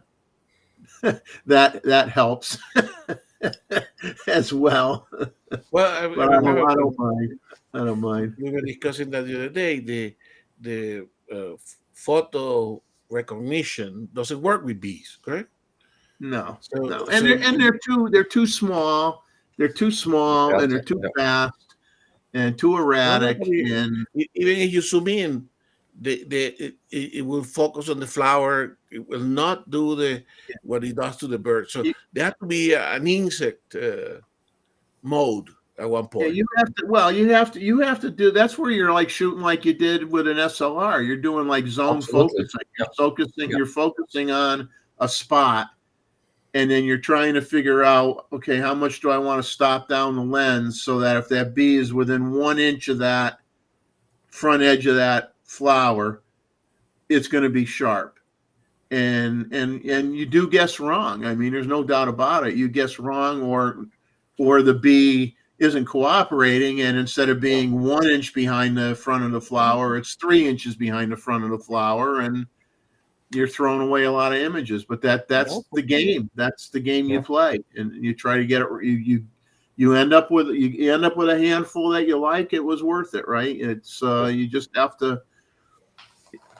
Nobody ever said this was easy stuff that everybody's trying to do, and what I love about when we do this show is the diversity of what you get, because this isn't a nature show. I mean, yeah, you get some nature, you get some birds, but you get black and white photography, you get landscapes, you get aurora borealis shots, you get underwater shots. We even got the shots with the bull riding shots and all that stuff that we haven't had before. So it's just so cool. And like Gustavo said earlier, is you sit back and you look at everything when we flip through, and we 3 seconds a shot, and we go from beginning to end, and you sit there and you say, there are so many photo opportunities that you see that we don't shoot all those types of things, and you just see the opportunities for images is you can't run out of stuff. You can't run out of stuff to do. I mean, the only thing we really haven't had on this show, which actually one of the things we haven't had on this show is, well, once in a while, like Chuck used to share some portrait photography that he would do in the studio, so I'm hoping that Chuck gets back in the groove and shares some of those photographs, because they were always good photographs. And but I don't think we've ever had wedding photos on this show. So if there's any wedding photographers out there in the chat, share some wedding photos if you have them. Get permission from your client. Well, you own the photos anyway. It's probably part of your contract. You own the photos, so you could share the photos. Share some wedding photos. I think that's one of the few things that we don't have is wedding photography in here. And but maybe from Joe when he gets married. Exactly. Yeah. We will. Yeah, we will. We will tell Joey, make sure that you share some of those wedding photos. Yeah. But let me look at my notes and see what else we have in the queue that we could talk about. We got an hour left on the show, and I did take some notes. I have to leave in 20 minutes, so I have to go to work. So. Oh, you got to go to work. Oh, that's yeah, I know. That I woke stinks. up a little bit earlier to see this. So we'll do some Nikon.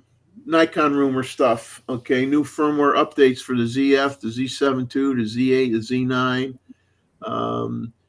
Is To that really support the coming? Nikon imaging cloud that is coming out and has come out.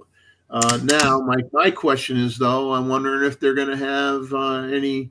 They had that previous rumor about autofocus improvements via firmware for the Z9. So I wonder if that's buried in this and we don't know about it or not, or whether that's going to be a separate thing. To me, No that would be bigger news than the Nikon imaging cloud, but they Yeah. did not comment on that.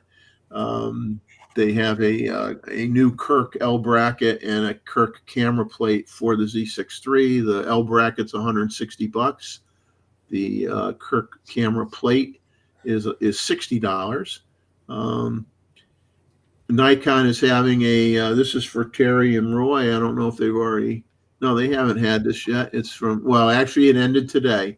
It was from July 31st to August 4th. Nikon had a 5-day live experience in Sydney from July 31st and August 4th. That included workshops, keynotes, and a chance to experience Nikon equipment in person. So I wonder if any of our friends that live in Australia got a chance to participate or check that out. If you did, share that with the rest of us, or if you know someone that went to it and got any good stories to tell, have them come on the channel and share those stories with us. We would appreciate hearing about it. The Nikon Rumors has a series of YouTube videos on the new Nikon Z35mm f1.4 lens that came out. So if you want to not have to go look through a whole bunch of YouTube stuff, but they have a handful of videos that you can watch and see it directly through their channel. The rumored Nikon F-mount lens rebates that they were talking about on Nikon Rumors could be delayed or canceled all of a sudden. And he said now, let's see, they made a correction that the European Union Common Charger Directive will not impact Nikon DSLR cameras in 2025. And they made a comment, this is what happens when you blindly trust a clickbait title and repost a topic from another website without doing your own research. He says, I am sorry, I should have known better. On the other side, this is where you have to chuckle, right? On the other side, this is a rumor site and nothing should be taken seriously. Everything that you read here on Nikon Rumors could be wrong. Sounding like a Okay, when you politician. word it that way, then why do we talk about Nikon Rumors at all? I hope you have a little bit more faith in your sources where it's worthwhile. Some of us regurgitating your comments on your channel and giving you some free advertising here. But I mean, it's it just came across funny, you know. Don't take us too seriously. We are a rumor channel. Yeah. Now, one thing I found interesting, very interesting, and spent a little time on the infamous World Wide Web was there's a company called Artralab, A-R-T-R-A Lab, Artralab. They're a new Hong Kong-based company founded in 2018 by a group of passionate photographers. They just announced two new, they call them No Nikkor, N-O-N-I-K-K-O-R, No Nikkor, full frame 35mm f1.4 lenses for the Z mount. And they're a classic retro vintage look, feel, and style. One looks like a lens made in the 1960s, and the other one looks like a lens made in the 1980s. And the lenses are built high quality materials, advanced optics. They're priced Nikon Rumors said they were priced at $280 and pre-orders are now open. But when I went on their website, I saw those lenses selling for $379. So I don't know why they're saying $280 unless it's a new version and it happens to be cheaper. So I'm just going to call that out. But you go on their website, the lenses are really cool, and they have some very fast glass, but the designs, they are not, they are lenses that Z-Wade, our fellow YouTuber out there in the YouTube universe, Z-Wade would call character lenses. Some of them don't handle flare very well. Okay. Yeah. The optics are kind of true to the era in which they're copying. So they're not necessarily sharp corner to corner, wide open like a lot of the Nikon glasses, like pretty much sharp corner to corner, wide open, or one stop down type of thing. So they're more what you're used to having shot back in the 60s and 70s or 80s. But they're, for people that want, quote unquote, something that has character, and Mr. Stewart's taken off. And we thank you, David, for hanging in so long tonight. It was a long talk about these pictures. Yeah, and it's amazing how many different genres that there are. I get blown away every month. It's just, I mean, it's great. I mean, it's just like, it's like a sugar high, It's a photo high. We're going to call it a photo high. We get high on photos once a month. Yeah. It really is good. It's great to see what everybody is doing, Hey, Gustavo and Louis. Absolutely. Yes. Yep. Take care. Thank you, sir. Thank you very much. Thank Anita for coming on too. We appreciate her contributions to the photo review as well. And now that you guys can move around in the trailer again because the birds are gone. Well, it's we're at my place right now, so but we're heading south on Wednesday, but not that far. But it's still pretty hot here because the temperatures are very high 20s, low 30s. So anyway, I'll see you later. Bye. Have a good night, sir, or morning now. Yeah. Take care. So this at Artralab, they sell a no Nikkor 24 millimeter f1.7 APS-C lens for Z mount. They have a 50 millimeter f1.1 Z mount, a 50 millimeter f1.6 pan tilt that's 300 that you can rotate it 360 degrees. It almost has like a ball head, like towards the front of your camera body. You could just rotate the whole thing around. It's really cool. They got a 14 millimeter f2.8, and they will build you a custom build to order 50 millimeter f1.1 lens. Wow. These are all manual focus lenses, though. None of them are autofocus. They're all manual focus lenses. Manual. All manual. Now, I've watched various reviews of several of these lenses on YouTube. A lot of them are low contrast lenses. In some cases, prone to flare. In some cases, built with the lens designs of old glass for that non-clinical look that some do not like anymore. Some people complain that the lenses are too sharp or too clinically perfect now, and they like the effects that you can get from older optics. So a lot of people buy old used glass to put on their, especially on a ZF or ZFC. I mean, with the manual focus lens works fantastic on those camera bodies. So if you're going to put old glass on something, put it on your ZF or your ZFC. You'll be very happy.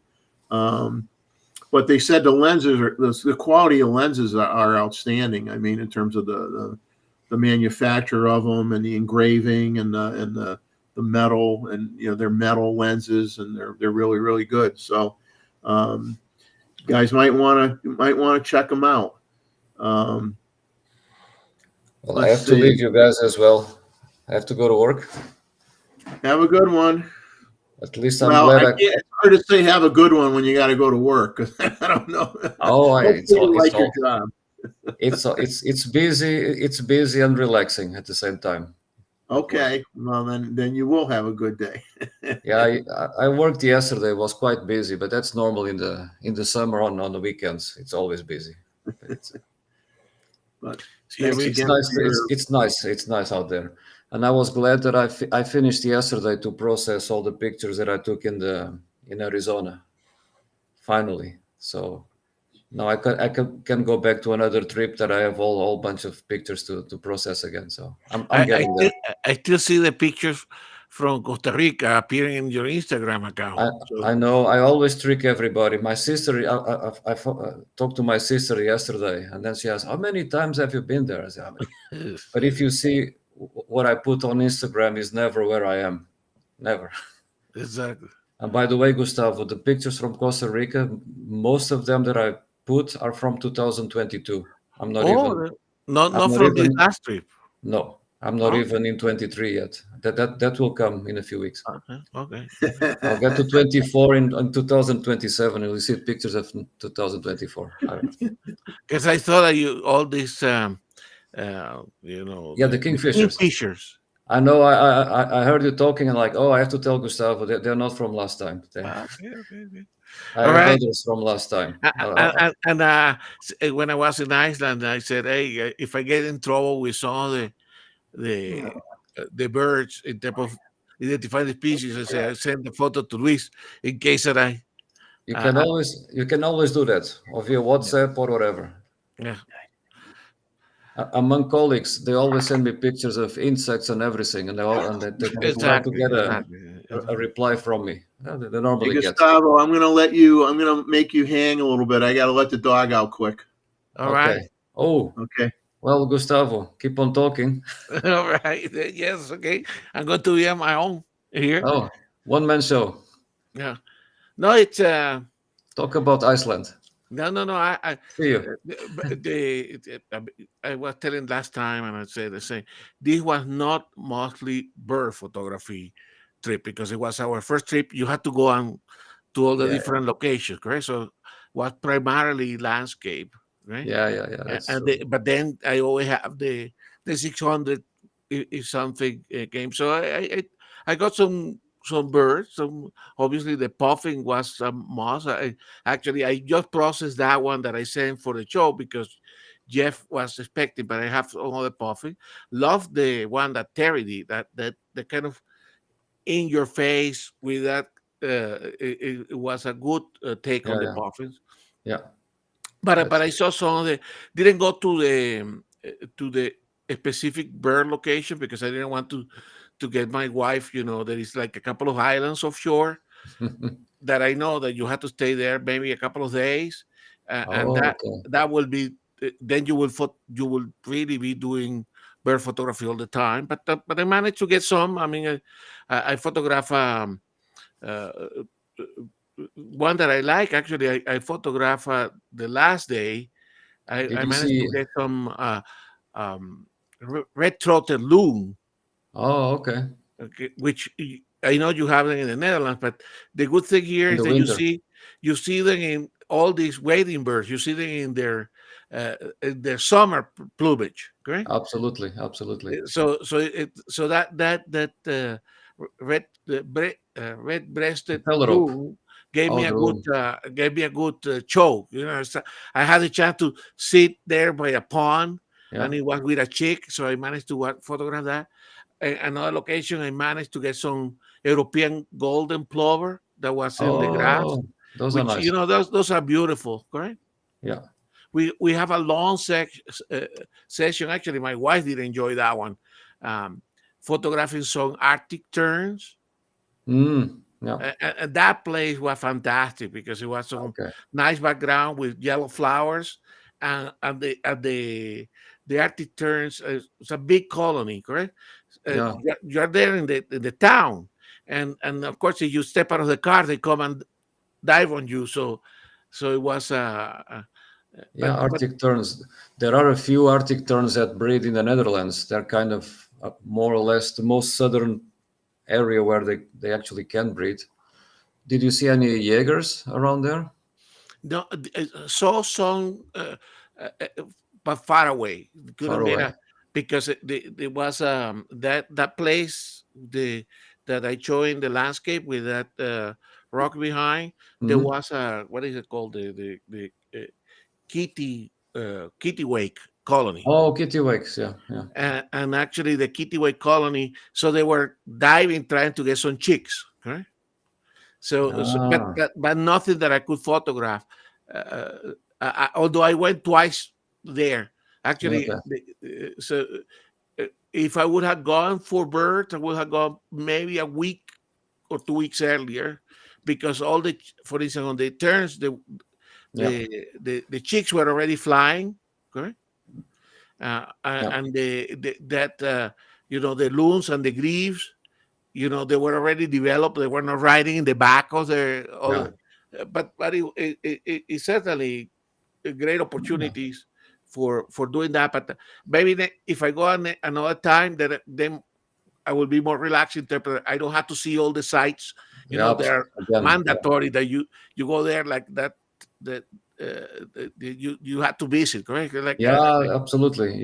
It's like what I was saying. You go to Yellowstone, you have to go to the geysers and to the yeah, yeah. You combine everything. Did you see any exactly. godwits as well? Yeah. So it was productive, but Mm. not dedicated for that. And I did really want to see the puffing. Actually, interesting enough.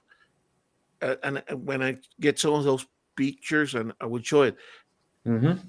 the one of the best places to see the puffing turned out to be not the best place to photograph the puffing, because it was crowded and I reached a little bit late. So you didn't have, like you were saying, sometimes you want to have the freedom to move a little bit to Yeah. get a better composition, but there were so many people in the Oh, yeah. in the area that you couldn't move. So you were static there because you cannot move. And but the puffins were there. You can touch them if you wanted to, correct? Yeah, So that's so if you wanted to do like flying puffins, I mean, you cannot swing the legs. You have people, standing by. So yeah. it was excellent, for sure, but not dedicated for that. I No, no, love no. the landscape for sure. Like was saying, I'm sure that you have been there, correct? No, no, no. I've never been there. Oh, No, no, because no. you're a good traveler, but Yeah, but that's more in recent times. When our kids were younger, we traveled continuously between Portugal and the Netherlands, and we there's combined Spain as well always for a few days. oh, there So is people have this idea that I've been traveling all over the place, but in fact, for many years, I only went up north south within Europe. yeah, I know. And then the last few years, when the kids were say 12 plus, then we started to travel more within Europe and then even taking them outside. And that's what we did. So the last few years, I'm kind of going crazy, but Exactly. but going then with my wife or with my kids or with my friends, that's a new development. I wasn't doing that 10 years ago. No, Exactly. No, that's it's another phase in life. exactly. It's stages in life. Exactly. You have to So take guys, advantage of the different stages, correct? absolutely. Hey Roy, hi. Mr. Roy. I'm late, I know. Okay, guys, then I have to go. Really, it's I have to leave in 2 minutes. See you. Okay. Take care. Take it easy. Thanks for coming you. on. Thank you. My pleasure. Good show. Have a good one. Thank you. Thank you. Roy, good to see you. You're here to do mop up, right? Oh, why not? I was late. I couldn't get up the stairs today, so I joined you late. No, that's Too okay. noisy Good here to see you. otherwise. Good to see you. Did you look at any of the images? I tried to. I saw many of it. Yeah. Once again, another a good display of work from everybody. Lots of nice pictures. But you didn't catch that commentary from when you were talking about these new lenses, about Roy saying that character equal a lot of faults on the lenses. It does. Yeah. Well, I mean, some people don't want perfection, I mean, Especially You can video. always blur your pictures, in Photoshop you can You know, Well, Marge. it's funny though. Function. Sometimes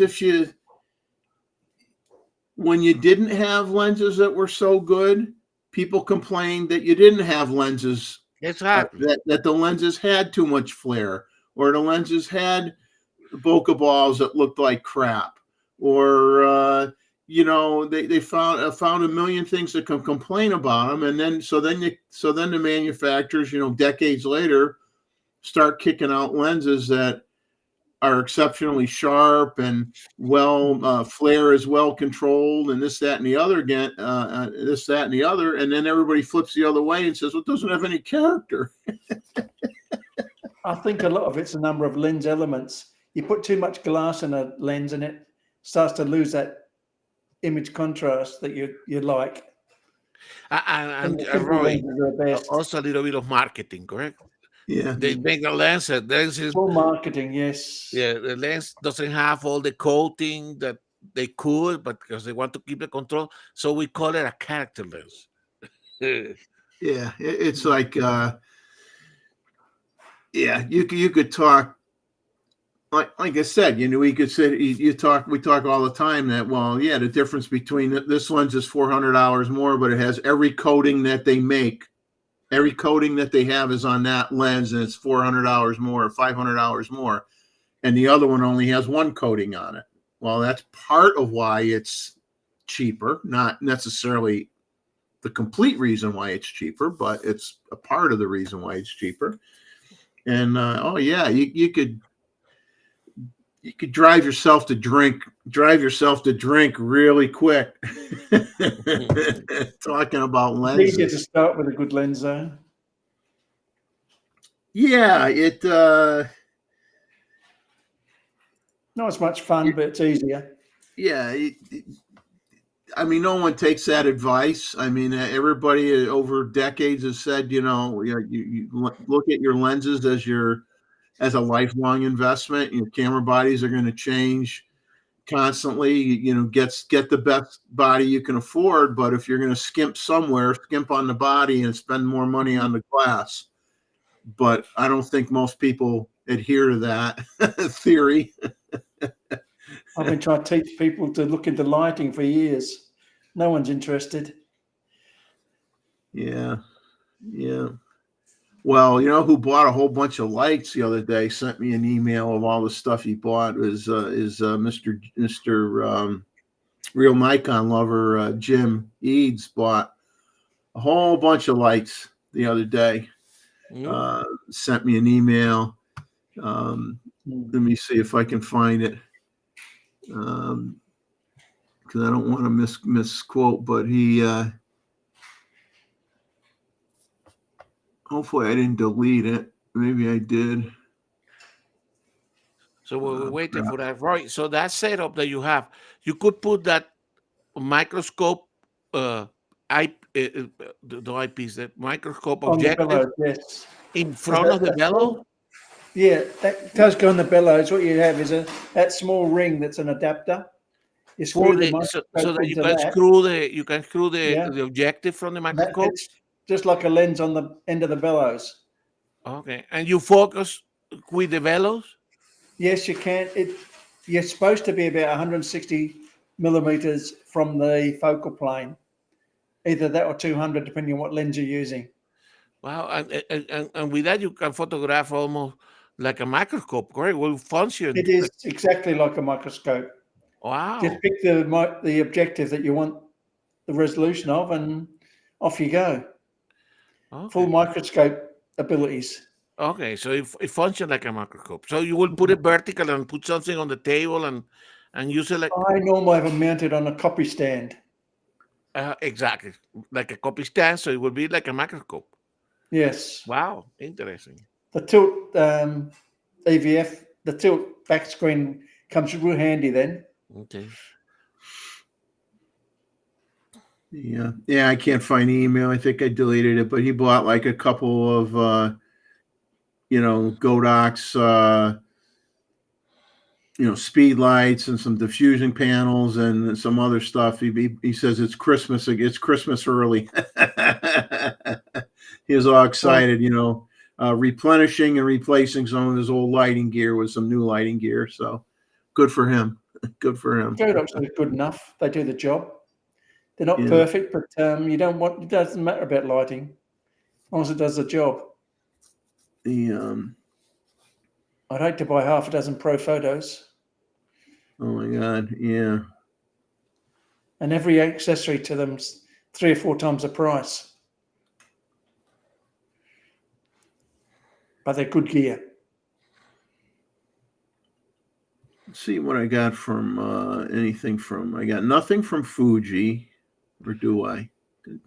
So, Jeff, when you look in there, so it was interesting, Jeff, that they have that rumor, correct, that they were going to have all these lower in the prices of the F-mount lenses, and suddenly that didn't happen, right?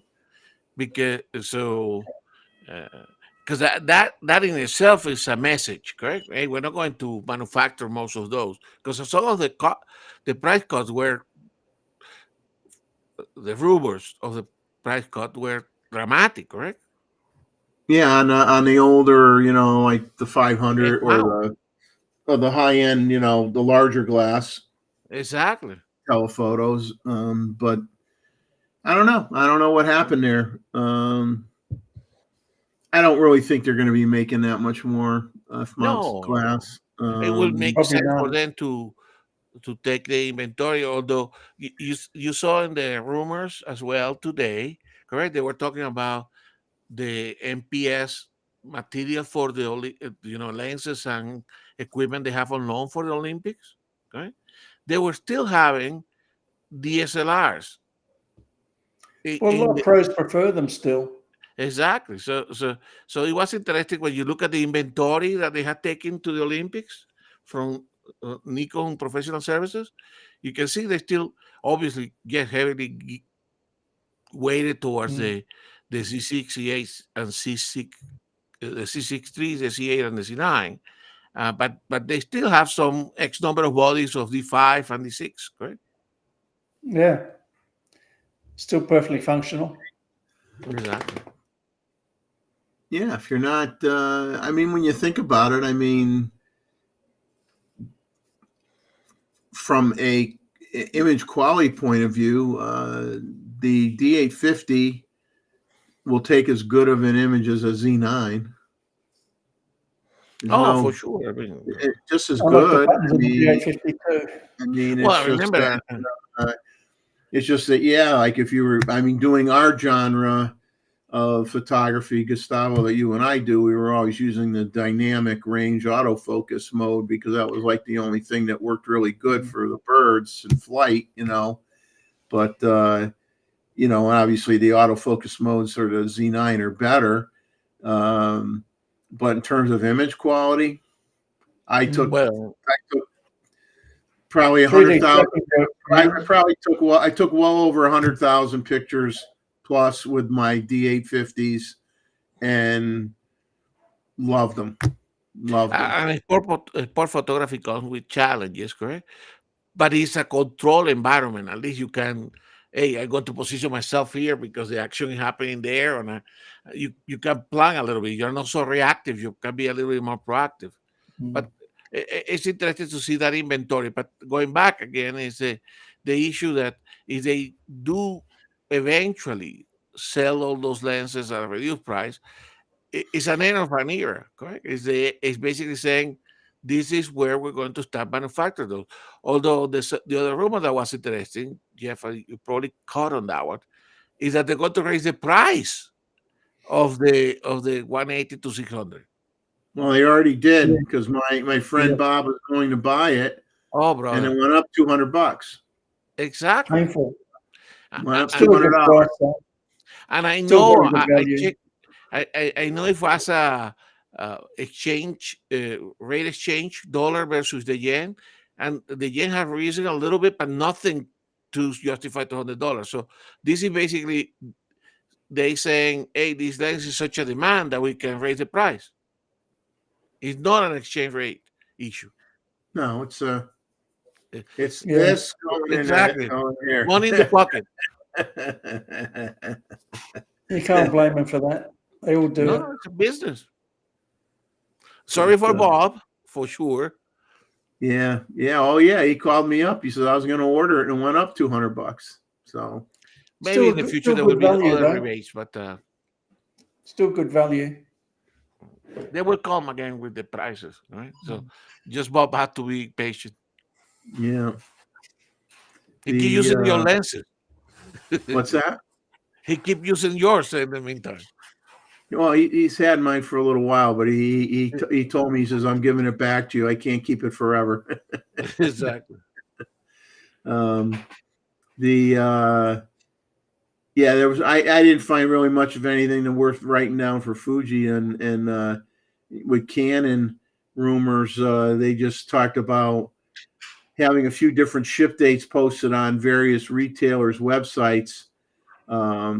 But everybody seems to have confirmed that cameras will be allowed to start shipping, talking the R5 II, start shipping on August 20th of 2024.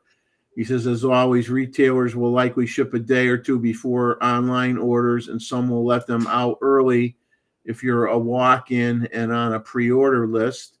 Says the first allocation of cameras will not meet the pre-order demand from the retailers we have talked to, but we have heard from a Canon rep that the second allocation will come about 2 weeks later, and that should take care of most pre-order lists. So that doesn't sound too good if you're basically I don't know how many pre-orders they have, but basically if you only got to wait 2 weeks after the first shipment to satisfy all the pre-orders, makes you wonder how many pre-orders they got. They said that Canon EOS R5 will remain a current model for the rest of 2024, so expect some great discounts on the body once the EOS R5 Mark II pre-orders have been met, and there is regular stock with retailers. The used market is starting to flood with EOS R5 bodies. What a surprise. As for battery and cooling grips, they should all be available on day one, but no one seems to know how many will be available over the first couple of allocations. The Canon EOS R1 is still slated for November, but the exact date is unknown at this time by both us and retailers. So that's the only Canon news that I felt like jotting down. Let's see. Sony had a few things. The new Mikey 30. This is a weird one. Mikey 33 millimeter f1.4 Sony E-mount lens is now available for pre-order, $229.99. And then they had a whole big thing about Sony and the NFL launching new technology partnership, as well as new official headphones of the NFL will be Sony headphones.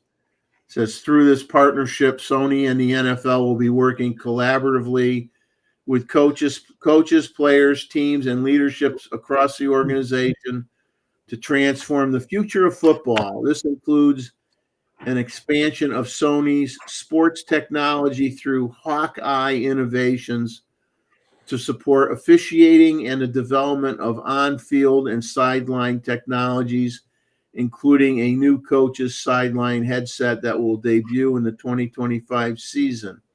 They'll work closely to develop the new headsets, supporting coach-to-coach communication on the field. These will be powered by Verizon Business-managed private wireless solution running on Verizon's reliable 5G network. And Sony's Hawkeye tracking services will be utilized to further enhance the accuracy of game-critical items like lying to gain measurement. And then Sony's Beyond Sports and its expertise in real-time visualization provides an opportunity to help engage the next generation of NFL fans. You see, it's all that technology that they have even in European football or soccer, correct? Proper football, let me put it that way. They have all this technology to look at this and officiate, correct? So think about it. For the NFL, they also have all these, repeat and evaluate if it's a fault, whether the foot is out of the line. I mean, it's incredible, correct? And they want to do it all automatic now. Martin is in. Yeah, I see Martin is in. Hello, Martin. Good to see you. Everybody liked your images, by the way. And you're out of focus, Roy. Your camera is out of focus.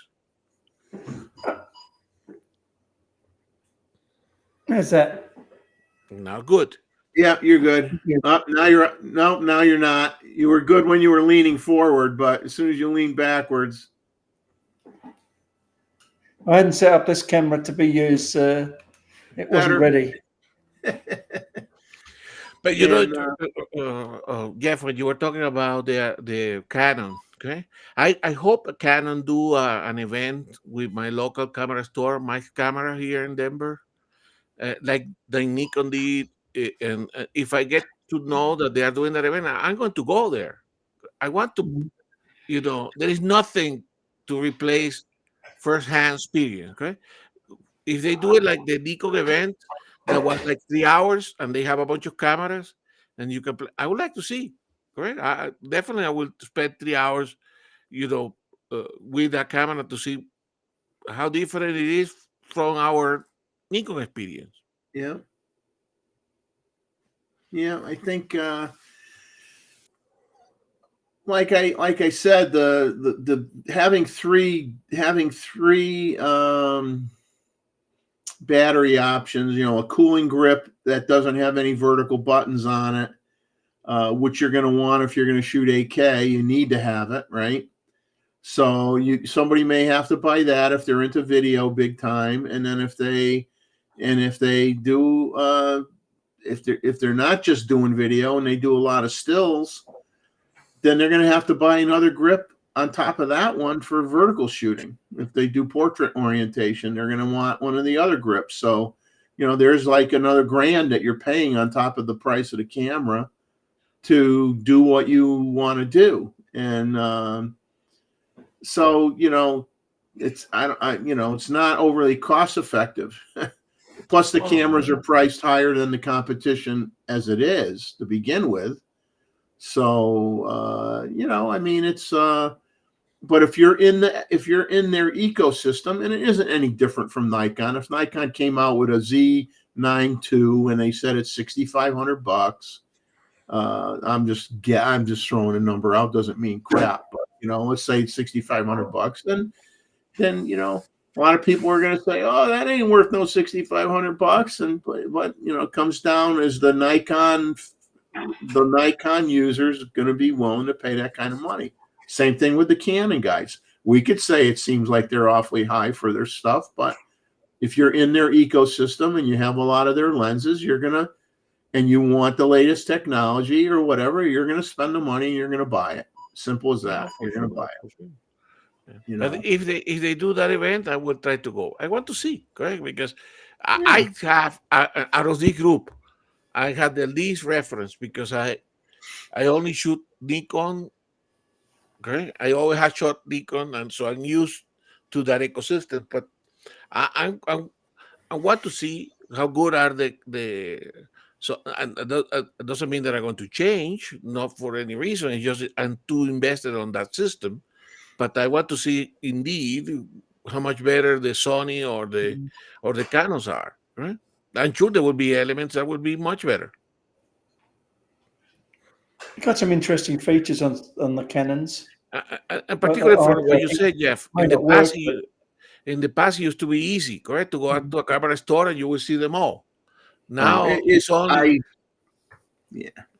I hate camera buying now because you're buying stuff blind because you don't have access to it. And then what some people say, well, go rent one and see how it is. Like, why do I want? To me, it's like I want to spend money to rent something. And then the money I spent to rent it could be money I could be using to buy something. It's like, exactly. No, I'm sorry, I'm old fashioned. I want the damn camera in a camera store near me so I could pick it up and play with it.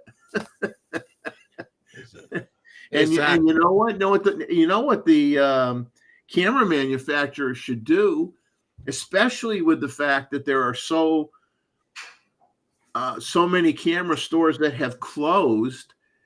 They should be driving around the country Exactly. with a trailer with a whole bunch of Nikon stuff in it, or Canon with a whole bunch of Canon stuff in it, and they should be driving around and having events around the Like the country one in where people Australia. can go in the trailer and try out the cameras right then and there because they don't have a camera store to go to. Why don't you do something like that? You want to sell more or something? Put the stuff in a vehicle and drive to different parts of the country and skip across the country and have a 2-day event and say, our trailer is going to be in such and such a location next to the Holiday Inn or whatever for 2 days. Come and hold a Z6 III and try it out. Come and try the 600 PF. Come and try the Plena lens, whatever. You know how much that would help them? I'm sure. I mean, That's all the still good in most manufacturers, camera stores. because you don't have camera stores anymore, hardly anywhere. Exactly. And, It's a and big one. that's what they're doing in Australia, correct? That event. Right, but you gotta bring it, around. where do you got the big camera stores? Oh, if you live in New York, you're good. You live in New York or New Jersey, you're Los okay. Angeles, You live San in Francisco. Texas, yeah, check. You live in California, check. You live in the smaller states. You get, what do you got? Oh, I got whatever Walmart sells and whatever Best Buy sells, and Best Buy never has any inventory of anything other than a handful of Sony products. So for you, what is the biggest city 2 hours away from you, Jeff? I don't know, maybe probably more than 2 hours would be like Charleston's about 2 hours away. Exactly. Little more. Charleston is a place that actually people go there to photograph, correct? But there's no camera stores there that I'm aware of. I know, but if they were to do your idea, an event, you would Yeah, drive if there. they had something, I'd go to it. Exactly. I drive 2 hours. I would drive 2 hours to go to a place. You take another outing with Bob, and you guys go there and try several things. So I think you're right. They should do take some of their ambassadors or their APS representative, and I mean I tell you that event that they did associated with this launch of the C6 III here was great. Yeah, it's just frustrating, and it would be one thing if you had a retailer that had inventory, a retailer that had stuff in stock, a retailer that had representative, the top 3 cameras of every manufacturer or something, so that you could compare apples to apples, because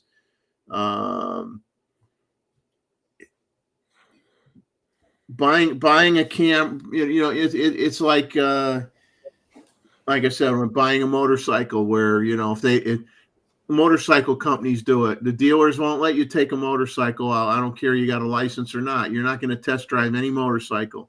They'll say, well, you got to wait. Like next month, we have the Triumph truck is coming in with a whole bunch of different motorcycles on it, or the Harley truck is coming in with a whole bunch of Harleys on it, and you're going to be able to sign a waiver, pick a bike, ride it, come back, try a different bike.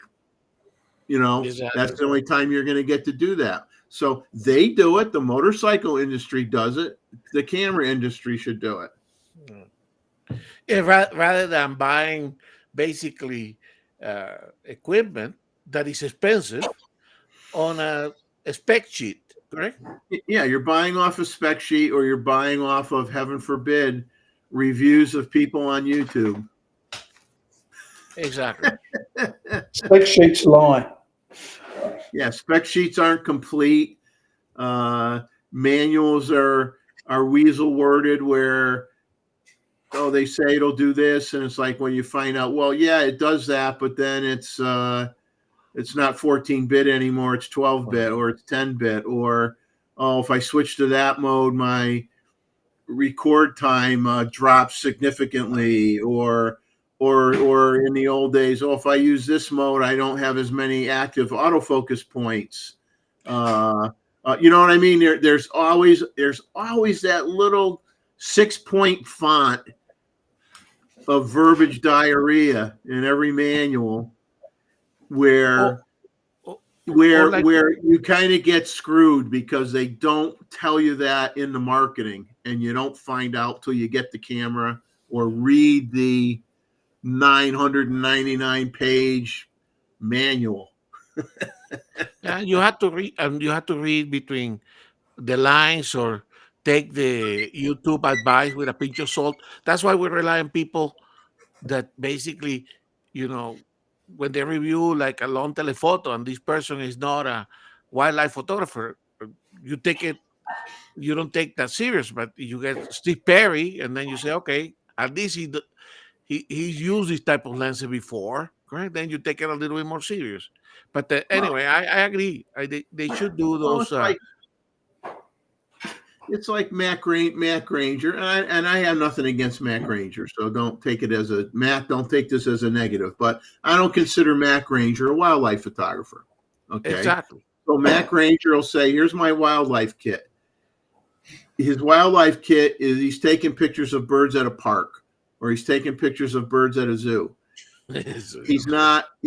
Wildlife photography isn't his forte. So if I want to get the best information on a lens that I would use as a wildlife photographer, am I going to go by what Matt Granger says, or am I going to go by what Steve Perry says? Exactly. I'm going to go by what Steve Perry says.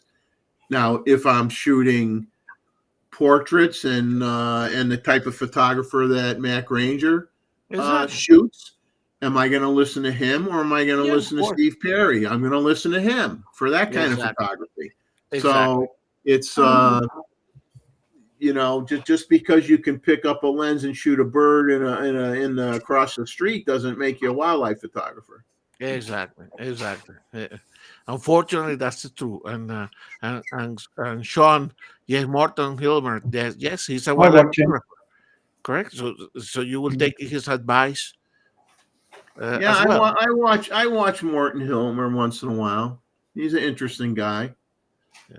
Very entertaining, and yeah, I mean, I think in watching him, I have nothing against that guy, but I think that it's because of what he shoots, what he's trying to shoot most of the time, whether it be Arctic foxes or polar bears. He's in these extreme remote areas where he has to wait forever to find a subject. So you got to be very patient to see him actually using it, because a good part of his video is waiting. You're watching the waiting time too. Well, that's the nature of things. But if he tells you that something about weather sealing, you will listen to him, correct? Right. So, if he's talking about how well does the camera hold up when it's minus 40 or minus 50 degrees, and you're in a blizzard or a snowstorm or an ice storm, then I listen to him, right? Exactly. So battery life. But you gotta dance around the available options a lot, and but I think a moving truck with gear in it, going to the smaller cities, the locations where you just don't have camera shops anymore, would be a big boost to their sales, because people, it's like my wife gets frustrated. Just take clothing, for example. And she likes to touch the clothing. She wants to buy a blouse or buy a dress or a sweater or whatever. She wants to touch it, feel what the material feels like, look at the stitching, make sure it's the stitching is good. And the day when the day comes where there aren't any stores selling clothes anymore and you have to buy everything online, she's going to go nuts because she says, I don't want to be constantly shipping stuff back that I don't like when I get it. I want to be able to see it. I want to be able to touch it. I want to be able to, to see how it's constructed, to see, Well, and Jeff, my wife is the same, and the other thing, colors, correct? The colors can never be completely reproduced because even colors change with different light at home, correct? So Yeah. so indeed, we have put ourselves in a situation that all these retailing is very inefficient, correct? Because all these shipping, I don't think it's very good for the environment, correct? Reshipping back the same box, and because that item of clothing didn't match the color perfectly, or the stitches were crappy. Sometimes my wife would say, "No, I just keep it or donate it because it's not expensive, correct?" And the hassle of returning it back is a lot. Huh? Yeah, I mean, I'm that way with what I buy. Now the reality too is sad to say is, okay, how many people, let's say you have a high-end audio store, right? And you go and you look at a high-end receiver and you look at, some surround sound speakers and that kind of stuff. And so what's the second? So the first thing is you go to the store, you pick the guy's brain, you look at different brands, you have an idea in your head, the top two that are in your head that you might want to buy. And what does 98% of the consumers do? They write the model number down, they come home, they go on the internet and they order it online, and the guy who spent 2 hours with them doesn't get the sale. And because he's gonna charge, he's got to support his business. He might charge 20% more than what you're going to pay online.